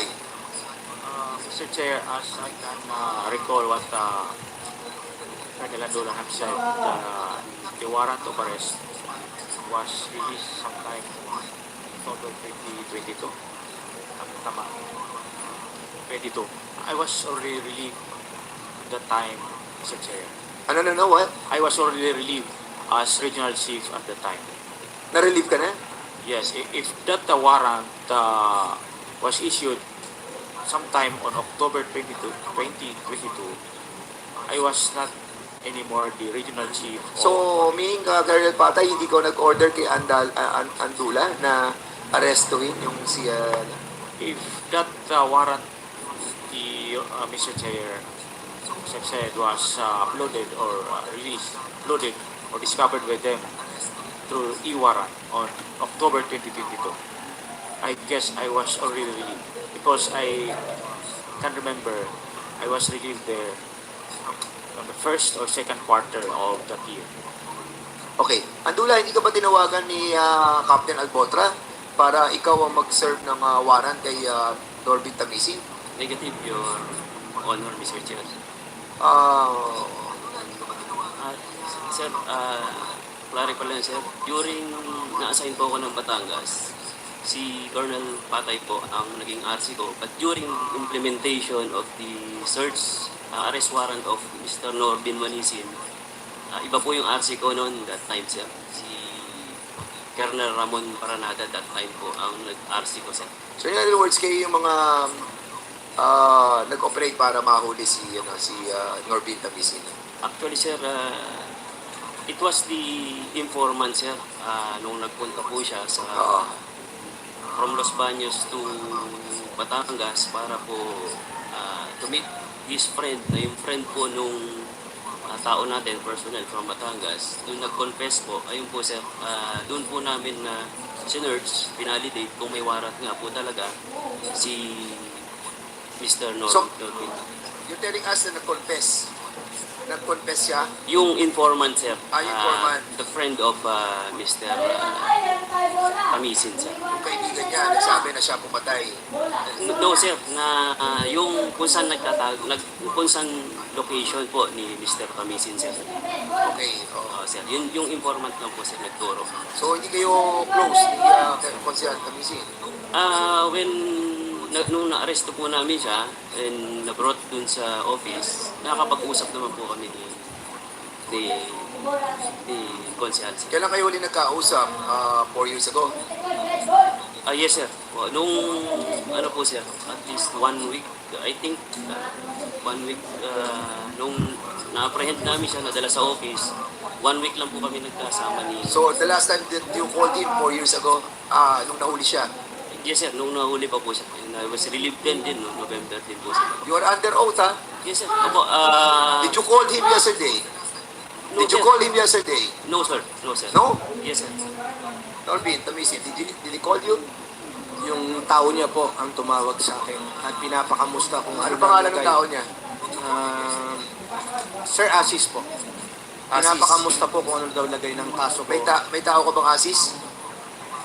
Ano po siya sir, member po siya ng Batangas CADG. Sir. Kaya nga, sinabihan mo si Asis na tawagan siya. No sir, no po, hindi po sir. Bakit mangungumusta yung tao mo? Bakit ko kumustahin siya? Dahil a-attend siya ng hearing today. Correct? No sir, I was assigned na sa Cavite sir. Hindi nga, tinatanong ko nga, bakit nga pinatawag mo yung tao mo sa kanya kagabi? What's the reason behind? Do you have any intention of No sir, I have no intention whatsoever sir na patawagan. So tao mo yung Asis? Before sir, tao ko po siya nung naging Batangas CADG po ako sir.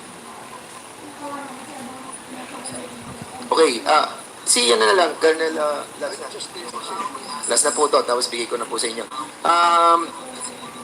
Captain Albotra, kasi pag pinakita natin yung mga picture, no, hindi namin sinasabi na ikaw pumatay. Katulad naman ng sinabi ni GM Garma, ang pinagmalaki mo lang sa kanya ay kasama ka sa team. Most likely, hindi ka naman sniper, correct? Hindi ka naman nag-aral ng long shot, tama? Yes po, Mr. Chair.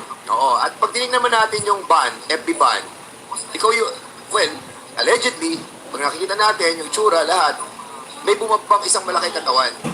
Ikaw, nagpa-bodybuilding ka, di ba? Mr. Chair, hindi po ako Hindi ka nagpa-bodybuilding? Hindi po, Mr. Chair. So, natural yung katawan mo? Push up lang minsan, Mr. Chair.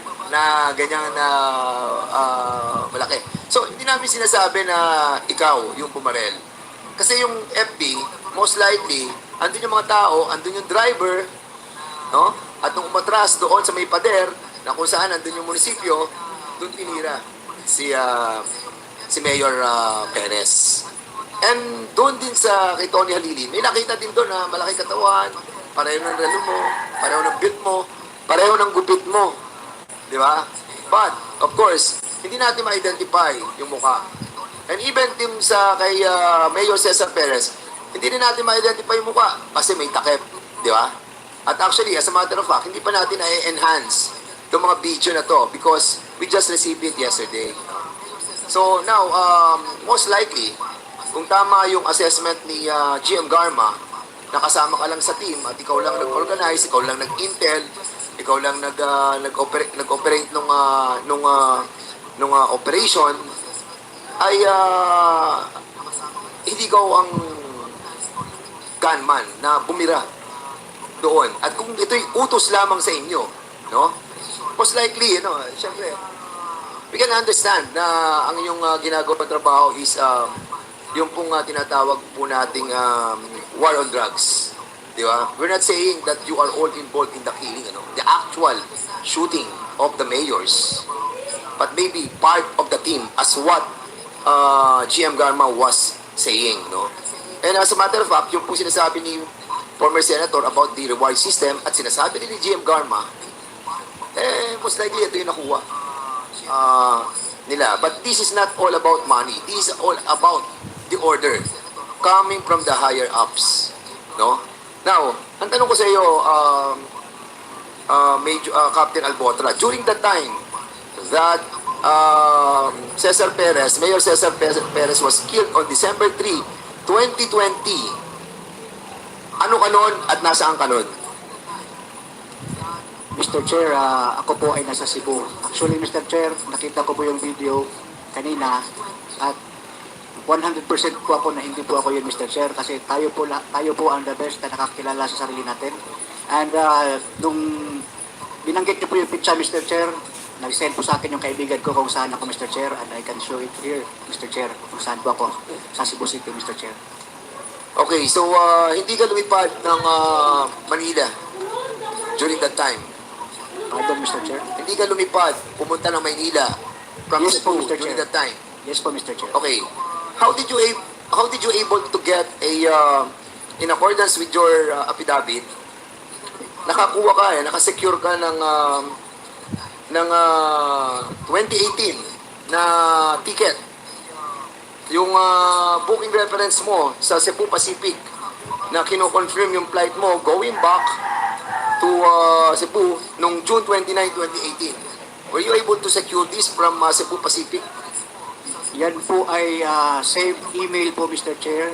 Luckily, nandun po sa email po, Mr. Chair, yung mga electronic tickets na yun na po, Mr. Chair. Ito nung umalis ka nung June 29, 2018. June 29 po, yan po yung nagkuha po ako ng ticket and yung schedule ko po is June 30, Mr. Chair. June 30, Opo, nung Mr. bumalik ka. Opo, Mr. Chair. Di ba? Yes, Tama, okay. So, the whole of December and November of 2020, you were in Cebu. Yes, Mr. Chair. Siguraduhin mo during the whole time of November and the whole time of December, you were in Cebu. Anong December 3, prior to December 3, 2020, the whole of November and the whole of December, you were in Cebu. Yes or no? Yes, Mr. Chair.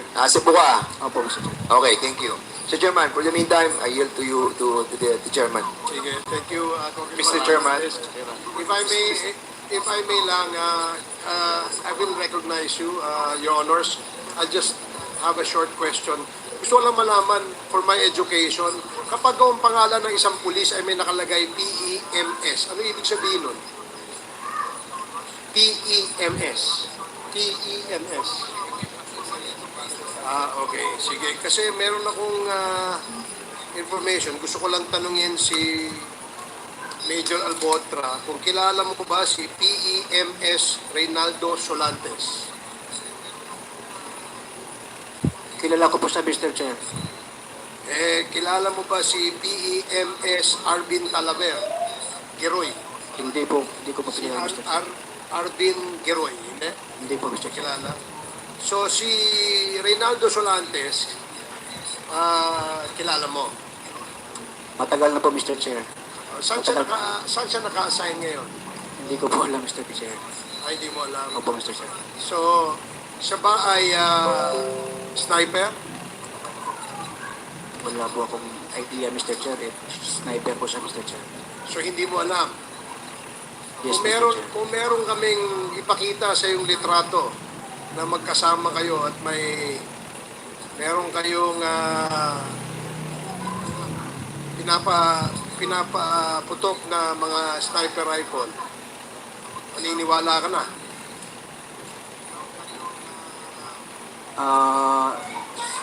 Siguro, Mr. Chair. Sige, I will show that to you later. Congressman Paduano? Mr. Chairman, going back to the service record of all those invited resource person with regards from the PNP, Mr. Chairman, we have already received a copy of the service record of those police officers from 2015 to 2019. And can I address the DPRM to submit to this committee? Is the DPRM representative present? Kindly submit all the service record of all those police officers being mentioned in this hearing. Kasi kahit yung kay Colonel Patay will not receive until 2019 and the subject now for investigation in Los Baños was in the year 2020. Kindly submit it before the next hearing. We will comply, sir. Please, thank you. Mr. Chairman, I think Congressman Pumaren is raising his hand before I... Yes. Mr. Chairman, one inquiry lang. Do we need to list our names if you want to ask a question? So it's just going to be a free flowing. Yes, there's a list that we maintain.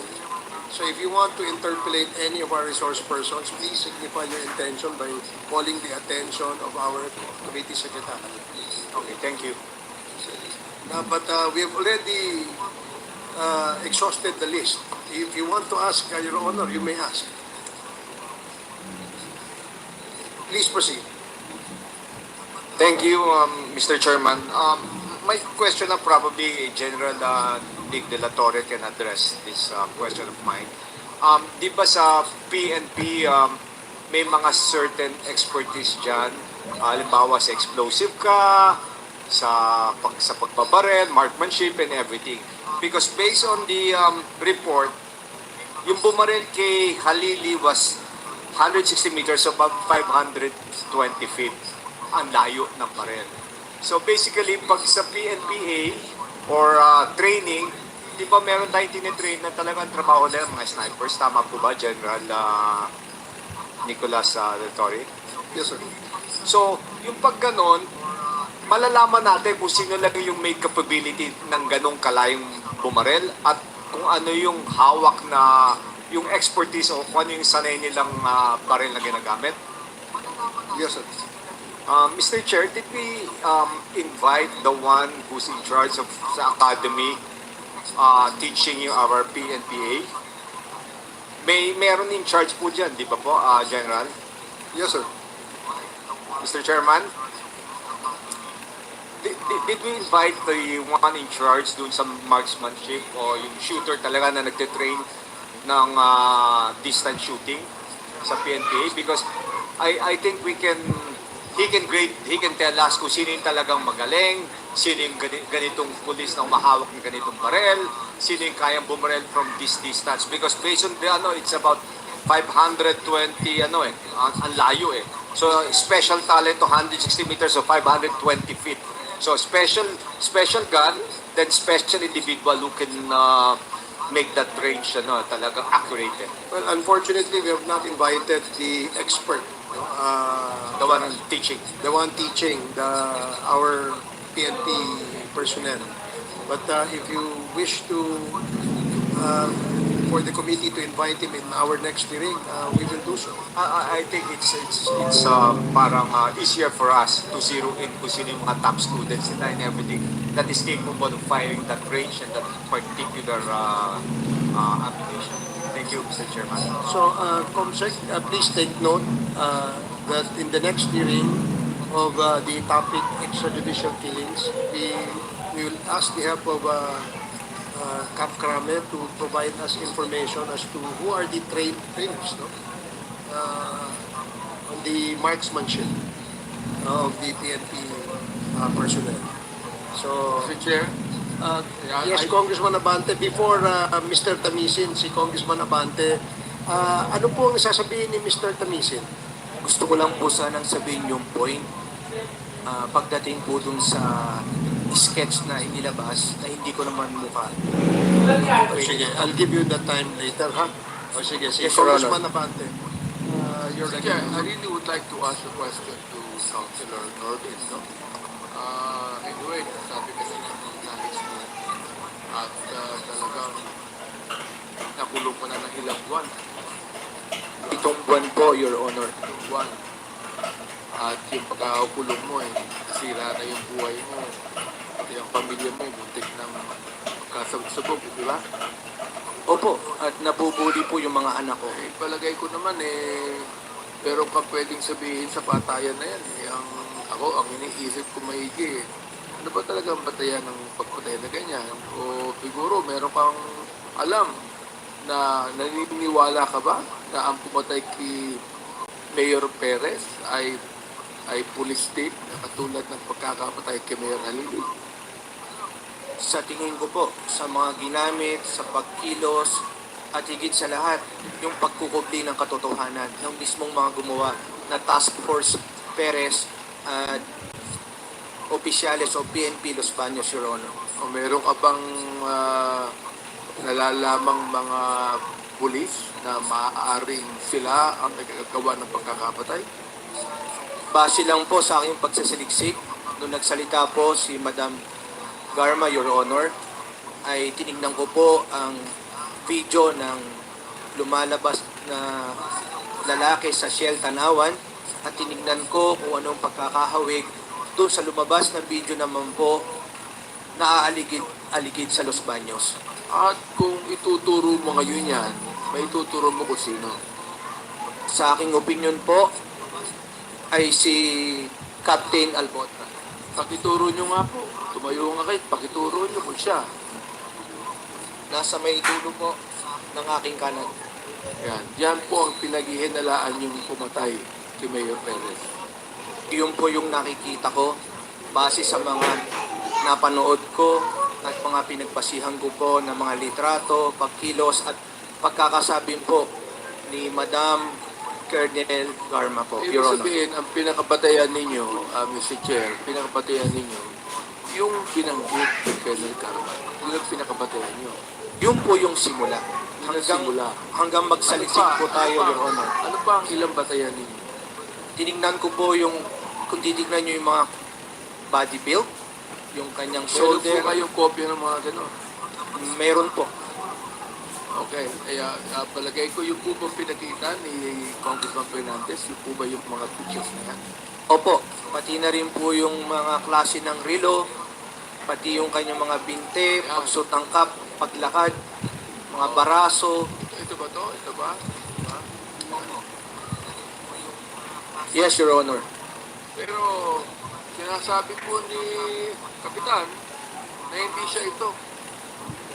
Right, Kapitan? Hindi ikaw ito, no? Yes po, Mr. Chair. Hindi po ako yan, Mr. Chair. Hindi ikaw ito. Opo, Mr. Chair. Okay. Wala kang ganitong relos? Wala? Hindi ko po makita, Mr. Chair. H? H, can you... Pakita mo. Ito. Kamukha mo to eh. O palagay ko, ginagaya mo lang si Alice Go, meron kang double.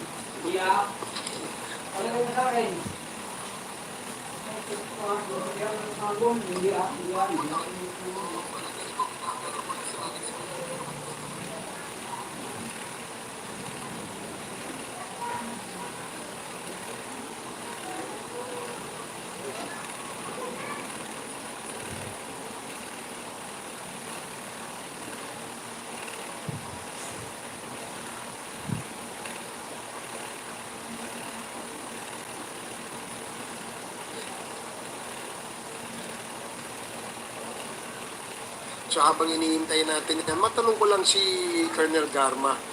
Do you know Mr. Ray Solantes?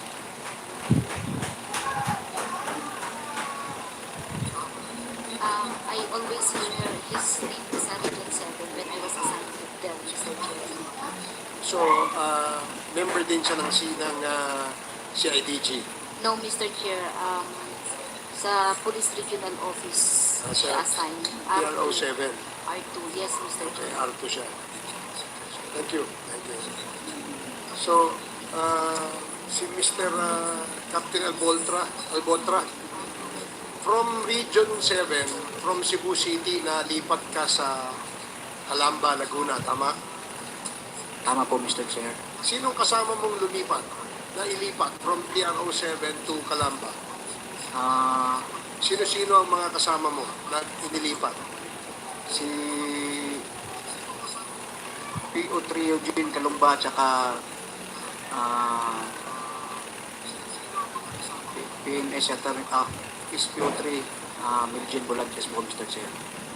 So si Solantes kasama mo? Hindi po, Mr. Chair. Hindi mo kasama si Solantes nung nilipat ka from Cebu to Calamba? Hindi po, Mr. Chair. Sigurado ka? Opo, Mr. Chair. Salamat.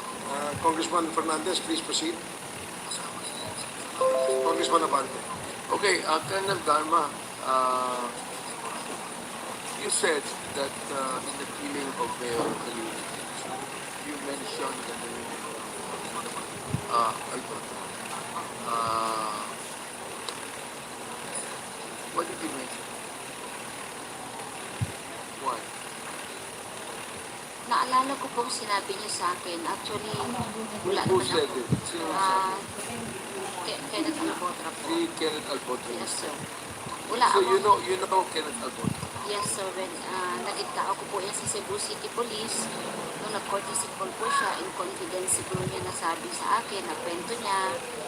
And of course, I'm the city director during that time. And wala po akong sama ng loob yan kay Albotra po. Wala po. Actually, maayos naman po yung pagtrabaho niya during my time. And I treated him very well. So I think, sabi na lang po sana siya na totoo para matapos na lang po So ibig for the sabihin, peace of mind of everyone na when you met him, he was the one that told you the story. Opo, he volunteered out of Ano confidence. po sinabi niya? Ang sabi niya lang po is, ma'am, kami po yung nagtrabaho kay Halili. ko, paano ko nakuha si Anlini, si Mayor, taga saan? Binigay niyo po niya tickets, sharpshooter po ang may gawa. Captain Albotra, iyo bang pinapatunayan itong sinabi ni Colonel Garma na mataas na official mo? O nagkita ba kayo? Nabanggit mo sa kanya yung mga ganyang bagay? O nagsisinungaling si Colonel Garma at this point in time? At this point of time po, sorry po, pag nagsisinungaling po si Ma'am Garma, Mr. Chair. Nagsisinungaling si Colonel Garma? Yes po, Mr. Chair. Ikaw ang nagsasabi ng totoo. Yes po, Mr. Chair. Chairman, siguro tanungin natin, anybody from Sergeant SPO4 Solantes? Anybody from PNP can tell us kung saan naka-assign si Solantes during that time of the death of Tony Alili and Mayor Cesar Perez. We need to find out kung saan siya naka-assign. Is he also a part of the CIDG, Colonel Patay, during your time? No, Mr. Chair. Hindi siya naka-assign sa CIDG. No, Mr. Chair.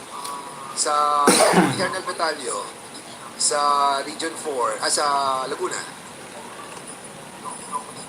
Solantes. Wala pa akong maalala ba yan. Wala kang maalala. So hindi sure. Can you kindly Check namin, sir. check it out? No? General Ako. Okay, sige. We'll try to find it out. Thank you. Apparently kasi, itong si PMS Reynaldo Solantes at saka si PMS Giroy are sharpshooters ng Philippine National Police. So, we'd like to find out kung saan sila na-assign noong mga panahon na yon. So, maybe we will ask the personnel to provide us that information. Yes, Congressman Paduano, and then Congressman Lordan Suwan, and then Congressman Keith Flores. Okay, thank you, Mr. Chairman. Follow up ko lang doon kay Captain Albutra. You mentioned two police personnel that were brought by you or assigned in Calamba. Sino yun? Yung dalawa? Si PO3 Eugene Calumba, Mr. Chair. PO3? Eugene Calumba, Mr. Chair. Karumba? Karumba? Yes, Mr. Chair. Karumba and? I don't know anong rank, Mr. Chair. Eugene Bulandres, Mr. Chair. Bulandres. Bulandres, hindi Bilandres, Bulandres. Okay. Anyway, yung assignment ng dalawa, kasi ikaw, nung dumating ka doon, you were assigned doon sa DEO. Tama? O Calamba? Yes, Mr. Chair. Ang assignment ng dalawa? Doon din po, Mr. Chair. Doon din. The same date kayo pumasok? The same date din kayo kinancel yung assignment? Yes, Mr. Chair. Marami. Sandali. Yes or no lang po? Yes, Mr. Chair. The same? Yes, Mr. Chair. So what a coincidence. Ano daw ang basis ng pag-relieve sa inyo at saka yung assignment nyo? But inassign kayo doon, then after few days, kinansila, then binalik kayo.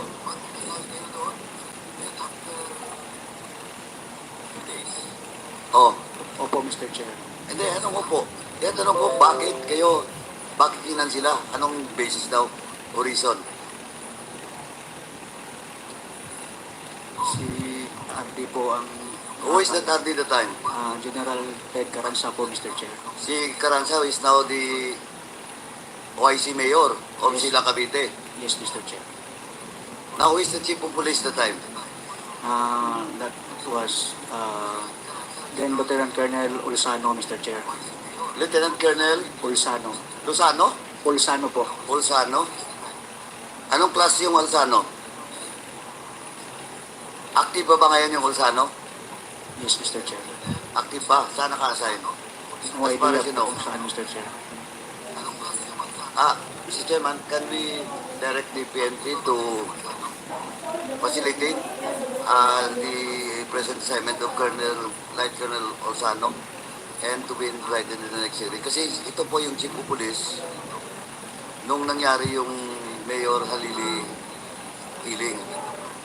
Now, hindi ka man lang, Captain Albotra, hindi ka man nagtaka na you were assigned, you were relieved in Cebu. Prior to your relief, ano ba yung position mo dun sa Cebu? Station Commander, Mr. Chair. Station Commander of what? Station 1. Station 1, that's 2018. Yes, Mr. Chair. Gano'ng kakatagal doon ang Station 1 Commander? I think only 2 months, Mr. Chair, before po na-issuehan ng order, Mr. Chair. So, 2 months ka lang na Station 1 Commander, then nirelieve ka, and then assigned to Calamba, gano'n? Then, kinansila ulit, binalik ka na lang sa Cebu. Opo, Mr. Chair, yun po ang nangyari, Mr. Chair. O prior to Station 1, anong assignment mo? Sa Deputy Dumaguete Police Station po yata, Mr. Chair, sa Negros Oriental PPO, Mr. Chair.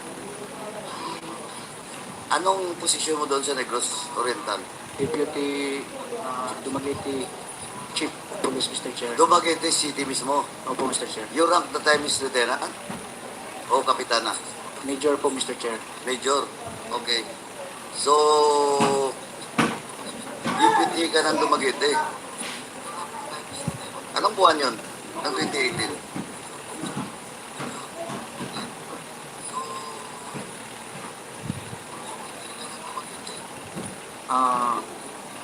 Hindi ko po siguro mga ano po yung Mr. Chair, mga February, January, ganun, Mr. Chair. December, January, February. So from Dumaguete, binalik ka, dahil Region 7 yung Dumaguete, di ba? Binalik ka sa region, then you were assigned as Station 1 Commander of Cebu City. From Dumaguete, Mr. Chair, assigned po ako sa Station 1 of Cebu City. Station 1 nga? Yes, Mr. Chair. As the commander of the station. Yes, Mr. Chair. Gaano ka katagal sa Dumaguete? Madali lang po, Mr. Chair. Madali ulit? Mga ilang buwan lang?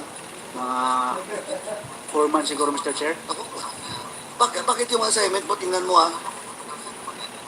Oh, tingnan mo ang assignment mo, parang pinadala ka lang doon, tapos may gagawin ka din. Lilipat ka na, i-relieve ka, balik ka Station 1, 2 months ka Station 1, tatapon ka ulit sa Calamba, matter of days, pinakansila, binalik ka ulit sa Cebu.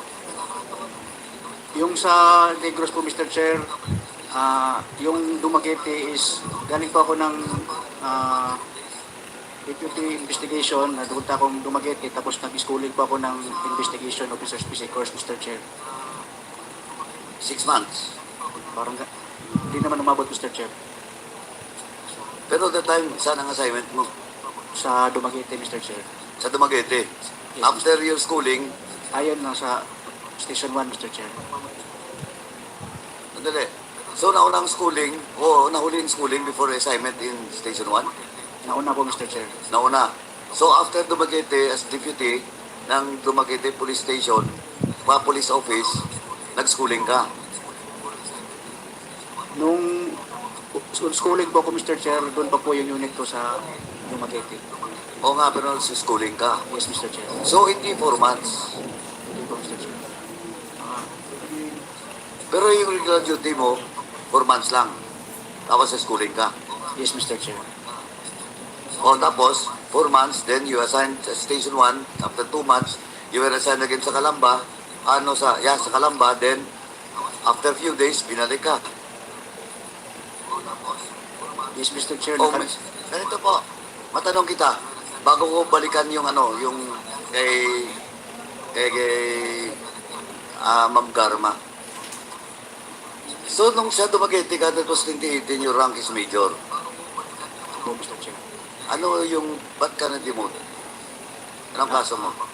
Na-cancel po yung promotion order ko po ng Major, Mr. Chair, kasi po parang may problema po doon sa eligibility ko po, Mr. Chair. May problema sa eligibility mo? Yes, Mr. Chair. Yun lang, wala kang kaso. Wala po, Mr. Chair. Wala dito yung demotion, but cancellation po, Mr. Chair, ng order. So from 2018, supposedly, major ka na, because of that eligibility problem, hindi ka na-promote until now. Mr. Chair, supposed to be papapromote ko po sana ako ng Lieutenant Colonel, but When was that? Paano ka ma-promote ng Lieutenant Colonel na nakansila nga yung pagka-major mo from captain? Pwede ba yun? yun po yung dahilan, Mr. Chair, kasi saka lang po nila nalaman nung nagkalungkat po ng order, Mr. Chair. Kaya nung nalaman nila na yun po, na cancel po yung last promotion order ko po. Okay, so you were already promoted as major. Yes po, Mr. Chair. Kinancel because when you apply for promotion for Light Colonel, doon nakita. Yes, Mr. Chair. Na may problema kasi eligibility mo. Yes, Mr. Chair. Oh, when was that? Bago lang po, Mr. Chair, I think 2 months ago, Mr. Chair. 2 months ago. So balik kapitan ka. Opo, Mr. Chair. Mr. Chairman, can we direct the DPRM to submit also the service record, and that includes the promotion and the cancellation of the reason for the cancellation of the promotion of Captain Albutra. Mr. Chair, Please. Yes, Congressman ako. I just have one clarificatory question. Ano yung sinasabi mong eligibility na wala kaya hindi ka na-promote? Mr. Chair, yung ginamit ko po noon na eligibility was only police inspector, and sabi po ng DPRM, yung time na nagpapapromote ako is hindi na po daw valid yun, Mr. Chair. Napolkot, can you say something about that? Totoo ba yung sinasabi niya? Your Honor, hindi po ganun eh. Matagal nang na-establish namin eh na merong police eligibility para sa third class, fourth class, third class, second class, first class. Matagal na pong establish yun. Gusto din namin malaman sa DPRM kung nagkaroon siya ng misrepresentation. Kaya siya nagkaroon. Hindi na po bago yung eligibility. Dapat talaga. Your Honor, baka ho sa CIDG meron po sila. Mr. Chair, gusto yata magsalita ng General Tao. Yes, General Torre, Mr. Chair, can I volunteer some information because I conducted an investigation regarding Mr. Albutra. The reason why his promotion was cancelled is he used an inspector eligibility when he got promoted to chief inspector. Up to the inspector eligibility for major, and then when he applied for promotion to lieutenant colonel, it was found out that he is not even eligible for major, so he was demoted to captain. The most proximate reason is that until 1992, that inspector eligibility is valid for up to chief inspector and superintendent. And then after that, because during the time the exams were given for inspector, senior inspector, chief inspector, and superintendent, senior superintendent. After 1992, NAPOLCOM changed the ruling that the inspector exam taken after that date is valid until superintendent. So, dun most probably ang naging oversight ng unang promotion sa major, kaya siya nakalusot sa major, even using that inspector exam dahil siya ay 2006 sir, invalid. Hanggang 1992.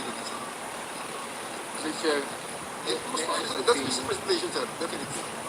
may I continue my questioning? Please proceed. Please. Colonel Garma,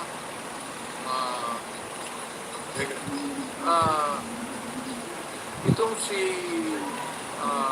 Captain Albotra was assigned in Senate.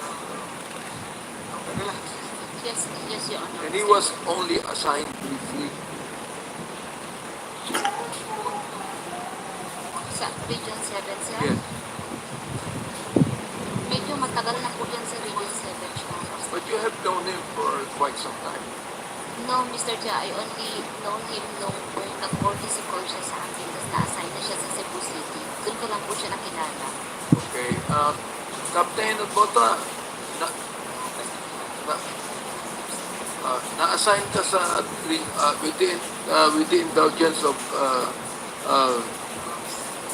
Congressman Paduano, please. Ako po yung nagtawag sa iyo.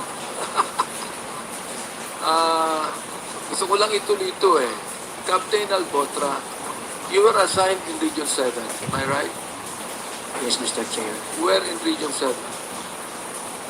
Cebu City po, Mr. Chair. What was your position in Region 7? I think the Station 1, Station 6. You have a... Are you a Cebuano? No, you're not. I am from Southern Leyte, Mr. Chair. From where? Southern Leyte, Mr. Chair. Southern Leyte. You have a brother, am I right? Meron kang kapatid na lalaki, correct? Yes po, Mr. Chair. Involved sa drugs, am I right? Now, do not lie, you're under oath. You just tell us now. Meron kang kapatid na lalaki involved sa drugs, am I right? Wala po akong kapatid na lalaki na involved sa drugs, Mr. Chair. Ah, wala. Are you sure? Sigurado ka? Because we're gonna find out. We are going to find out. Kung Wala pa naging sinungaling ka ngayon, I will cite you in contempt right now. Wala pa akong kapatid, Mr. Chair, na involved sa drugs. Are you sure? Because we're gonna find out. Yes, Mr. Chair. Now, ang rinig ko, magaling ka sa baril eh. Magaling ka sa baril. Alam nyo, Captain, pilit ako sa magaling pumaril. Alam nyo, lahat ng mga pelikula sa Netflix. Intelligence po ng... Ikaw, Yes, sir. Arto. Then, sir, at yung sinasabi niya, sir, si Colonel Rosano, ayan po ang, yung pulis ng Talampa. Oh, ngayon, may problema daw kayo, sabi ni Albutra. Yun, sir, alam, sir, kung ako po, sir, pinagmumura ko nun. Na? Dahil sir, at the time, sir, ayaw niyang masapawan, sir. Sino ngayon masapawan? Yung Rosano na yan, sir. So, Yun na, sir, ang that caused the relief. I know, sir, I have no idea, sir, about the relief, sir. Oh, who caused the relief? Hindi ko po alam, sir. Hindi mo alam, nasa R1 ka. Ano, sir? Arto, sir. Arto. No, sir, hindi ko po Oh, alam, kahit sir. na. Hindi mo alam. Hindi ko po alam, sir.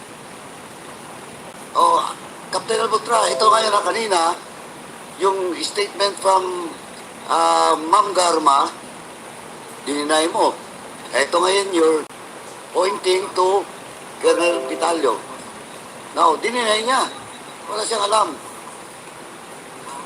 O ikaw, ba't tinuturo mo kayo si Colonel Pitalio? Yun po ang alam ko, Mr. Chair. Anong alam mo? Meron po silang hindi pagkakaunawaan, Mr. Chair, na naging sanhi po ng relief, Mr. Chair. Naging sanhi ng relief mo? Marami po, Mr. Chair, ang relief, Mr. Chair, at that time. Hindi, pero ang question is, Yes, Mr. Chair, sa akin po. Kasama na rin po ako, Mr. Chair. in your case, ang tanong ko nga, bakit kayo na-relieve? Did you violate something? Or tapos na yung trabaho doon? Mr. Chair, Ikaw last na lang to, Albutra. Mr. Chair, May tatanong pa ako mamaya sa'yo. Last, ha? Last. Mr. Chair, if you look at my affidavit, Mr. Chair, No, I will not. Your affidavit, you're under oath. What you're telling now is under oath also. yes, Mr. Chair. Now, ang tanong ko, again, last na tanong, what's the cause of your relief?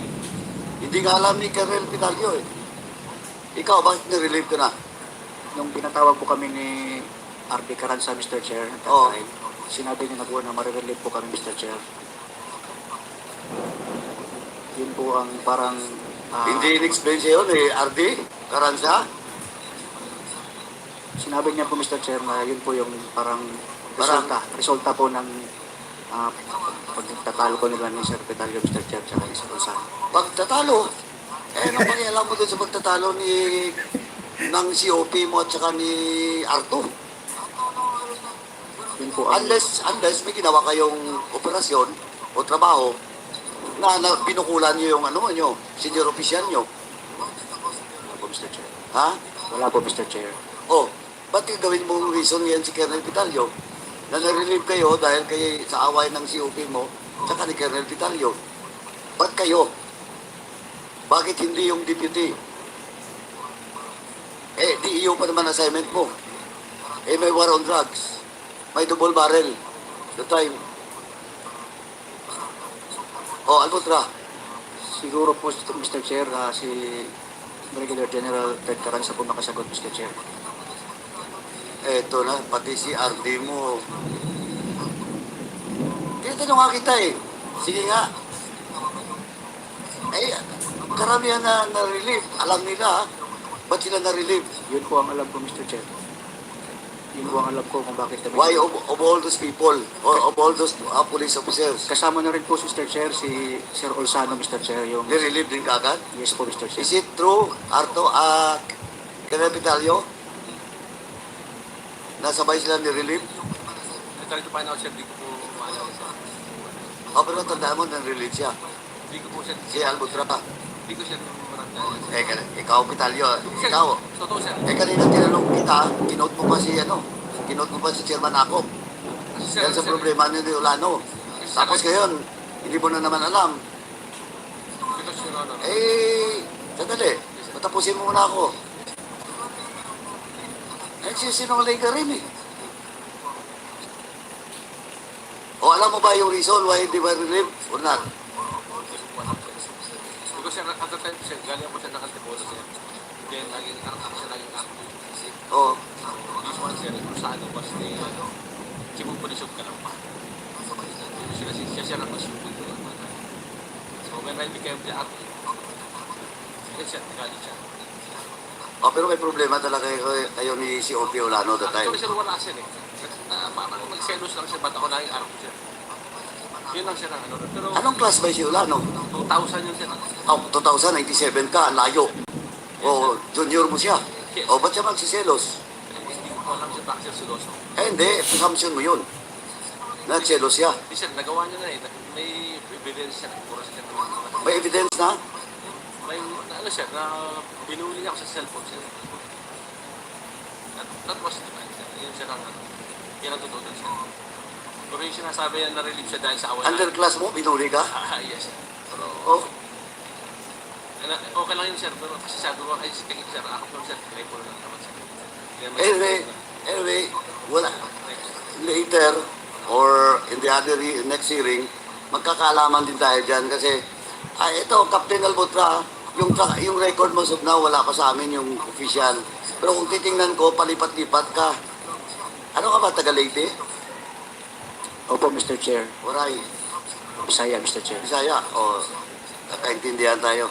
Anyway, hindi. So, assignment mo ngayon is still in Cebu, Region 7. Yes, Mr. Chair. Sa anong assignment mo, Region 7? Bago lang po ako nilipat, Mr. Chair, sa RPHAS. Galing po ako ng Lapu-Lapu City Police Office, Mr. Chair. Ikaw ba yung Chief of Police sa Lapu-Lapu? Deputy? Hindi po, Mr. Chair. Ano ka doon? Wala pa po akong assignment doon, Mr. Chair.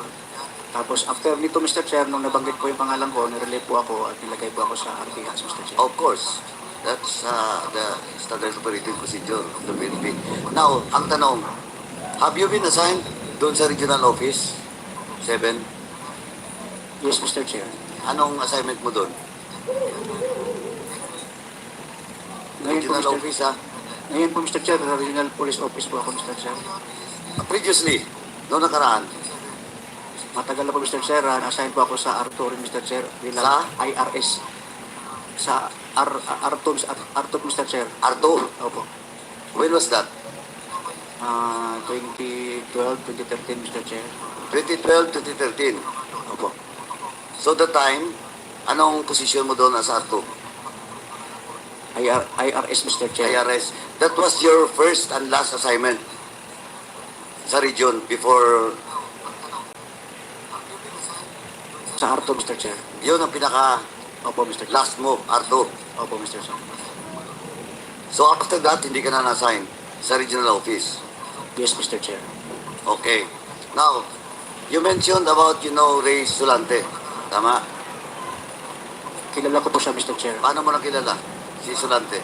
Mr. Chair, before po kasi, Mr. Chair, Anong before? When was that? 2008-9, mga ganong taon, Mr. Chair. 10 siguro. May mga pagkakataon po, Mr. Chair, na nag-joint operation po, Mr. Chair. At Joint operation of what? yung mga police operation, Mr. Saan Chair. na-assign the time si Sulante? Mr. Chair? Saan na-assign si Sulante the time?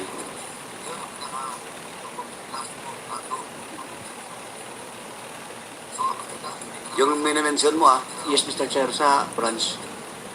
So, provincial intel branch. Ikaw the time, Sa R2, Mr. Chair. Arto ka. Opo, Mr. Chair. Okay, tapos, Doon ko lang po siya nakilala, Mr. Chair. sabi mo kanina, 2013 ka ba pumasok sa Arto, tapos ngayon 2008 sa Arto ka na.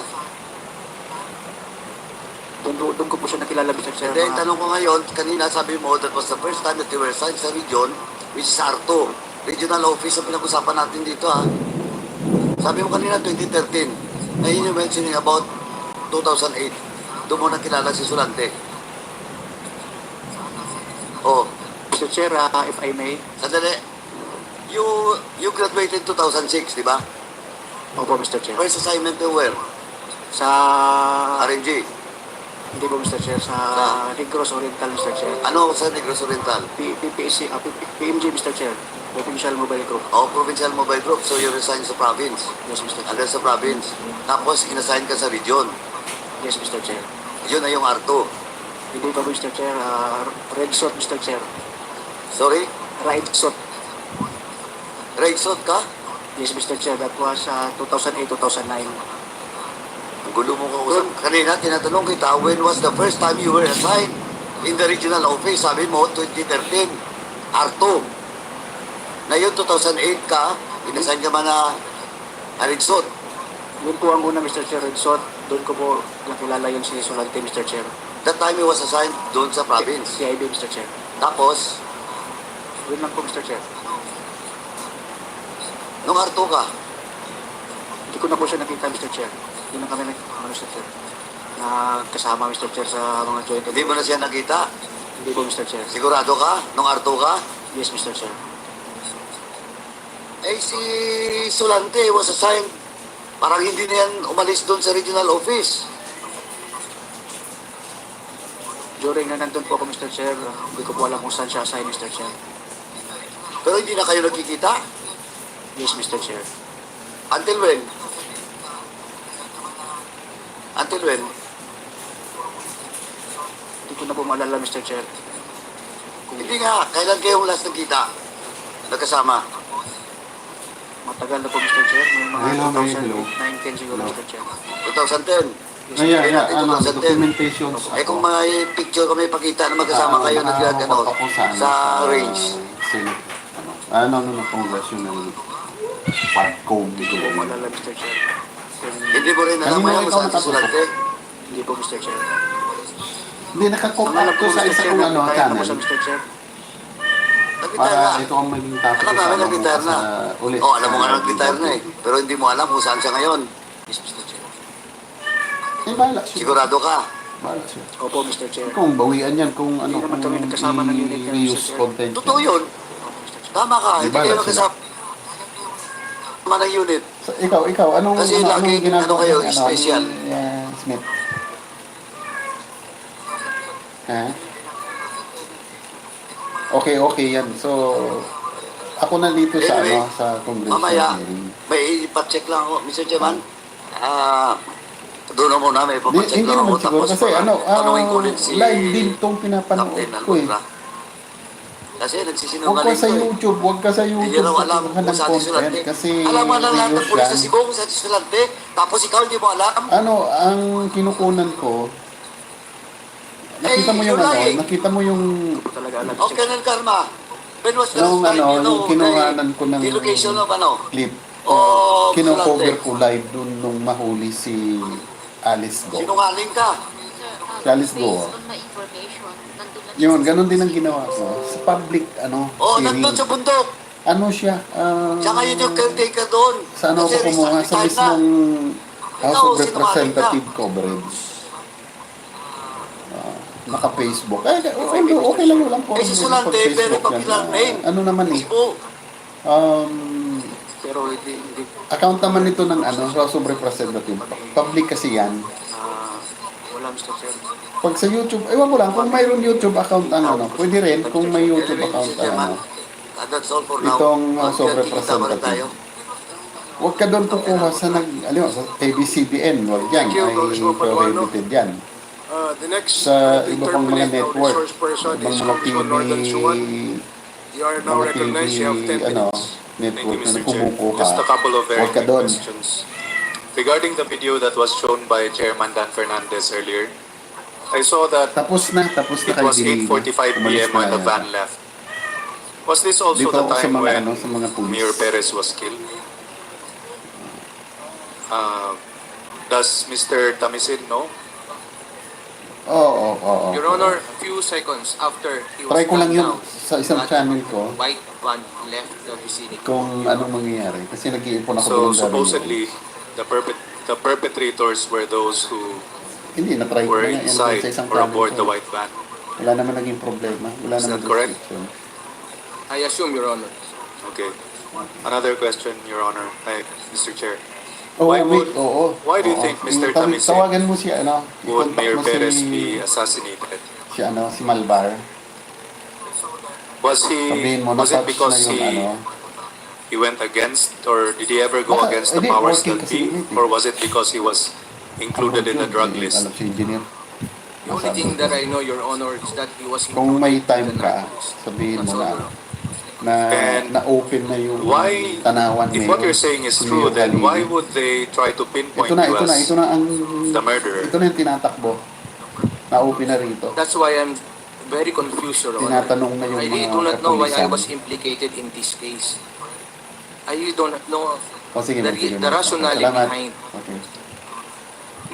Mayor Perez, Si he was my godfather. Perillo, anong kanyang Maybe inaano? in my 12 years as a municipal Yun ang councilor, documents niya. we have differences in policies. But please, Nakatutok din. let me remind also, as a Sinong municipal nagmo-monitor councilor doon sa before, Yung I was mga able to nagla-live na mga or trolls. authored at least 680 ordinances and resolutions. Sino yung If Mayor Perez ng mga was trolls? really my enemy, personal enemy, he will not allow me to win.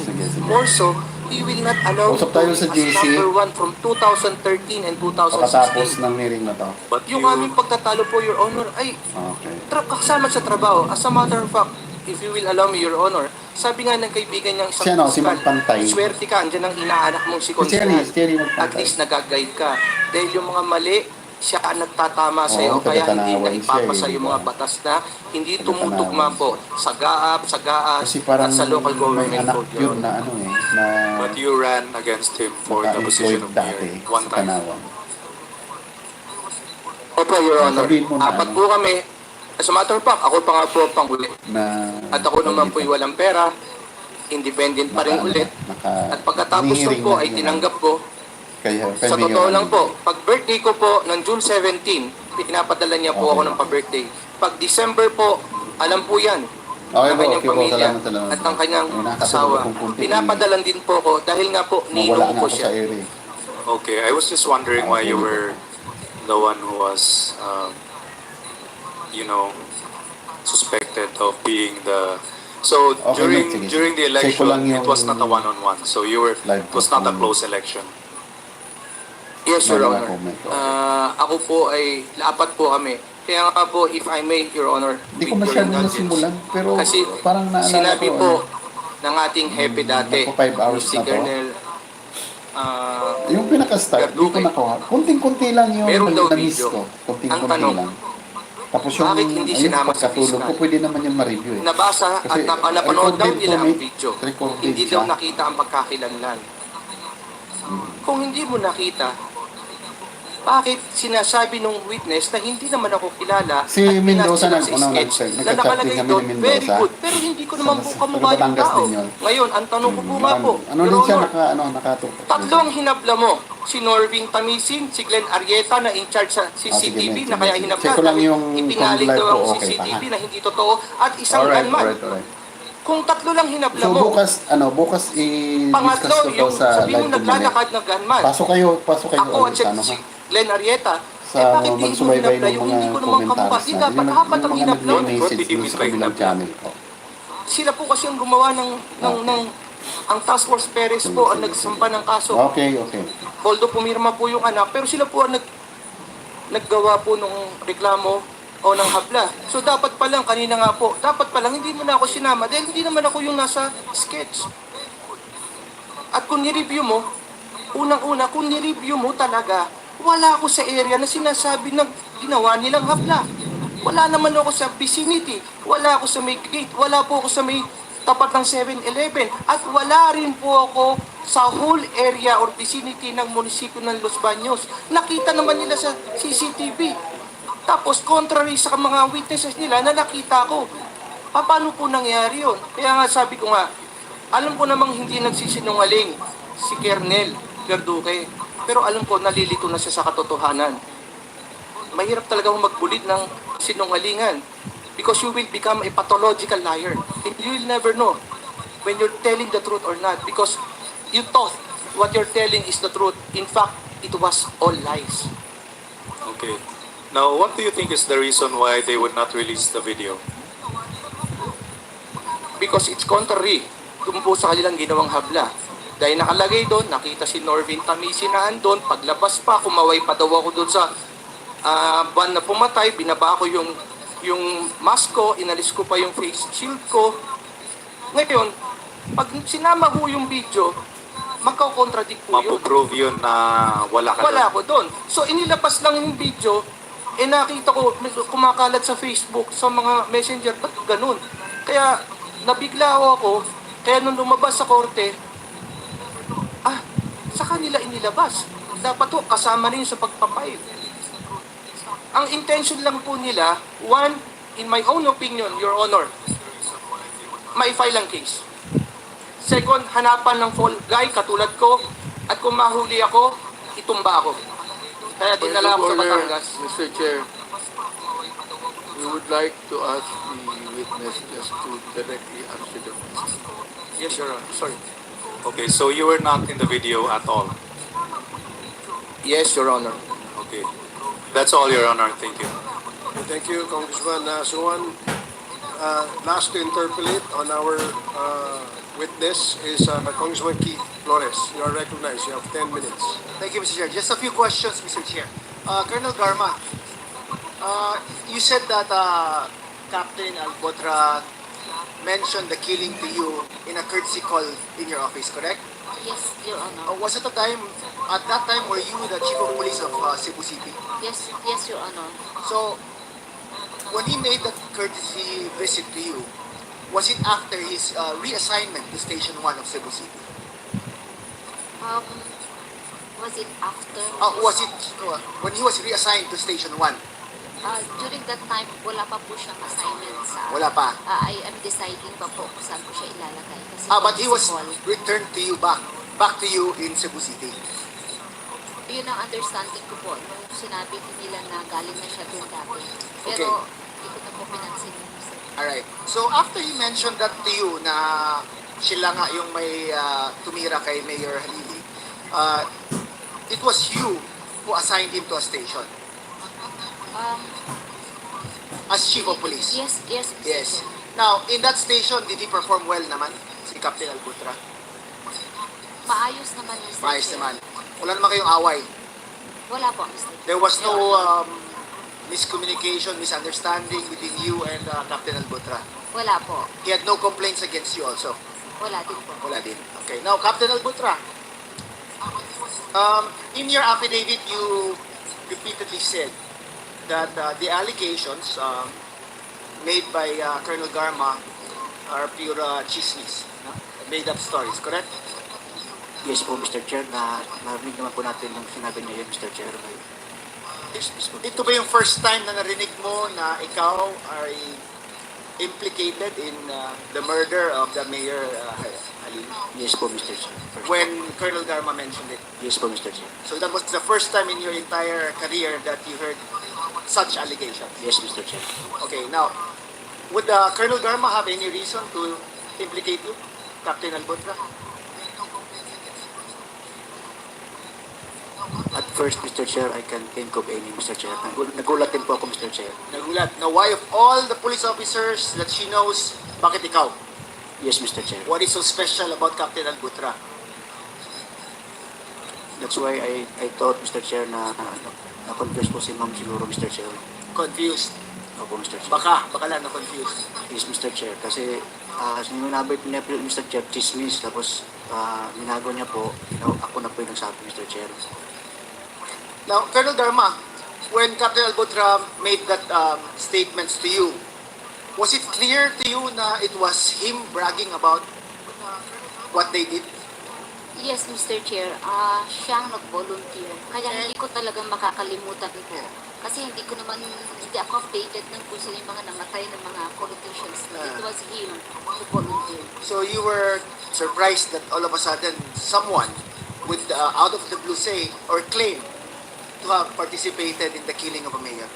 Yes po. That's why it will always be memorable for you and it would be easy to recall such an event, correct? Yes po. Now, Captain Albutra said that he will file cases against you. That's what is mentioned in his affidavit because he's claiming that what you've said are pure lies. What is your comment to that, Colonel Garma? Makokonsensya din po yan. Hello, kasi I Tim. treated him very well when I was the city Hey, Tim. director of Cebu City. Oh. In fact, may mga Ito, natutok ako sa, sa he needs my congressional intervention hearing. and I gave my Yung full QuadCom. support. Alam ko Ikaw, po. anong So assign? if he will sue me, I will face it. Ah, I ganun can ba? look it straight in his eyes. Ay, ganun. I am not Ay, very lying and maganda, he's maganda. lying and he's coward to mention names Oo. na alam niya Marami kung sino talagang marami tumira kay nakakita. Mayor Kung- Halili. He knows kung it. di ka naman Konsensya na lang po nagre-record, yan, Mr. Chair and Your Honor. umattend ka na lang dun sa, mas maganda doon sa, She took care of you. Lagaan ka. mga, puntahan mga And trolls, now, yung mga vlogger ikaw pa yung na may kontra. lakas ng loob daw na Tapos, mag-papayag ng kaso. pagtimbangin natin yung dami ng mga nagko-comment negative. Yung negative reaction sa QuadCom hearing, gano'n. Kasi ako yung tinatakbo ng mga tinitingnan ko yung tinatakbo, yung mga resource person. Yun ang focus ako doon. Wala man ako nakikita comment kasi direct ko. Nasa direct live ako ng House of Representatives. So hindi Kaya ka hindi dito nakatulog nakikita yung mga sinabi ni nag-comment. Garman. Oo, ganun. Sa mga sa mga live streamer na alam kinukop nila yung live stream kung saan nila kinukuha yung source nila. Nakikita doon yung mga nagko-comment. Oo. Lalo yung sa ABS-CBN. Kitang-kitang mo doon yung mga nagko-comment. I-mark mo lang kung yung mga troll accounts, yung mga walang name, walang mga paulit-ulit lang naman yan kahit minsan ang dami-daming comment, ang bilis-bilis niyan eh. Pero makikita mo lang diyan the numbers of yung guest diyan. Kasi yung nagsisagot-sagutan ng mga yan eh. Ganun lang naman ako mag-collate ng ng mga percentage ng commentaries, yung negative saka yung positive. Alright. Oo. Ang dami diyan. Ang dami diyan naka-live na yung mga mga pro BBM, pro Duterte. Magsasagutan sila diyan sa mga live streaming.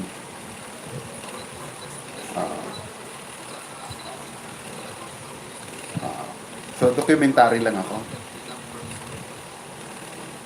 Hindi na ako naghahawak ng ng recorder. Pag naka-live to sa isang channel ko, pagkatapos ng kung anong oras mo yan matatapos, recorded na yan. Yeah, oo. Video na yan. So madali ko na yan mahanap kasi naka-file na yan dun sa mga live streaming ko ng isang channel ko. Sabi ko kasi gumawa ka naman ng channel mo eh. Busy pa. Sige lang. Alright? Ang problema itong ito kasi sa live nitong Congress, humihina ang sound niya. Ito, putol siya. May humihina eh.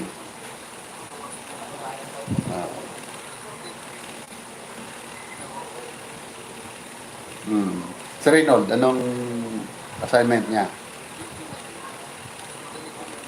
Tapos na siya. Yung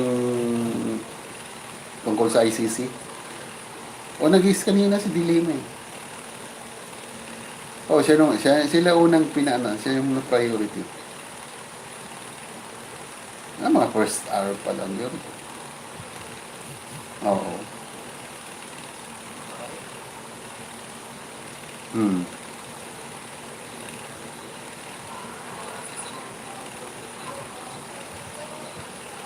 Okay. Okay, mate, salamat. Thank you. Humina yung audio ng Congress. Humina. Hindi ko maintindihan. Baka gamitan ko na lang to ng mag-headset.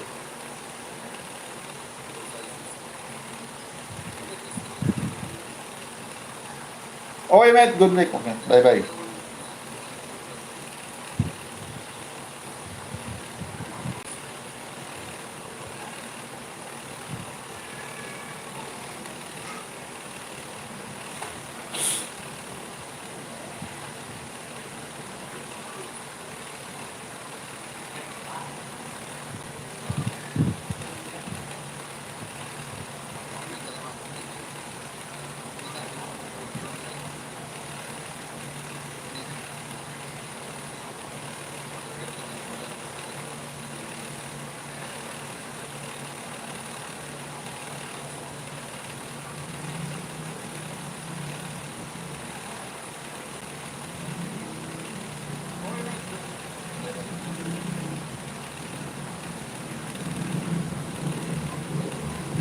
That there was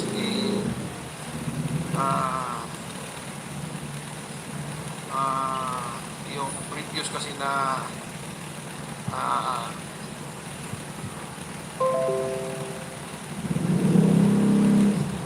tumakbo kasi si Sir Tamisen dati ng mayor. Hindi naman actually kuan yun. Part lang sir na kuan nakikita namin dahil magkalaban na sila sa kuan. Did you know na inaanak siya ni Mayor Cesar Perez? No sir. So wala kang idea. Kasi nakakapagtaka lang, na ang suspect, no, a known politician in Calamba, Los Baños. Number 2, inaanak ng mayor na napaslang. Pangatlo, siya ay known to be in the community in Los Baños, not to be a violent person. Wala akong history ng violence sa kanya record. And then, siya ang nakita ninyong suspect. Nakapagtaka, no? Hindi ko alam paano nyo inimbestigahan. Ano ang nagturo sa inyo na siya ang pumatay. Malaking question mark pa rin yan, no? At least sa akin, I don't know with my colleagues. Kasi yun ang aking pagkakaintindi dito sa kwentong ito. Now, did you know that Mayor Cesar Perez was in the drug list? I have not seen the list here, but we have heard. So you have heard? Yes sir. But bilang chief of police sa lugar, wala ka bang access sa drug list? Wala sir. Wala kang record sa area mo kung sino doon ang na-identify ng MADAC, or whatever it is that identified the personalities within your jurisdiction to be involved in illegal drugs? What we have sir is the list from the MADAC, but as far as the MADAC is concerned, wala naman doon sa So hindi kasama sa drug list ang dating mayor, ang the late mayor.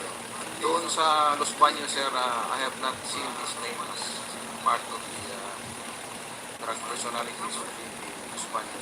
Okay, so i-confirm ko lang ulit dito kay DG Morolazo. Sabi nyo kanina nasa listahan. Sabi nyo kanina nasa listahan ng drug list si Mayor Cesar Perez. Is that correct? Your Duterte list, yes, Your Honor. The Duterte list. The Duterte list. Is this list provided to the chief of police provided different cities, municipalities in the country?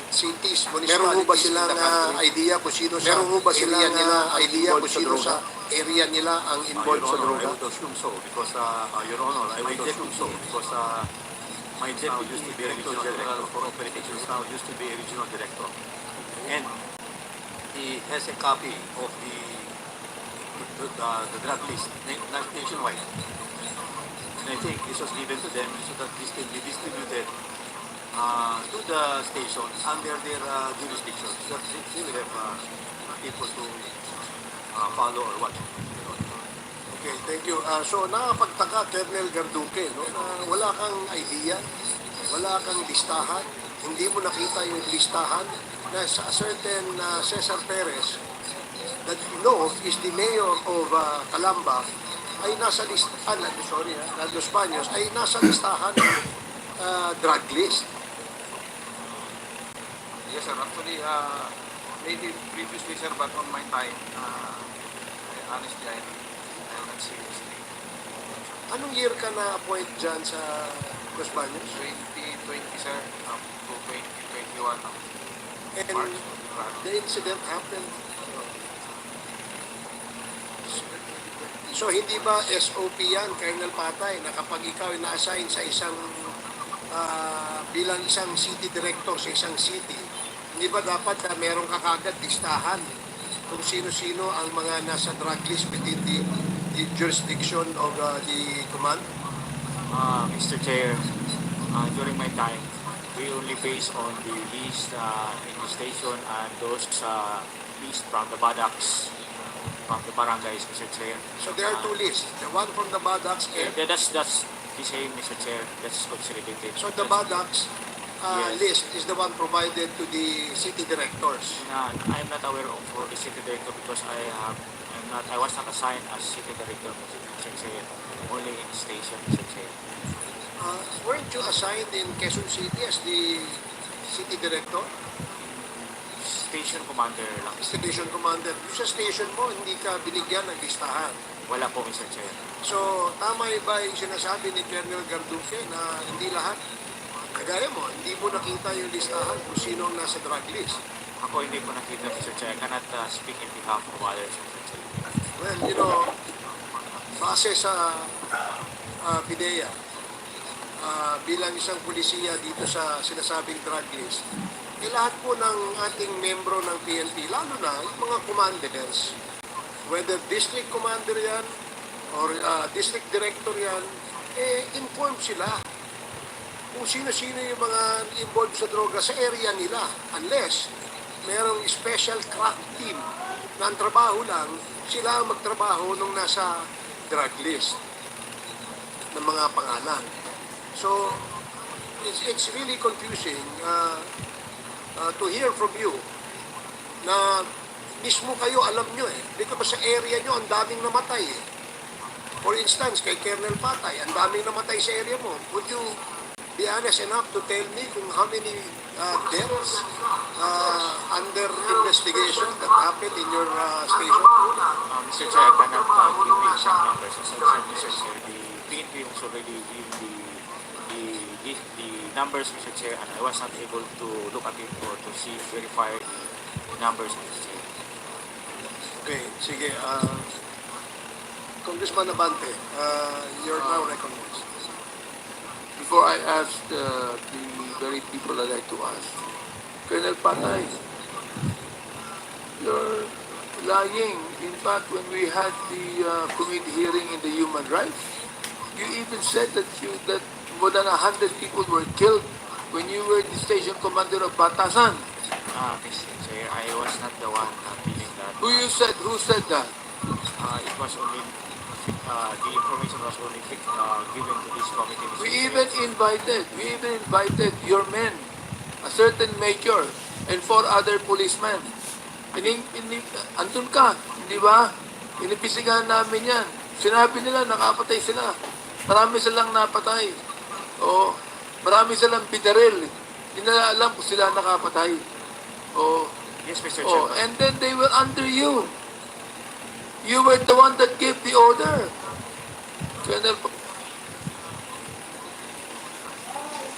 patay naman. Alam mo kung ilan na namatay dun sa ano mo eh, sa lugar mo eh. Oh. Colonel patay. Ano, si Che, sagutin mo. As I've said, Mr. Chair, I was not able to confirm the number. As far as I can You better submit to us a report of how many were killed when you were the station commander in Batasan. Okay? so far on the reports, Mr. Chair, You submit to us a report. I will ask the command, Mr. Chair. I will ask. That's true. You submit to us a report. Because if you do not submit to us a report, I'll be compelled to cite you in contempt here. Yes, Mr. Chair. Okay. Give us already the instructions. Okay, Mr. Chair, let me ask Colonel Garma here. Colonel Garma, do you have any ulterior motive when you told us the story of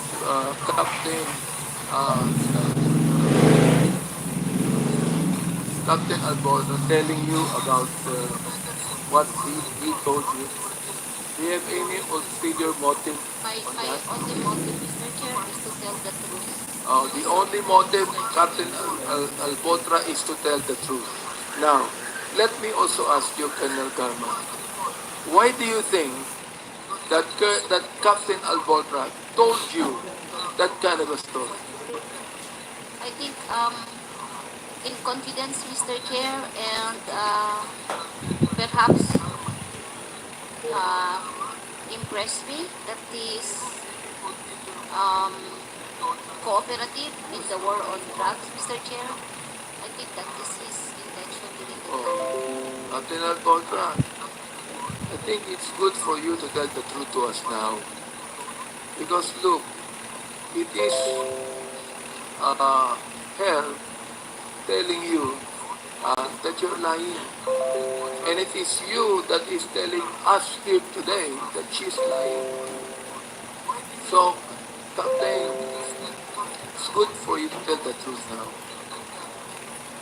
Ang palagay mo, alam na namin eh. I'm only speaking of the truth, Mr. Chair.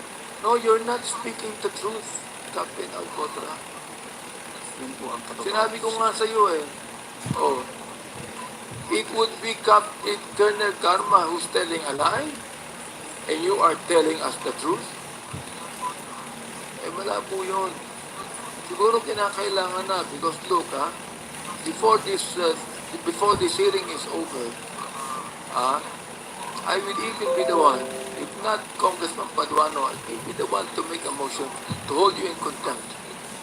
And you be detained here. Tell us the truth now. I will be lying, Mr. Chair, if I will, Well, okay. sabi po ako na tama po si Councilor Tamisin, you mentioned a moment ago that it was only second, di ba? After the police find out that Mayor Perez got killed. Ano ba yun? Yes, Your Honor. When he was shot 3 times, when he went down, you will see that the van is already leaving at that time. Okay. So other question is this, Mr. Chair. How about the getaway car? Did you see the getaway car? Do you know about the getaway car? Your Honor, I have seen only the getaway car through that video, Your Honor. Oh. Eh di mas magaling kang investigador kaysa sa mga pulis natin sa Los Baños. Colonel Duque, hindi ba when you investigate a killing, na pinapatawag niyo ang SOCO? Yes, sir. Pinatawag niyo yung SOCO. Andun yung SOCO, di ba? Yes, sir. They are part of the... Secondly, hindi ba when you investigate a killing, you also find out if there's a getaway car, di ba? Yes, sir. Hindi nyo nakita. Wala kayong nakitang getaway car. Meron, sir. Yung nasa video, sir, So, anong ginawa nyo? Hinabol mo nyo ba? O anong nangyari? there were several follow-up operations, sir, to... No, that day, that hour, Nung nakita niyo sa video, kailan niyo nakita sa video? Ah, Kailan? After several hours? Yes, sir. After we were able to Is it verify. not that you as an investigator should scour the place because the getaway car would not be able to get out easily? Yes, sir. Or perhaps, Chief of Police Garduque, alam nyo na pulis ang pumatay kay Mayor Perez at pinabahayaan nyo makaalis ang getaway car. No, sir. Tingin, kanina, nakita na natin itong si Colonel Tamisin is even a moral advocate in this Councilor Tamisin is even a moral advocate right here in Los Baños. That he is a peaceful man.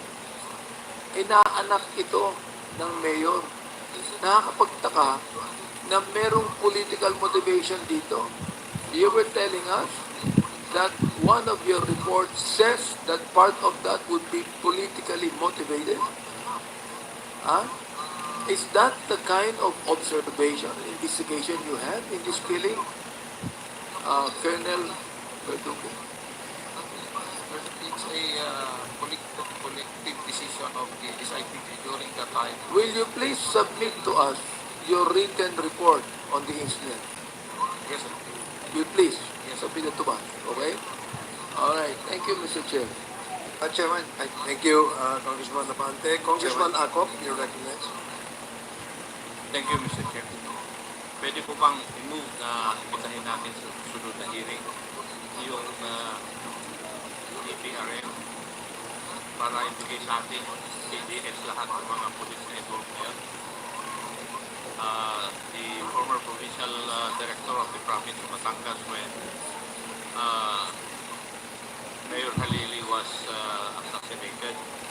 I think it was Police Colonel Nico Pilates, the COP of Tanawan during that event.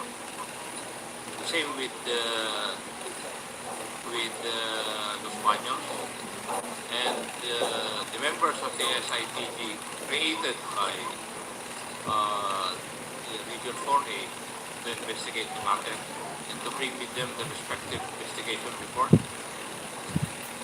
May I move also to invite the regional director during that time. I think he's now the mayor of Silang Cavite. Now, Colonel Patay. Yes, Mr. Chair. Kayo po ay tinanong ko na ito noon na-reassign kayo from Mindanao to NCRPO, tama? Yes, Mr. Chair. At meron din pa kayong mga kasamang non-commissioned officer. Yes, Mr. Chair. Sa lahat po ba ng assignment mo nung napunta ka rito sa NCR, kasama mo yung mga tao? Sa Station 6, Mr. Chair, kasama ko, pero nung paglipat na, hindi na. Paglipat saan? Sa Region 4A at sa Region 3. Sa Region 4A as CIDG chief. Yes, kasi Hindi mo na dala yung tao mo. hindi na lahat. Saan mo sila iniwan? After Station 6, Mr. Chair, they were assigned to different units. Hindi sa CIDG. Not Mr. Chair. Hindi sa CIDG. After Mr. Chair, may nakasama ko sa CIDG sa Region 3. Yung iba po, Mr. Chair, sa PSPG at saka sa Maritime. So, nakasama mo yung iba na galing sa Mindanao sa Region 3 CIDG. Yes, Kasi Mr. malalaman ko rin yun dahil. Yes, Mr. Chair. Huwag kang magsisinungaling. No, Mr. Chair. Yeah. Malalaman ko rin yun eh. Alam ko kung paano. Yes, Mr. Chair. Yes. Captain Alcontra, sinabi mo rin kanina, mag-transfer ka from Region 7 to Region 4A, may kasama kang mga non-commissioned officer. Yes, Mr. Chair. Naibalik din sila kasama mo. Opo, Mr. Chair. Kasi nakikita ko may pattern dito. May pattern. Na yung mga may mission, ay talagang by team sila o na pinatransfer. Now, may I ask na po, if you transfer personnel from one region to another, what is the policy? Your Honor, they're not supposed to bring their personnel in their former assignment. The officers to be assigned to the new station are supposed to lead and adapt to the new working environment. And that is not supposed to be the case. We realize that even when they will be transferred, they would be intending to do something about it. So that's why they are doing it. Yeah, and if ever there's going to be a transfer, there's a protocol to be followed.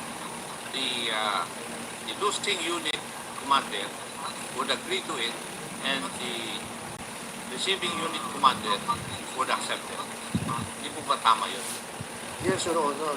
Considering that there are also officers who have a career who have been staying in that particular station for quite a time and is also due to be promoted.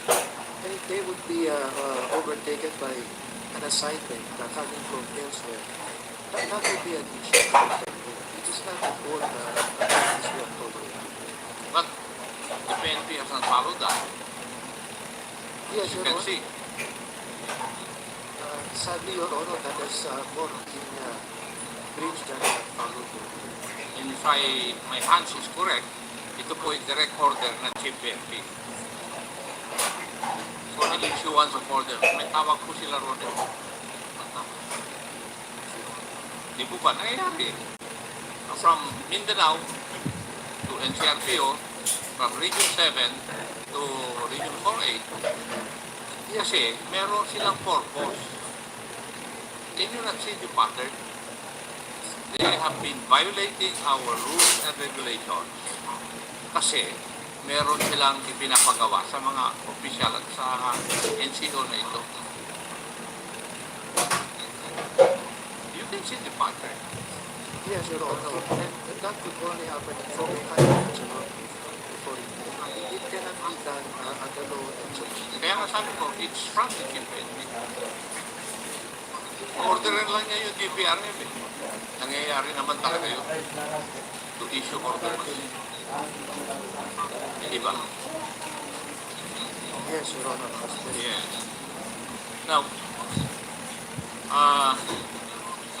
ito wala pa akong pan eh, kaya hindi ako nagtatanong masyado sa iyo, Captain Alcotrat, dahil pero I can see na sa iyong mga assignments from 2018 to 2024, saan assignment ka pinakamatagal na nag-stay?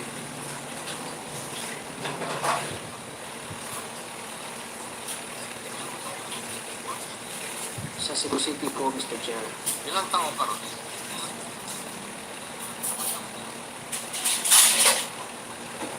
3 years po yata, Mr. Chair. 3 years. Doon sa labas ng Cebu, ano ang pinakamatagal mong assignment?